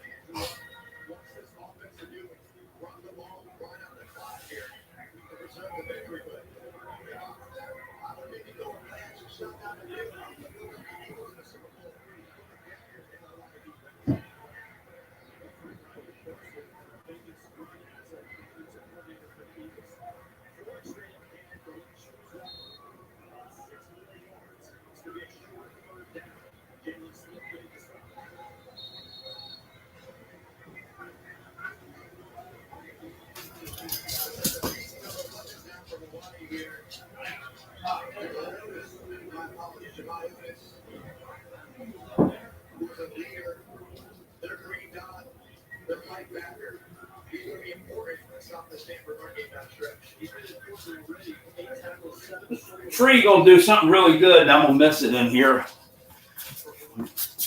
How about this one? How about that? How about that? Y'all ever seen that before? How about that? Y'all know who that is? Get off of my hat.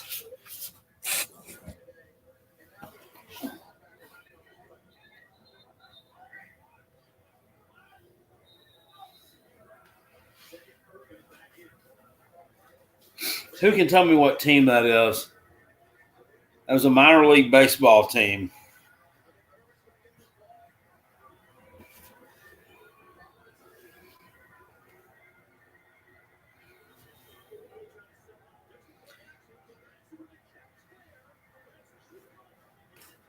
Go, baby. Oh, shit, the tree.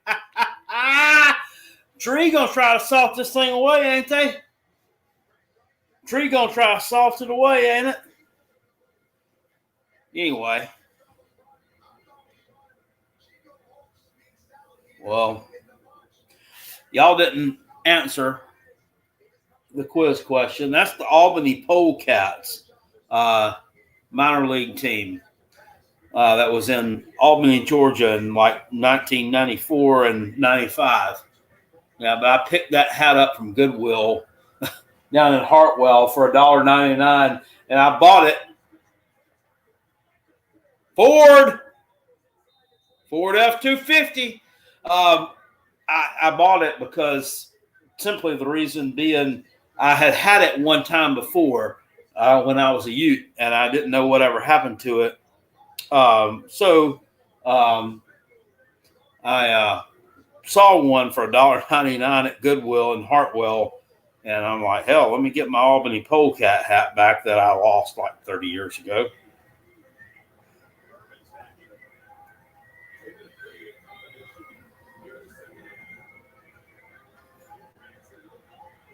God dang it. I knew that was going to fucking come. I knew that was fucking happening. Things were going too good. I should have known that was going to happen. That motherfucker, after finally farting up wind all fucking goddamn game long, he fucking gives it away. You fucking dumb son of a bitch. You fucking dumb fucking fuck, man. God almighty. What are you reading? What are you looking at? He was just so fucking mad. Yeah, I took Western Kentucky, whoever asked me that. God, this guy makes me fucking mad. It's fucking unreal. Yeah, Dingleberry, he's fucking retarded. You fucking asshole. Fuck you, man. If they fucking lose this game because you have a fucking, oh, God, dang it. You stupid fuck.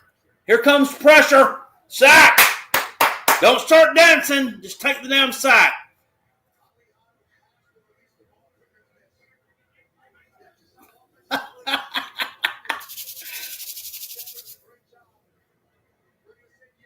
Good Lord. These two offensive lines are fucking hot doo-doo. Both of them are. Well, I think Hawaii's offensive line's worse than the Trees, but they're both hot dog shit.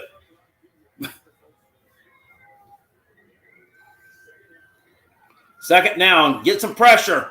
Get it. God dang it. Holy shit. Get him down. Damn it. Oh, this quarterback's actually hurt. I mean, he's limping. This quarterback is. He's a gamer. He's limping. In a minute, they're going to be picking him up and carrying him to the line of scrimmage. The likes of the memories of Byron Leftwich. The colors are even the same. Byron Leftwich back in 2000 playing for Marshall, carrying him to the line of scrimmage to make a play.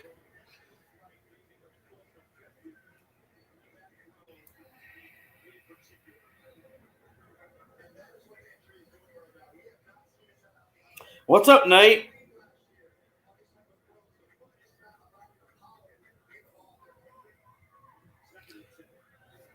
Haas, get on him! Damn it, get him! God almighty, guys.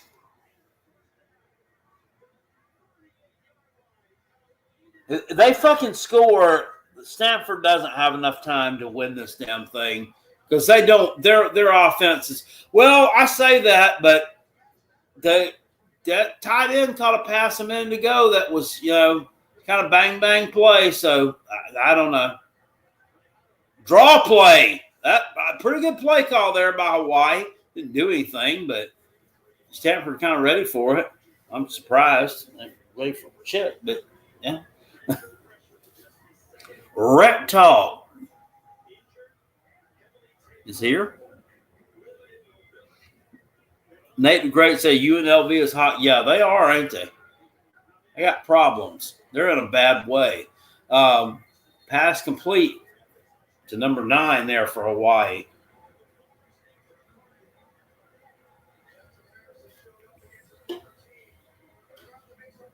Clock is winding with 3:42, 41, 40 left in the ball game. 1st and 10 for the Rainbow Warriors. I'm going to call them that. Cancel me. From the Stanford 25-yard line. Shotgun snap, pass, end zone. Incomplete. Caught, but out of bounds, I think. Maybe wasn't even caught. There's the tree back there. You see the tree right here? It's on the other side of this end zone. God, that's a god-awful mascot. It's one of the uglier things I've ever seen, I do believe.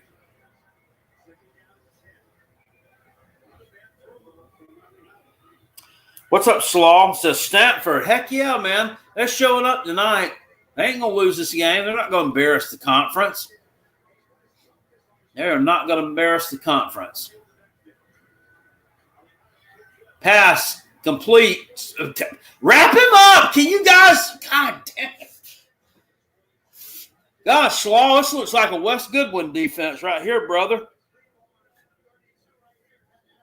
Looks like a Wes Goodwin defense. Looks like they're allergic to tackling. Look at that. 1, 2 missed tackles. Get him on the ground, man. Wrap him up. Hit it running. Hit it running. Hit it running.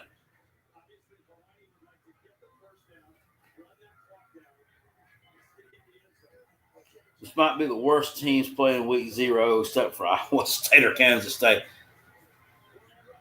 Rush. He eludes the pressure there, but does not there.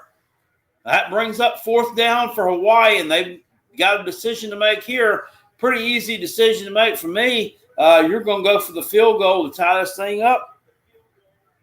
Well, let's go to overtime. Come on, Stanford. Let's block this bitch. They've blocked one of your field goals. It's time for you to block one of theirs. Come on. This is not a give-me field goal attempt. Who is this? There's that quarterback. Man, that kid is limping. You got to give him credit.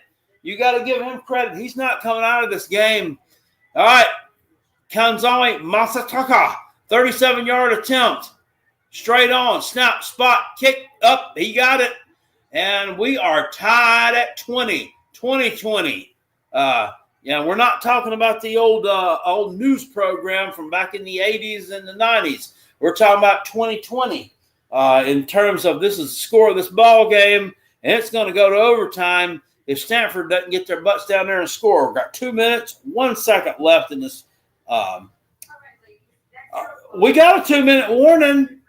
Are we going to run one play and then have our 2-minute warning? I don't like that. It's kind of a damn buzzkill. Just go fucking run. And here's the thing. You've got to get a good kickoff return here if you possibly can.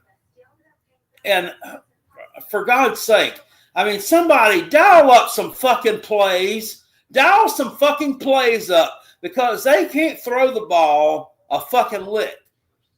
And this kid also hit the Ford, this F-250, he's impressed me a little bit. I like him. In fact, I might be see if the deal maker and them can get in touch with Coach Beamer and see if we might be able to somehow or another, if this guy drops himself in the transfer portal, going ahead and get him out of it as quick as he got there.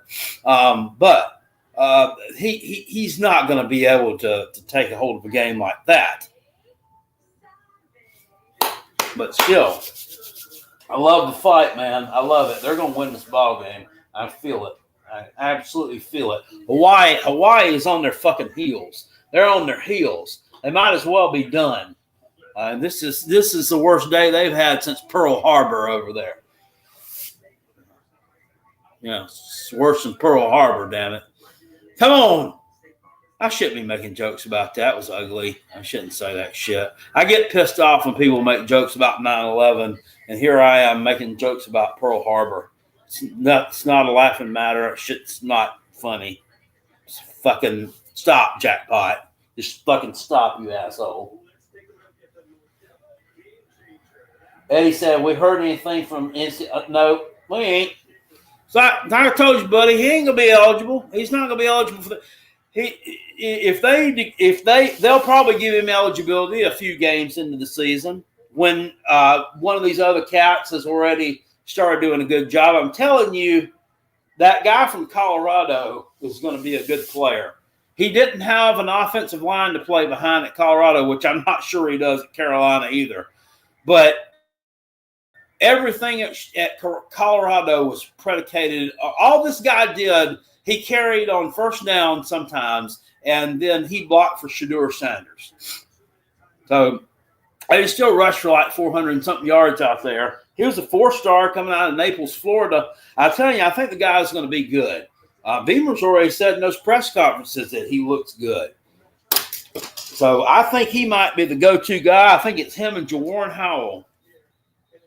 I think Oscar Attaway is I don't know. I don't think there's a lot of tread left on those tires. But that's just me. I think this dude and Jawarn Howell's it. You're going to have to roll what you got. If you remember back in the day, Eddie, as good as Marcus Lattimore was, he got hurt in 2011 and 2012. Both years. See, Tree hands it off. Nothing doing. Are they just going to run the fucking clock out here on the fucking game and go for overtime? Oh, my God. If you remember 2011 and 2012, Eddie, both years, he got hurt about the same time in the season. Both those years, he was out for the year. He got hurt against Mississippi State in 2011, got hurt against the Vols in 2012. And, dude, I mean, both those teams just kept on trucking after he got hurt. They didn't miss a beat. I know 2012 got blown out at Florida. They were probably going to get blown out whether they had Marcus or not. They just that was just a game where they got the shit beat out of them. 2011, same deal. So, yeah, we stepped up. I mean, yeah, they stepped up. Who was that? Mike Davis, I think. In 2012, probably, that stepped up, a young Mike Davis. And in 2011, I don't know, it was probably Brian Maddox, maybe, that stepped up. So, yeah, that's a name you ain't heard in a while. And Brian Maddox out of T.L. Hanna High School up here in Anderson, South Carolina, right at Clemson's back door. I like it when they have good players in Anderson and we're able to get them. Cutter Woods is one that reminds me of Zach Pickens. And, of course, Brian Maddox. Two of those out of T.L. Hanna High School, Cutter Woods out of West Side, were able to snatch them right out from under Clemson's backyard. Brandon Wiles stepped up. Brandon Wiles wasn't a bad player. Brandon Wiles played on some bad teams. Well, 2015 he did. I wish Pharaoh Cooper had played. I wish Pharaoh Cooper had either played 3 or 4 years earlier than he did, or 3 or 4 years later than what he did. Because he was kind of stuck there on some shit teams too, and tried to make a difference, and really nobody noticed how good he really was.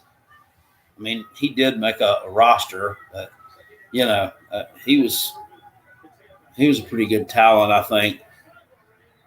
He just kind of got there at the wrong time.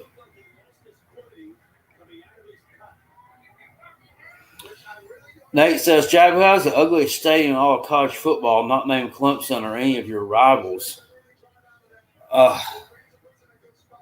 Dude, I don't.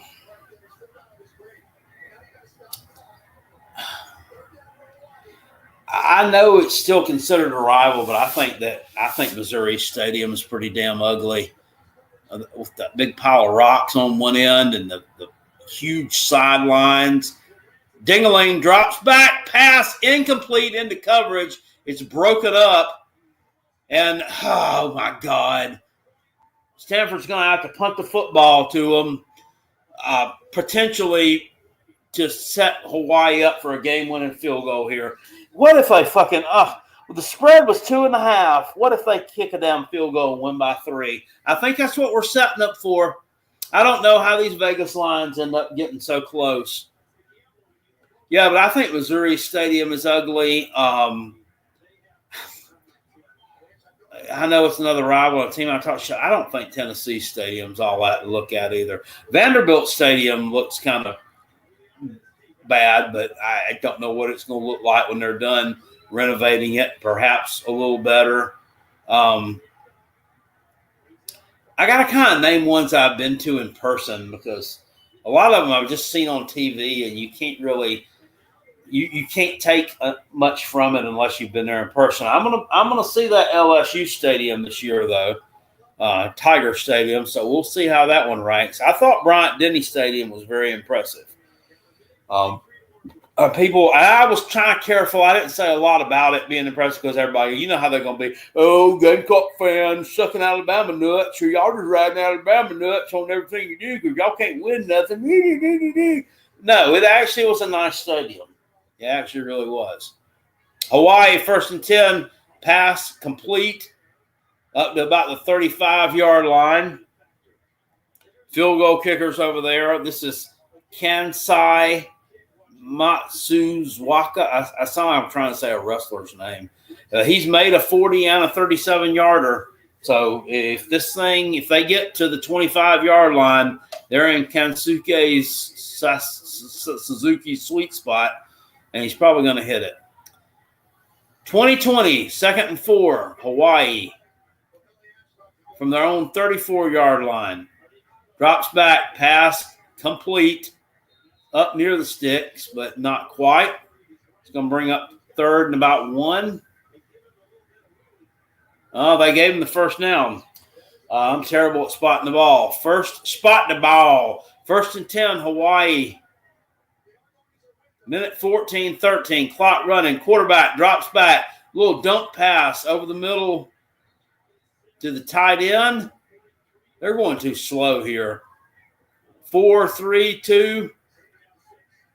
Clock down under a minute left. Hawaii, the ball just on their side of the field at the 43-yard line. Pass complete. Come on, Stanford. Get some fucking pass complete into Stanford territory at about the 45-yard line. Timeout called here by number 12.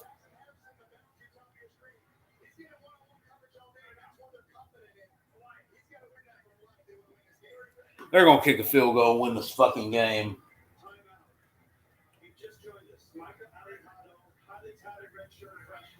Slaw said Georgia Tech Stadium's not much. Now, Rec Talk was in here earlier. If he seen you say that, he might be ready to spank your ass. Jackpot Hawaii was the favorite. I know they were. I was saying they were a 2.5-point favorite. 2.5-point favorite. And I think they're going to win this thing by 3. I think that's what's going to happen. So, if somehow or another Stanford can come up with a turnover here or do something, get some kind of a negative yardage play, knock them out of field goal range or force them into a longer field goal than they'd like, potentially we can go to overtime, but I don't know. This quarterback's completing everything he's putting in there. 1st and 10, Hawaii, ball on the Stanford 45-yard line. Looks back, short release, pass incomplete. Behind the line of scrimmage, too. That was a wasted play there. Got a Stanford player. Is he injured? We got an injury here.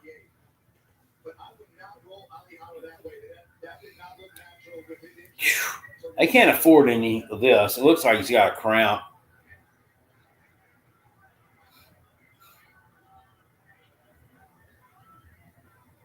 I mean, and I won't say this, but I mean, could he be faking an injury right? We don't know. I mean, we've got the whole if you fake an injury thing, it's going to cost your team a timeout. I mean, how do you legitimately know if he has an injury or not, or if he has a cramp or not? They go over there and interview the trainer and say, "Do you feel about that calf muscle? Is it tightened up, or is it limp? Is he bullshitting us? He bullshitting? He's telling the truth." I mean, how do you even know? I would. I mean, if fuck it, I mean, if you can, fuck it. I mean, if it's going to slow them down, that's what they're trying to do. Why not get some kind of advantage if they're not going to call it on you? Will Eubank says the national championship more open than it's been in a long time. Damn, PSU is one of the. Well, what's wrong with them? What's wrong with Penn State? I mean, of all the stars that come in alignment for them, they got a really good defense. They got a good running game. They got a game manager quarterback that actually has a little bit of mobility to him. He ain't nothing really that flashy.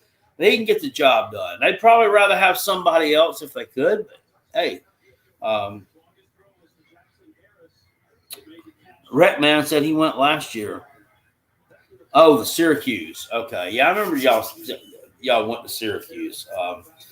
Yeah, that. I don't know. That's a weird one. 2nd and 10. Come on. Get some pressure on Jack. God damn it.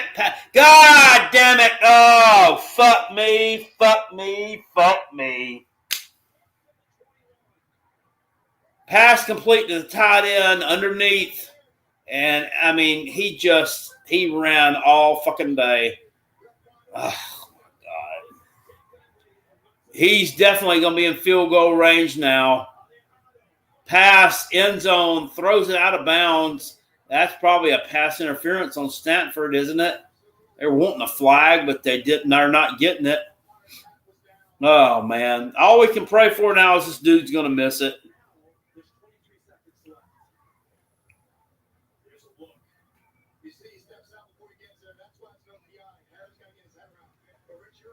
A Penn State, yeah.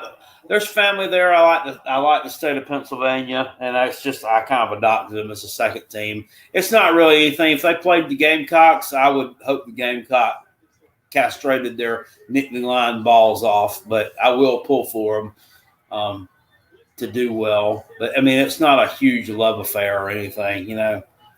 I don't go around humming the fight song in my sleep like I do with the Gamecocks.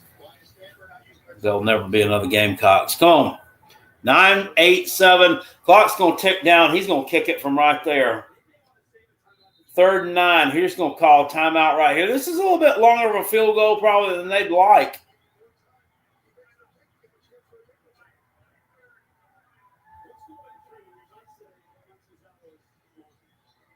Did you hear them? They said, oh, you might not want to do it right now. Might want to run one more play because if he makes it and y'all kick it off to him, Stanford still got time for a kick return. Are you kidding me? Come on, guys. I mean, come on, guys. Have you been watching the game that you've been calling and seen how unathletic these motherfuckers are? They ain't scoring 3 or 4 minutes. They definitely ain't scoring in 3 fucking seconds on some kind of explosive, crazy play here. All right, so fuck me if he makes this. If they're able to block it, then by God, we're going to overtime. Miss it, motherfucker. God dang it, man. I got pissed real quick. Real quick.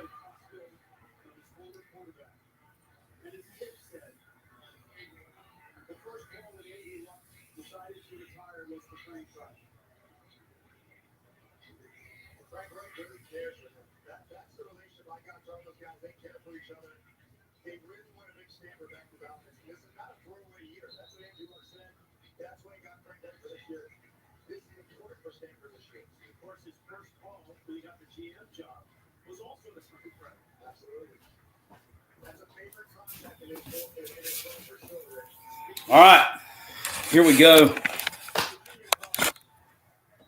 Here we go, baby. Here we go. How far is this? What's like a 36-yarder? Block it. Block it. Block it or miss it. Come on, baby. Come on, baby. Come on, baby. He got it. You motherfucker. Fuck you. Oh, well. Ain't that mad about it.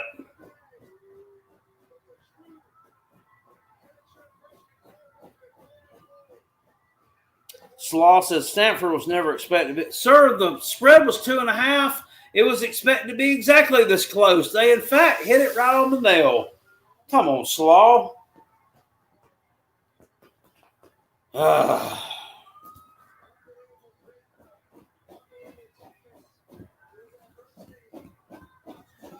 my goodness, man. What I 1 for 4 today on my picks. I'm down. I was on a bad way. I was on a bad way with my picks today. There's no doubt about that. Hey, wheeze. I'm in a bad way. No, you don't care. You just want something to eat. I was in a bad way with my picks today. It's terrible. So Kansas State fucked me. UNLV fucked me. This bunch fucked me. Who else fucked me? Fresno State. I can't believe I picked that. That was so stupid. That was really dumb. That was the dumbest of all the picks. Was Fresno State was dumb. I should have known better on. Well, I'm not going to say that with UNLV because I made that pick on Wednesday, and I wasn't like by Friday. I was like, you know what? I bet Idaho State's going to cover this bitch because everybody is all over UNLV, and so I should have known better on that, but I didn't go back and change it. And not good here for an opening week of football, but certainly we had football today, so that's the important thing, and that's what's great, and that's what we're all here for anyway. Hawaii here with a team prayer after it's over. You should be praying, thanking the Lord that you played such a god-awful team for week 0 because you might not win another one the rest of the year. In fact, you probably will. I mean, if you get better, you can probably beat some of these shitty Mountain West teams. But as far as Stanford goes, bro, I mean, you keep that ding-a-ling in there at running back, you ain't winning shit. You are not winning shit. Jacob, thank you for the super chat. Said great stream. I'm out. And on that note, Jacob, I am out as well. I got to go get myself something to eat in there. And I'll probably end up sharing some of it. I'll probably end up sharing some of it with you if you'll ever stop eating your foot. Stop eating your foot. Stop eating your foot. You want some food? Come on. We're going to go in there and fix a hot dog. We're going to fix some hot dog, okay? Anyway, guys, hope y'all enjoyed that. That was, good Lord, we was on here for 4.5 hours. What a long stream for week 1. But week 1 wasn't better than I expected. It wasn't worse. It's probably about what I expected. And some really close games, some exciting ones. And hopefully we're going to get some more of that next week. Hopefully next Sunday night stream, we'll be seeing a blowout. You know what I'm saying? And that's the good guys. Talk about the Gamecocks blowing the castrated fucking turkey. What the fuck is a turkey? What purpose does that bird serve? It doesn't. It doesn't. It doesn't. It's a cross between a chicken and an ostrich. Yeah, so I wish it would go away. And that's what we're going to be doing next Sunday night with Virginia Tech. But on a serious note, we're going to have some fun with that. I'll see you guys later on. I appreciate you showing up. Peace. I'm out of here. Go Gamecocks. Fuck Fresno State. Fuck Stanford. Fuck Iowa State. And fuck everybody who cost me money this evening. Anyway, I'll see y'all later on. Appreciate you. Peace. And I'm out of here.